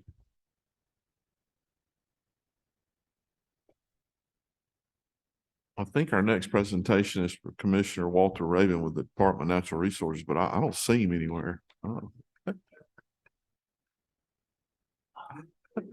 No, please. Walter, he just didn't recognize you. I just didn't recognize you in a suit. Couldn't. Who's that with you back there? I don't know who those guys are. Let me just say the A lot of struggle is you real. people, we're actually looking for the line item for those suits. We haven't seen any of you guys in suits before. That is a good looking back wall, isn't it? I don't think I'd go that far. Well, good evening, Mr. Chairman. And do you have a members. present? Do you have slides? Okay. No. Just figured you would want this. Gotcha. Thanks, David. Good evening. Thank you for having me here today, and I'm excited to talk to you a little bit about the Department of Natural Resources and presenting the budget for amended fiscal year and fiscal year of 24 and fiscal year 25.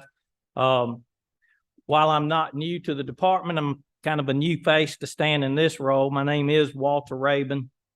And while my predecessor is on an island in Southeast Georgia, probably on about hole number 16 or 17, I have the honor and the privilege to be with you here today.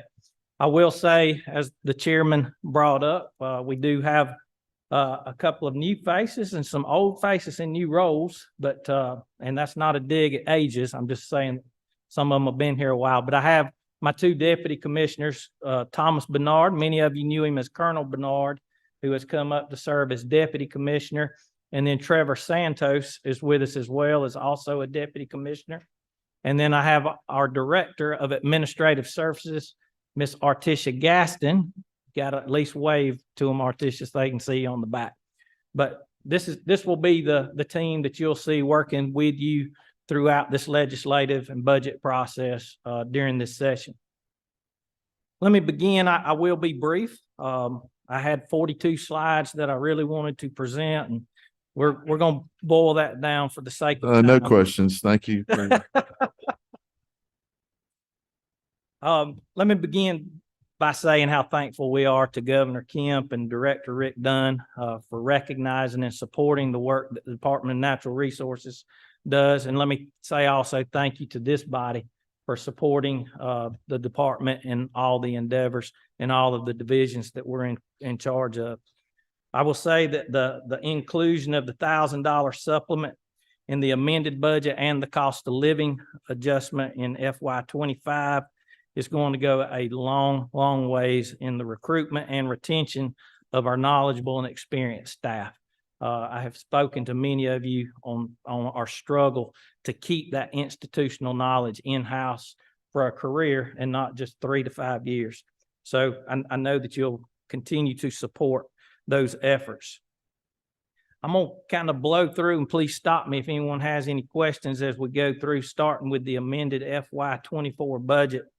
The Department of Natural Resources can be found on pages 264 through 272. Again, you'll see in the first of that, I'd like to reiterate how much appreciation we have for that $1,000 supplement. It came at a very timely time during the holiday season and was much appreciated by all of our staff.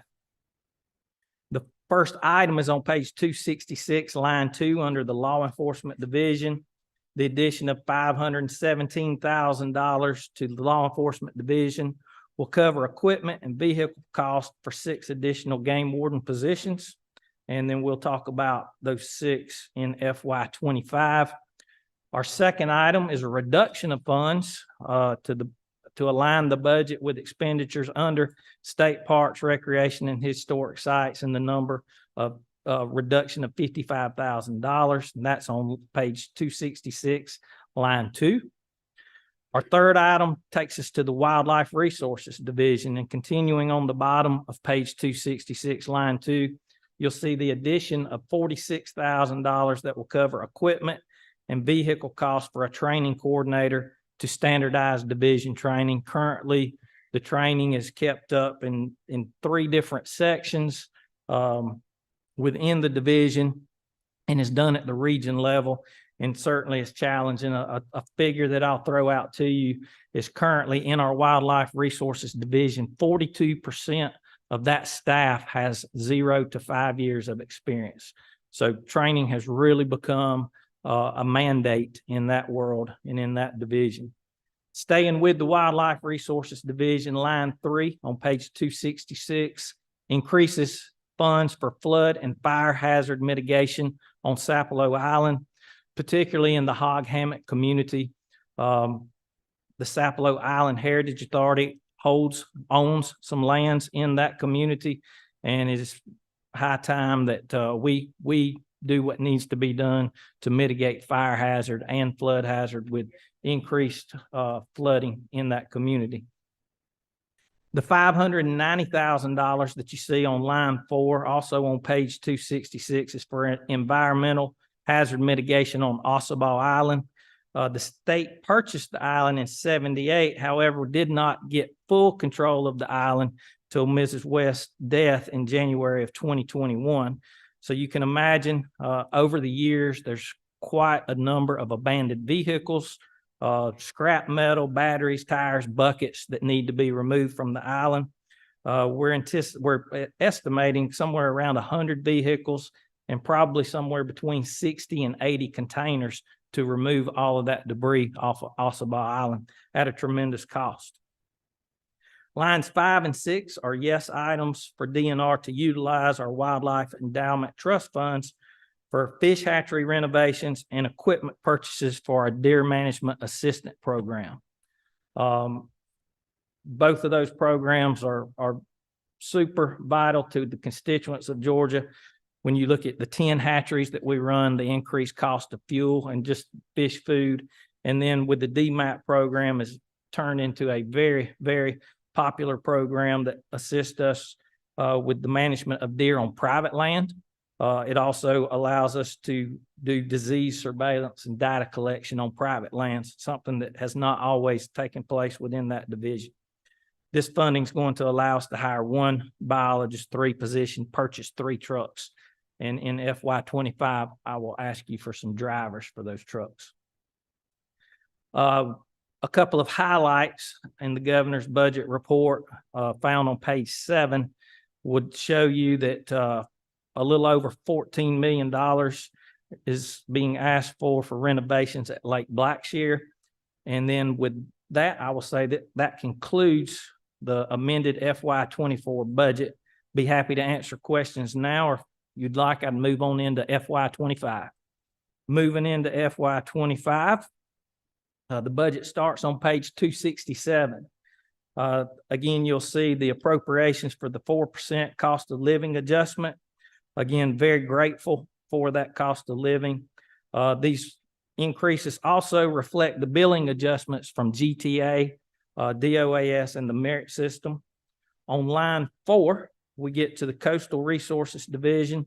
You'll see a cost savings in the reduction of $31,000 by removing landlines from that office and transitioning to strictly cell phones.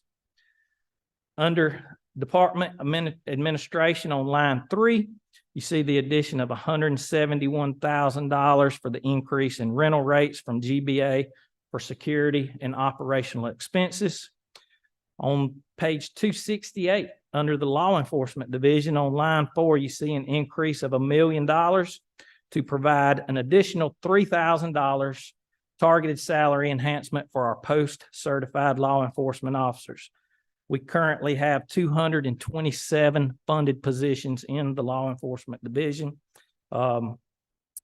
208 of those positions are filled, and that includes the 18 cadets that are currently at Georgia Public Safety Training Center, probably doing push-ups as we speak. Continuing on page 268, line 1, under the Georgia Outdoor Stewardship Program, this is a true up from FY23, leading to a reduction of $215,316 in that program. And then the only change that you see in our Parks, Recreation, and Historic Sites can be found on the bottom of page 268, line 5, and that's a carryover of the reduction of $55,000. Moving to page 269, you'll see the Wildlife Resources Division. On line 5, an increase of funds in the amount of $152,000 to hire that training coordinator that we asked for the truck and equipment for in AFY. And then line 6 shows a cost savings measure that will replace $118,000 in state funds with federal funds. And we're basically merging 2 programs within our fisheries section just for efficiency and effectiveness. Also within wildlife resources, by consolidating our hunting and fishing regulations, which for everyone in here has always been printed separately, we can, on line 7, you'll see a reduction of a little over $100,000 by merging those 2 publications. Line 8 is a true up to the Wildlife Endowment Trust Fund in the amount of $73,395. And then on line 9 and 10, we have yes to utilize our Wildlife Endowment Trust funds again for those fish hatchery renovation projects and to expand that deer management assistant program by hiring an additional biologist 3 and 2 biologist 2s to assist with private land management. A couple of the highlights that you see again on page 11 under DNR for FY25 is we have almost $19 million for major renovations and improvements at state parks and department facilities. We have $6 million for new construction at state parks, $15 million for land acquisition of high valued conservation lands. And then I share with the next presenter $3,300,000 for vehicle replacement and lab equipment. And with that, Mr. Chairman, I know that was very quick and to the point. I know it's supper time. I'm happy to answer any questions. Thank you, Commissioner. You do have a couple of questions. I think you just mentioned it, that you do have, there's 3.3 million in the Gov's recommendation for vehicles and equipment. And I know that we at times have funded, I know some of heavy equipment that y'all had to replace, but how are we on your vehicle fleet? Will this help you, or are you still in need of funds to improve your vehicle fleet? This is of great help to us. If you look at our overall fleet, we currently have around 1,000 vehicles in our fleet. That's of all of our divisions. Probably around 50% of those are probably eligible to be turned in with 135,000 miles and 5 years of service on them. But so any vehicle we get is of great help and in need. Chairman Burns. Thank you, Mr. Chairman. Thank you, Commissioner, for your input. I apologize for having to slip out and back in, but I want to, you may have already addressed this, but I have to ask the question. We had a conversation with Commissioner Harper from Ag, and we were talking about feral hogs, and we're talking about feral deer. I don't know if there's such a thing, but we have an abundance of deer populations in the southern part of the state that are making some significant challenges to our farmers when it comes to crop damage. And we have to find a way to address those concerns. How would you recommend moving forward? I can tell you that we have been meeting with Chairman Rhodes and several of the other chairmen and the representatives and senators, particularly from our rural communities. And we've met with Ag Commissioner Harper on several occasions to discuss this. So it is, I think the first thing is we have to have that ongoing conversation and know that we're all still at the table trying to find a solution. We have made a lot of changes in our crop depredation permit and the way that we issue those. We've made it much easier for a farmer to get those permits. We're still trying to tweak that process so that we've gone from 3 assistants on a permit to now you can have 6 assistants on a permit. Before, we used to have to wait until there was actual damage in the field before we would issue a permit. If you call your regional office today and say, I'm planting cotton in the middle of March, then we'll go ahead and give you a permit and you can start working on those deer. I appreciate that. Thank you very much. I would suggest that at the end of the day, we have to incentivize the hunter to harvest does, because most hunters will spend the entire season looking for 2 bucks and they'll let 20 does walk.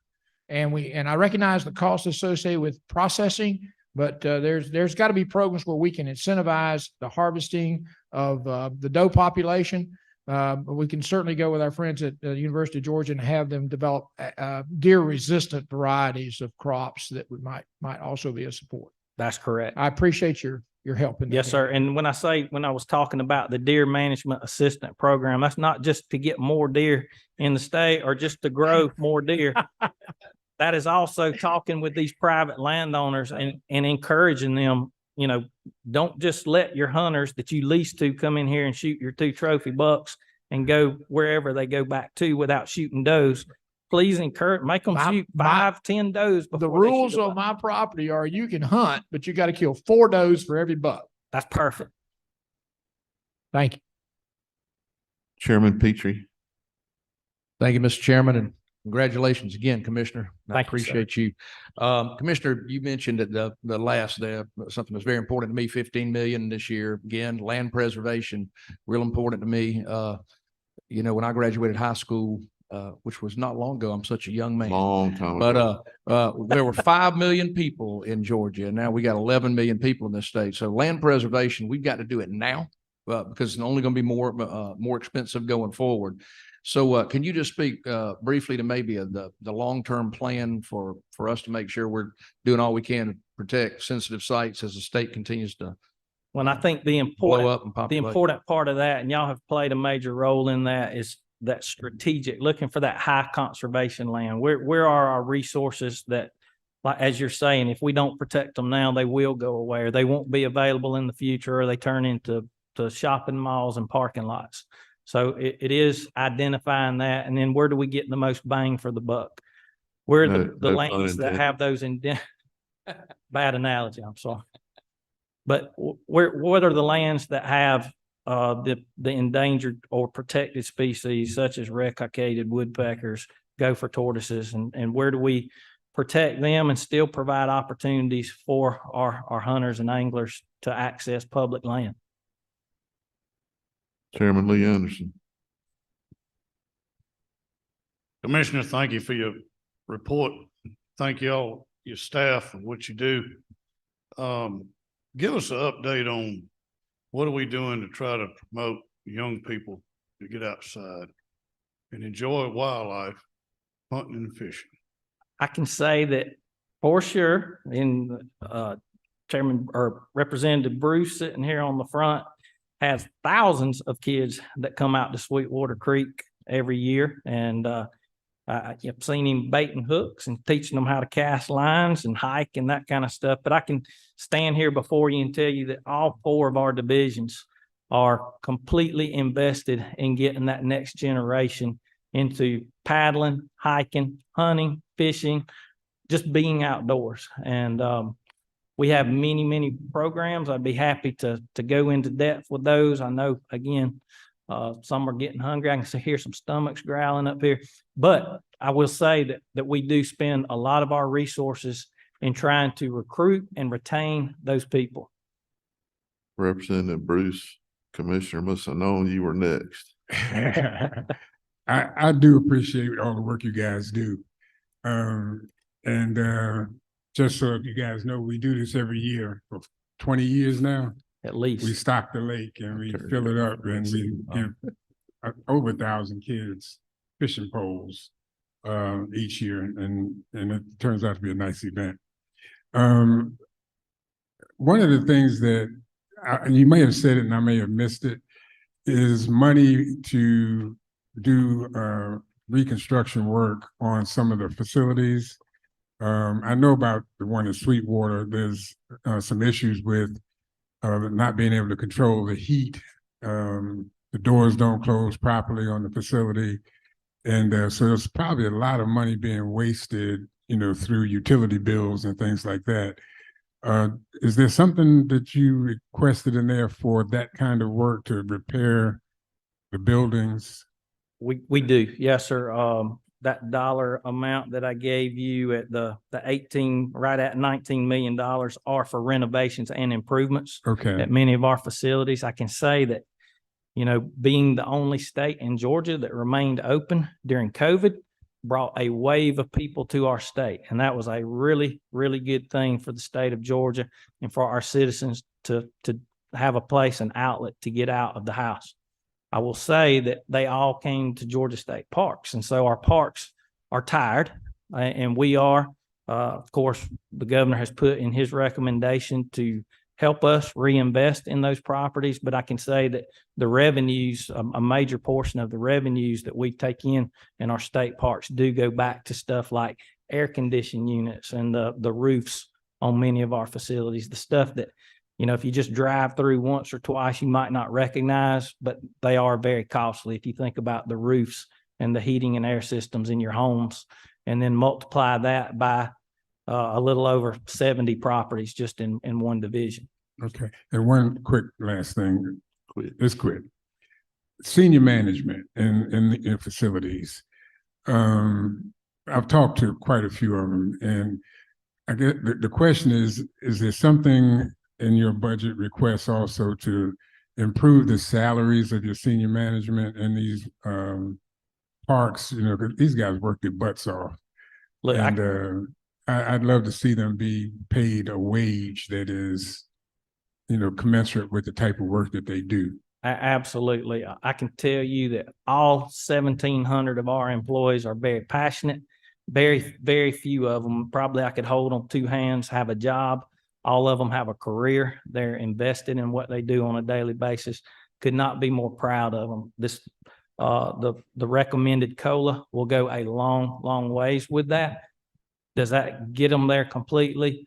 No, but it's better than what they had, and we're going to continue to improve with that. We've got in all of our divisions, we're working with cost-based initiative incentives to allow for people to, once they get some tenure, trying to invest in their salaries. There's one question that kind of ended up, Commissioner, I'm looking at the solid waste trust fund. I know there's $1,000 increase for all employees. There's none here. Does that mean there's no employees assigned to the solid waste trust fund? I would defer to your next speaker. Gotcha. In fact, save all the sorry, hard he was in a questions for suit, the I next speaker. Representative Evans, please make your question quick. Thank you. Yeah, and I just wanted to ask about the Georgia Outdoor Stewardship Program. Yes, ma'am. Yes, and so how much was that?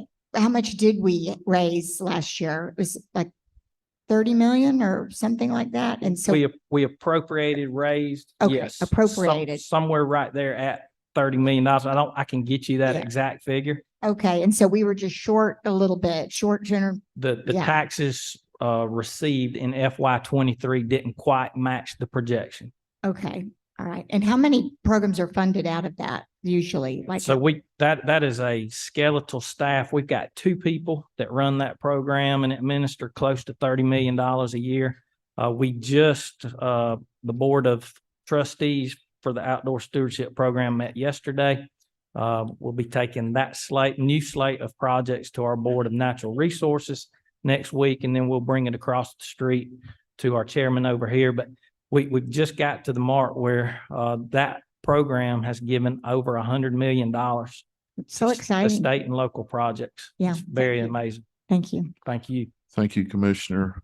No more questions. I would like a listing of all the improvements at all what y'all are recommending, and also I'd love a status on the renovation work on the mansion at Chapel. No, thank y'all.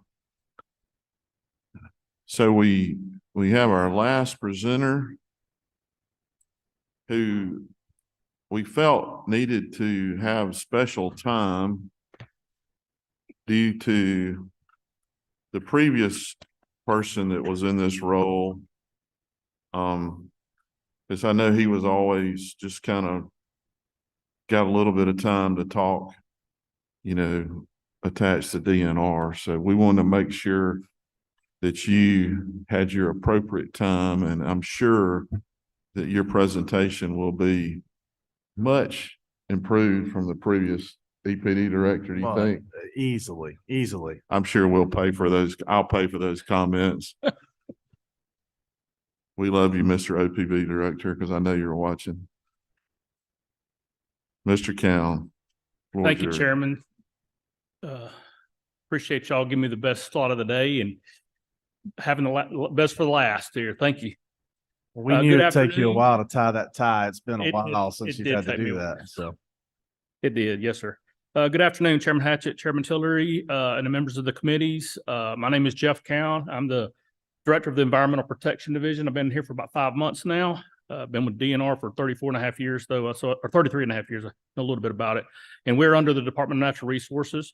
Thank you for the opportunity to speak with you all today about EPD's budget request. First of all, I have Deputy Director John Eunice in the back, and I also have my Director of Policy and Governmental Affairs, Katie Hegarty, in the back. They have the two of the hardest jobs in state government. That's keeping me straight every day. So they really earn their pay. I first want to thank Governor Kemp and Director Dunn of OPB for the continued hard work and dedication in preparing EPD's budget. The governor's budget recommendation you have before you today provides EPD the resources and funding it needs to succeed through the end of the fiscal year 24 and into fiscal year 25. I look forward to working with you, Chairman, you and the committees and the whole General Assembly in its budget process, going through it. If you would like to follow along, the governor's budget report and our budget is 264 to 272, just like the commissioner's was. First off, and amended, we have $748,169 to support the $1,000 pay supplement for all our employees. This is a total funds cost to EPD and supports all state, federal, and fee funded supported positions. We are extremely grateful to be fully funded on that supplement. Also, the supplement, as the commissioner stated, was well received by our folks because they're right around the holidays. So thank you all again. We also work with the governor on that. I'll now go into fiscal year 2025. We have an increase of $641,795 for statewide cost of living adjustment for EPD employees. This is the cost for EPD state-funded positions, which is about 41%. And the total COLA will cost EPD approximately $2.7 million. We will fund the other parts through grant-funded, fee-funded, and federal-funded positions to get the COLA to the other 59%. And thanks again to the governor for this COLA to help us recruit and retain good employees within our agency to get this portal work done. Next, we have a statewide adjustment for $430,489 for the Department of Administrative Services agency risk premiums, the Georgia Building Authority rental rates, the Georgia Technology Authority rates, and our merit system assessment billings. And there's a breakdown in there if y'all need that. But I'm going to try to be expeditious. I'm the last one, and it's getting late in the day. That's next, we have an increase of $10,057 to provide an additional $3,000 pay increase for EPD's 2 law enforcement officers that help us with fraud and other things in our I&M program. Thanks to that. Next, we have it's a cut, but it's a transfer of $172,290 for 2 paralegal positions to the Department of Law. These 2 positions have been at the Department of Law for many years, but they're funded through EPD to help us. We were responsible for the administration of these positions, but they've always been managed by the Department of Law. So moving the positions creates efficiencies for both EPD and for the Department of Law. We still are able to utilize them as we go through our work, and the Department of Law is in agreement with this transfer. Next, we have an increase of $350,617 for 5 new positions to help with the agricultural water withdrawal management activities within the state. This funding will provide salaries for 3 new environmental compliance specialists, 1 geographic information specialist, and 1 data management specialist to be located in our Tifton office.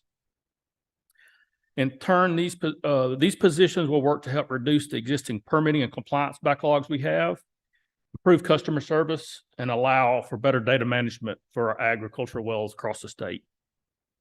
There are approximately 3,000 backlog permitting actions, 1,500 backlog compliance or technical assistance issues.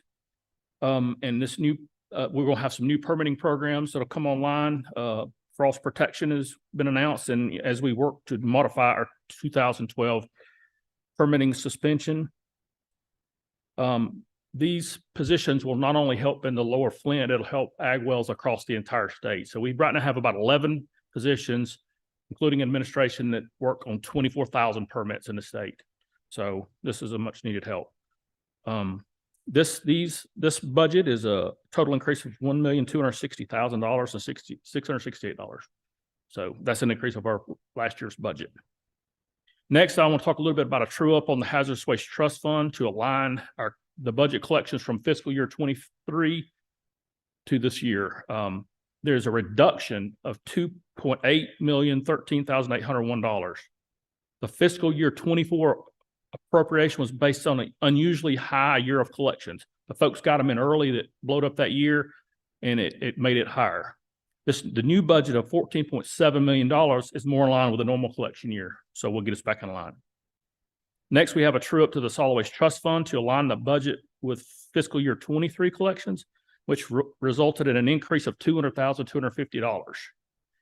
Same thing, it was based on a budget year. And Mr. Chairman, we do have positions working in the solid waste trust fund.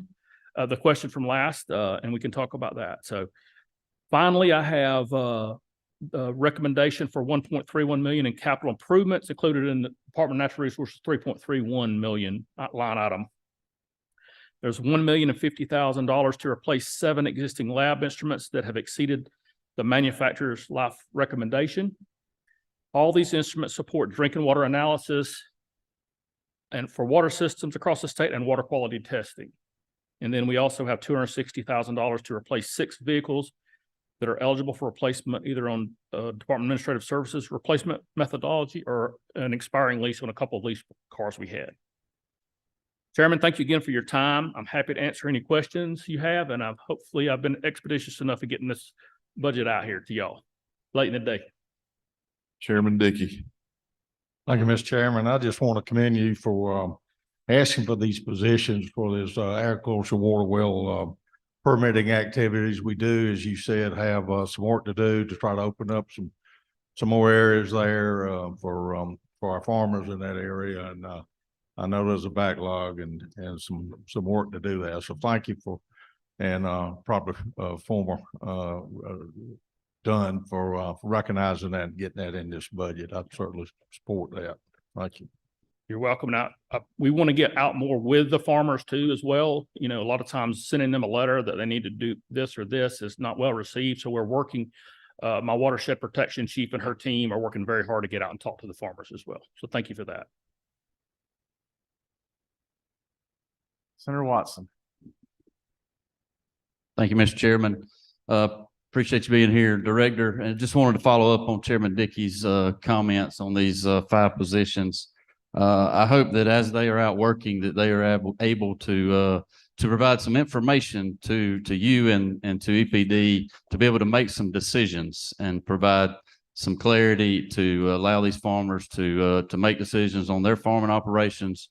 They've been very patient for now 11 years waiting on people to the state to respond to them on what they need to do and how they need to move forward to improve their operations and continue to grow. So I hope to see great benefits from these positions. So thank you.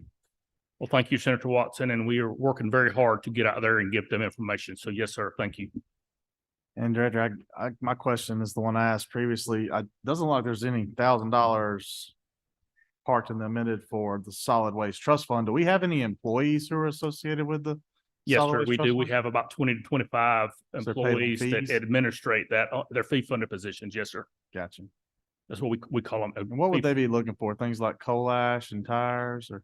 Tires, working on compliance, working on carriers and everything, doing grant funding with the dedication of the funds to grant funding for recycling, new innovative tire processes and all that. Yes, sir. Would they be out looking? So like if you, obviously the solid waste fund generate off tires, would they be out looking to see like if tire, the word's not distributor, seller is dumping illegally? Are those the folks that are out looking for that? Yes, sir. They're out looking for tire piles. We hope we're reducing we continue to reduce tire piles, but yes, sir. And they go to the distributors and the people selling the tires, try to make sure their records meet with that. They are not dumping them. Gotcha. Yes, sir. Thank you. That's all the questions. You survived. Thank you, sir. Thank you all. Thank Appreciate you it. all very much for hanging in today. It's been a long day. Great questions. You've been very cooperative. 8 a.m. in the morning. We start with all the law people tomorrow. Thank you.